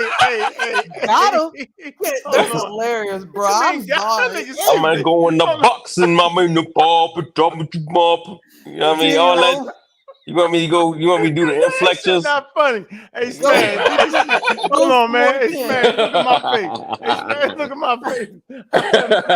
I'm not laughing. Hey, look. Yeah, you I am not like laughing. that. Hold on, I want my man to hear this right though. I know we don't fuck with each other no more, but yo, hey, as a lifelong fan of High Roll and Smash Rock Welton, yo, I'm only laughing because that nigga stupid. hey, give me your favorite. That nigga stupid and bobbity bop. What the fuck is wrong with you? That was so good. That shit wasn't good. That shit was still. Man, y'all better stop playing with fire, yo. I know. Ventriloquist, this. Yeah, I mean, all right, yeah, we got you, dog. You know, you got a little wordplay. He got wordplay, yo. I give him that, yo. I mean, I ain't never hate. I ain't never no hater, That's yo. hilarious, Ken. I respect the craft. Hilarious. Nigga, you got two icons in this motherfucker. You got to be drinking, nigga. I respect the craft. No, because one of my that shit was dumb, when you come in live from the Discord, I got lost in the phone, man. So I had to upload it again. But on some real shit, I respect the craft, yo. I respect the hard work he put in the stuff he done put out. You know what I mean? Man, I got tears in my eye, man. But I'm just that's some dumbass shit right there, yo. But look, we come at it. That man don't rap like that. You stupid. But hold on, we come at it as comedy gold. That was comedy. But we listening to it not only as that shit transcend, yo. That nigga creators, not only as creators, but as audience, as the audience. I listen to the music. Give me a bar. Give me a bar, huh? What? Your favorite song from Smash, yo. Give me a bar. The motherfucking God Killer. That's my favorite song, nigga. That's because it's about you, man. Come on, man. I'm talking about one of them. I'm talking about one of them joints from the 2000 early 2000s. Nigga, I don't remember nothing from the early 2000s. Shit, I love beginning. I'm gonna leave you alone, man. The late 90s, nigga. I was super high, nigga. I'm gonna leave you alone, man. Yeah, but that's crazy. Something's wrong with you, yo. I don't know what, yo. That nigga will immortalize you, yo. You tripping, yo. Hey, man, shit, it's all in the game. Hell, nigga. No sense. Hey, what do you? What is wrong with that nigga, GG? Bop, bop. That's crazy, man. I told him to do it again. That was awesome. Yo, that shit was dumb, that yo. shit, Kent. No, that shit was silly, yo. At you at got a that point shit where you down gotta know you crossed the line, nigga. Yo, I'm not. Soon as the lyrics said Egypt was black, yo, he went left, yo. Oh man. He said, he using his talents for the evil. Oh man, that shit. Egypt, that shit sound good. Egypt black, and the aliens is real, and all kind of crazy shit. Yeah, I'm saying, but this man career transcend a couple. That's great. Couple decades, yo. Nobody knocking that. That's what I'm saying. Like y'all gotta stop. Hold up, y'all gotta stop. Y'all gotta stop. It's not that. It's no hate towards that. It's about the content, whether or not. So boom, if a nigga rap about Hebrew Israelites being the real thing to follow or whatever, even if it's on a tight beat, you can be like, damn, but that nigga damn pseudo as hell with that. Is that hate? Let's read this. No, I don't think it's hate. I mean, that's wild. The misinformation is misinformation. The way I display my lyric tracks, the facts is I had practice to be lyrically fantastic. Flipping wild styles like gymnastics. And you might get pissed off cause you can't interact with this. So yeah, you might need him, yo, to help you out. Black Light, I fuck with Black Light. Yeah, that's Mr. Dave. Y'all keep fucking. Who's Mr. Dave? I ain't never heard of him. I think he was an ex-Marine too. Hey, yo, you gotta apologize, yo. Take it back, Kemp. Apologize for what? I ain't hate on him. Y'all, I don't. I'm gonna tell you what I don't do. So look, go ahead. I'm gonna tell you what I don't do. Nigga definitely can rap better than me. Nigga's professional. Air Force, sorry. Right? I went to one of his shows. Mm-hmm. He got a cult following. Niggas just fuck with him. Trust me. Soulja Boy do too. Yeah, so I like Shoulder Boy lyrics too, but I'm talking about Smash. Yeah. And I'm just saying that the YouTube shit is something. That's my lane, nigga. That's what we doing. But to get outside of that, it don't measure, yo. You can hold on, you can pull up his YouTube page, huh? Nah, look. Right, Fans. So look, if I drop a song, right? If I drop a song and say a nigga say, oh, that shit was whack. I can't get mad at the nigga because he said my shit was whack. He a fan. He a damn or not even a fan. He's a critique of my music. He's a listener of the music. I can't get mad at him if he don't like my music or if he don't fuck with what I'm dropping. I just have to accept what, you know what I'm saying? Okay, that's how he listens. That's how he takes it. And then you accumulate, you know, all of the people that listen to your music, you value what you value. You know what I'm saying? So just because you haven't bought any of Smash albums don't mean that he's not a talented person. It just means that that's not your thing. That's not the person that you listen to. Okay. Because you haven't bought any of his albums. Have you?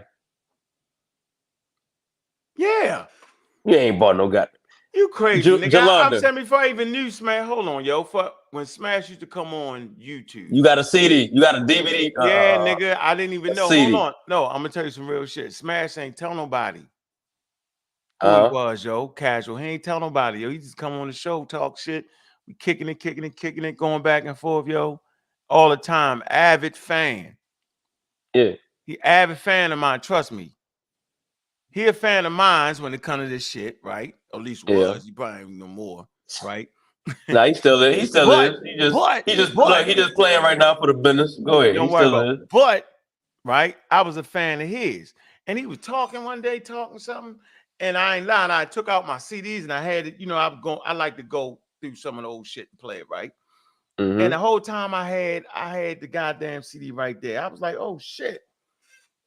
I say, yo, that's you. He was like, yeah, nigga, I ain't want. Yeah, yo. So I'm saying, regardless of what we go through, yo, the music been a part of my life for a while. Yeah. So I'm just saying, I got certain niggas I listen to, yo, and certain niggas I wait to hear, you know, them drop some shit. And so I'm still waiting whenever Smash throws on there. I don't particularly like the whole Black Egypt shit. I think that's wild. yeah, because I ain't listening to now you hate. See, look, so now we can say you hate. No.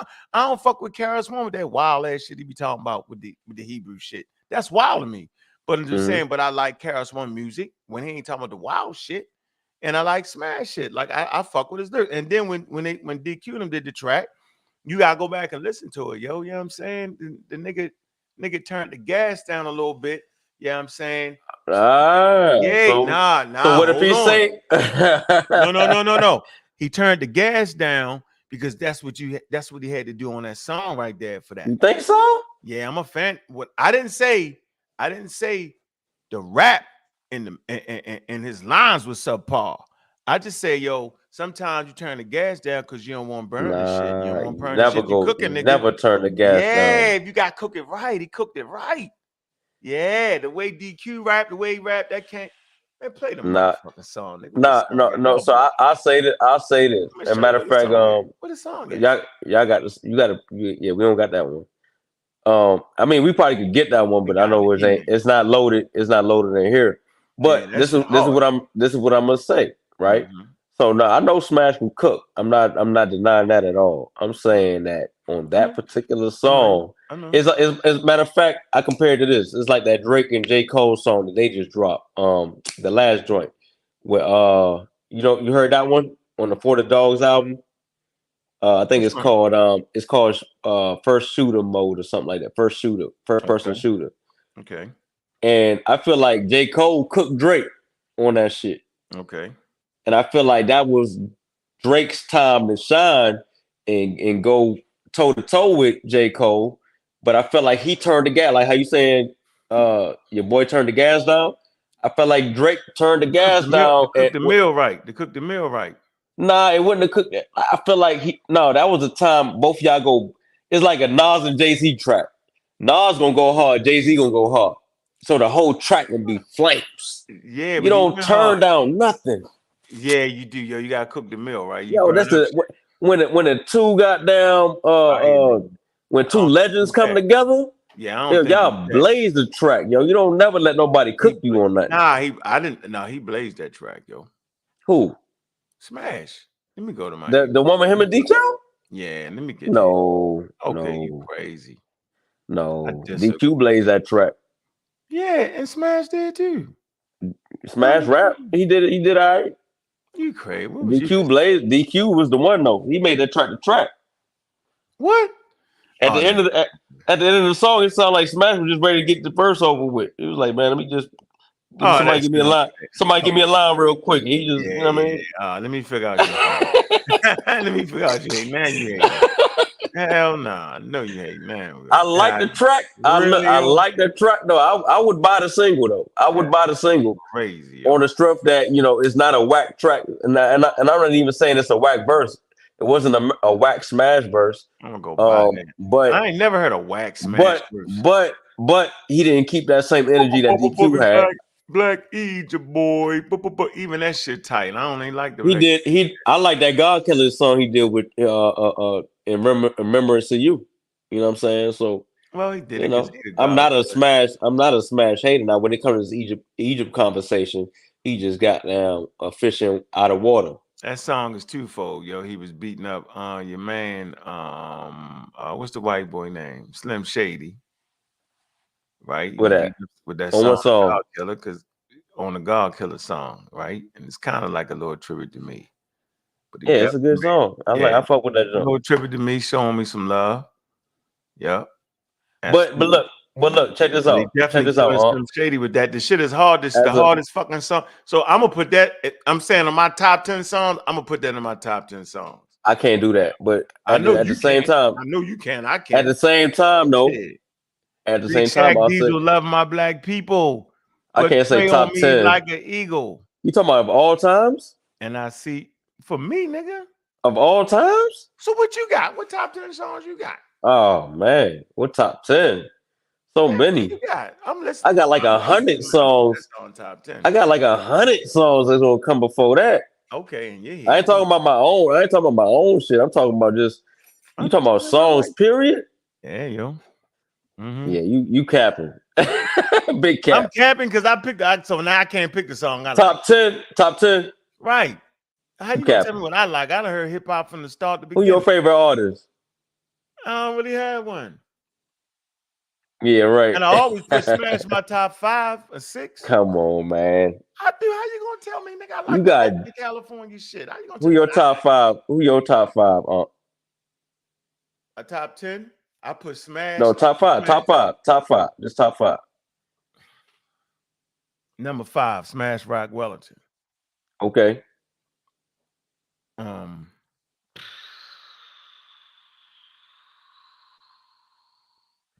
I know Jay in there somewhere. LL Cool J. Okay.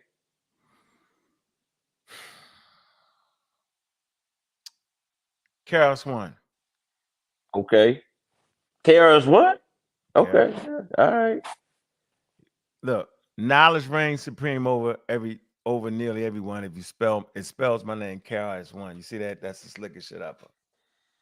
Right. All right. On his first album, I ain't talking about all that wild shit when he was Black Cop. I ain't talking about all that.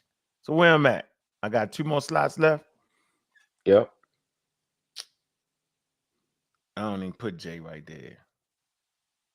I like 50 Cent. 50 Cent, number 2? Yeah, I like 50 Cent. Yeah, it's different. I ain't never heard nobody put 50 in their top 5, but okay. That's crazy as fuck right there. How you figure never real, nigga. And then Mobb Deep. Okay. That's where I'm at with it.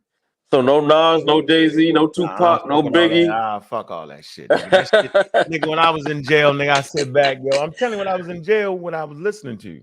I was listening to Mobb Deep, KRS-One. Yeah, I can see Mobb Deep. And some Casual. The Casual ain't never heard me say that, but I did was. Okay. You different, yo. Yeah, because you can see they lyrics. When them niggas speak, you can see it. Like the God Killer shit, you can actually see this shit in front of your face. That's how vivid, that's how crispy that nigga shit be. That's how all the niggas I just named, yo, you can hear that, you can see they shit. You know what I'm saying? doom, doom, doom, doom, doom. Hold on, under 3,000. Gonna get you, love's gonna get you. Yeah, how about that song? Yo, you can see the whole drug thing play out. You can see the Mob Deep shit, yo. You know what I'm saying? You're not a crook, son. How to say you're not a crook, son? You're a shook one. That shit hard, yo. Hold on. So you put Smash over under 3,000? Quickly. What? Quickly, nigga. He got to go. If you trying to judge this shit off of, I ain't even talking about fame and all. I'm not even talking about fame. I'm just talking about straight bars. Yeah, I'm talking about straight bars. Better than Smash. That's ridiculous. What makes you Eminem? think Andre? I don't put Eminem in my top five. I'm saying you put Smash above Eminem. I give him 6. Yeah. Oh man. The God Killer track. The God Killer track killed him. Y'all don't know that. I know it. Yeah, that was hard. Listen to the song. I'm gonna listen back. I didn't know you were talking to Eminem on that one. Listen, take my mind out of it. Take me out of it. Yeah. It was like a tribute to me, but it was a song beating up Slim Shady. Now go listen to that shit again. Mm-hmm. Now that'll make you rethink that shit a little bit, don't it? Mm-hmm. Just a little bit, don't it? Think about what I'm saying. Think ahead the lyrics in your head. Where the fuck is the DQ and Wisham Common song? You gotta bring it. You gotta send it to us. We on Pseudo Killas or Community? Which one we on? You on the Pseudo Killas? Yeah. So you gotta send it to Jew, and she gotta upload it, and you said it's a whole process. You might want to wait till tomorrow. I don't know if we're gonna be able to get it unless they got it on YouTube. Then you can share it and do it like that. But yeah. It's gonna be a whole process, man. I cannot believe that you sitting up there thinking. So what's your top 5 then? Okay, so I got Nas. I got Nas and Jay up there, kind of tied for number 1, but like 1 and 2. Yeah. Especially since that last 444 album, I feel like Jay dropping jewels and his older age, which that's what I feel like older rappers should do. I got Ross somewhere in there, Rick Ross, because he do some real, like when you hear his bars, man, with the beats, you know what I'm saying? It just do something for me. You know what I'm saying? Oh man. I got Kendrick and J. Cole in there. Oh, there you go. What you talking about, nigga? Let that go. Let that ride. Look, the fashion is clever, spectacular weather. I'm blacker than I ever been. Sketch your pattern, some leather, ink and a feather. I plan some immaculate letters. My family stay with the gift, cause we rapping together. Like it's Christmas Eve, I just roll up my sleeve and drink a cup of hot cocoa while she rolling some leaves. Have you ever lit a blunt off a chimney log? Massage from a synagogue, leads foreign student with a friends involved. Know you haven't, so I ain't trying to have it. I'm painting pictures that's lavish. Getaway log cabins, amazing the magnetism of magnet in all facets. Check my discography, baby, it's all classics. Feeling like Curl Baskets, surrounded by all this pussy. Making this money up y'all bastards. Funny how I mastered the art of being a subtle asshole on my dean. I'm shutting down y'all classes. Top 19 flow nasty, Lamar Jackson with the stats how I'm passing y'all lasses. Catch me on the lake chilling laughing, everlasting. My mind forever layer like fall fashion, nigga. Early morning, taking house, fucking that dojo, making money, breaking bank, getting that dojo. Grab a gun, grab a book, don't be a That's a DQ song, man. Yeah, okay. Let's see. Watch this. Watch this slow cook.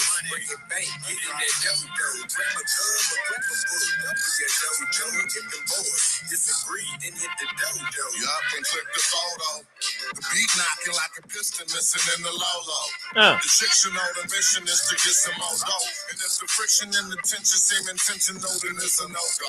And as an OG, I'm telling them young brothers to be cool. They push bass and turn up high, like my EQ that's clipping in the whip. And they say, yo, shit clean, push a 60 in the trunk. 415s going blah da da blah da da.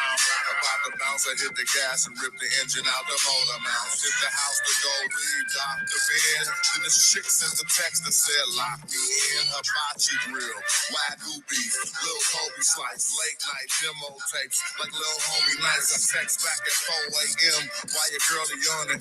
Cause she think it feel better in the early morning. Cleaning house, smoking that dojo, making money, breaking bank, getting that dojo. Grab a gun, grab a book, don't be a dojo. Get the board, disagree, then hit the dojo. Early morning, cleaning house, smoking that dojo, making money, breaking bank, getting that dojo. Grab a gun, grab a book, don't be a dojo. Get the board, disagree, then hit the dojo. Yeah, DQ and that beat did it, yo. And nigga, stop it. my verse was straight, you know, it was straight. Yeah, come on, yo. What you saying, yo? That shit went right. Yeah, it was straight. I fuck with it. Yeah, boom, boom, boom, boom, boom. I nigga hit you with the boom, boom, boom. Nah, he killed 2 bars with the blah blah blah. I'm blah blah blah. No, I'm saying that's 2 bars. That's 2 bars of words though. Like you supposed to spell out with words. Though. You said blah blah blah. Blah blah blah. Oh wow. No, you were supposed to fill that with like that was 2 bars. Yo, you wasted 2 bars right there. You think that was a waste? You think that was a waste? Yo, that was a fill-in for 2 bars. It was like blah blah blah. Blah blah blah. That's like 2 sentences can go in right there. But that's part of what he do, making noises and sound. I'm just fucking with you, man. No, I'm just messing with you. Yeah, I rock with. I like the art. I like the art. You know, I know what niggas, you know, do their thing with it. You know what I mean? That was straight. Right? I fucks with it, yo. Come on, yo. That shit was hard, yo. Yeah, it was. I like the song. Like I said, I like the song. I ain't say I ain't like the song. We ain't gonna act like DQ ain't kill that joint though. I didn't say that. Why would you? Why I wouldn't bring that? I thought they complimented each other well. Yeah, the music was definitely. So you can't say he killed them on that. Nah, because I thought this shit. No, hell no. They wasn't going. Juju, what you think, Ju? They wasn't going against each other. I don't. No, they wasn't. I mean, some artists don't necessarily compete, right? But best believe when you get on the track with somebody else, you trying to show up, show out. You want to be the one. But I Smash already feel like he the one. He don't gotta be the one. He is. You know what I'm saying? He don't got that ain't. I mean, you know Smash, you know how Smash is, yo. You don't gotta, he just started some new shit. Yeah, you know what I mean, but normally he just like to, do what he doing, yo. You know what I mean, I just felt like he got way out there on the skis with that Ladies and Bitterman shit, but you know what I mean? You feel like you way out there on your skis when it comes to that. Nah, Can I say something? Nah, he can't never say that if I can read my shit straight from the museum, yo. He can't say that about that. Just talk shit though. Go ahead, Drew. Are we done here or are we finished? Nah, we got 3 more hours. The sun ain't up. The sun ain't up yet. Is that how you just came in with that? You supposed to say, ladies and gentlemen. Ladies and gentlemen. I was an obedient woman. Ladies and gentlemen. Oh man. Nah, we done. I don't want to hold you up. We had a little hip hop at the end of that, man. But on some on the strength, shout out to Smash, shout out to DQ, man. I rock with that track, man. Y'all did y'all thing on that. Yeah, just for the record, you know what I'm saying. But yeah, go ahead, Drew. Yeah, that track is tough, and that's all I'm going to say about it. Very unique, yo. I like that music. It's hard. I wonder who made the music. Who made the music? The beat? I don't know. They ain't never say. That's some funky ass shit right there. That's it. I got What? I got a beat squad, man. Yeah, well, you stepped in. That's all I'm gonna say. Whenever you come through, man, look. But go ahead, Drew. My bad. I don't want to keep you up, Drew. I know you're trying to get the bed. You did some firework, like you done did a couple beats for us that's hot that people hear all the time. Oh no, y'all ain't. Those was the beginners. Y'all ain't heard nothing yet. That's some trash beat. That's okay. Still fire. Yeah. Well, ladies and Bitterman, man, appreciate all the donations, man. Appreciate all that, man. It's all good, man. Thank you, Dave. Air Force, not the Marines, y'all. My bad. Yeah, we don't plan on. Oh, indeed. Yeah, we definitely not losing no scientific conversation about evolution because that's what the population talking about populations and all that. We ain't losing that. Look, they just gonna play around with that. Appreciate everybody that tuned in, man. Yeah, Juju, it was her show. Don't forget that. Shout out to the Juju show. Shout out to That's Juju right. show. It's my show. Your My day. show. Next time. And next Credit. time, Your yeah, name I'm is just gonna be first. muting out Unc and everybody. I don't care. No, that's the Mars shit. Did you? We supposed to have leeway on the day Man, show. anytime I hit the light, I'm muting you out, Bobby Banker. Well, I didn't do nothing to you. Anyway, watch how many views this motherfucker get. Let's see. I don't care about Let's views. I see. care about quality. We I gonna care get them about views. views and I quality. just care about views. I care about views. But I don't care about that. If ain't nobody watching, it don't make no sense. What you I don't care think, about Kent? that conversation. I'm finna start to play a Hey, song. all though. I Don't say get is, mad at me. how could anybody be a saint living in the warfare like I'm riding the motherfucking tank? Ooh-wee. Blowing Go ahead, fire Drew. like a dragon. Hold on, blowing fire like a dragon. I like Walking by the niggas bagging. What's up, Reggie? We ain't having. Yeah, I mean, looking for cash apps. You're lagging. Oh, you lagging. Oh man. Lacking. And lacking.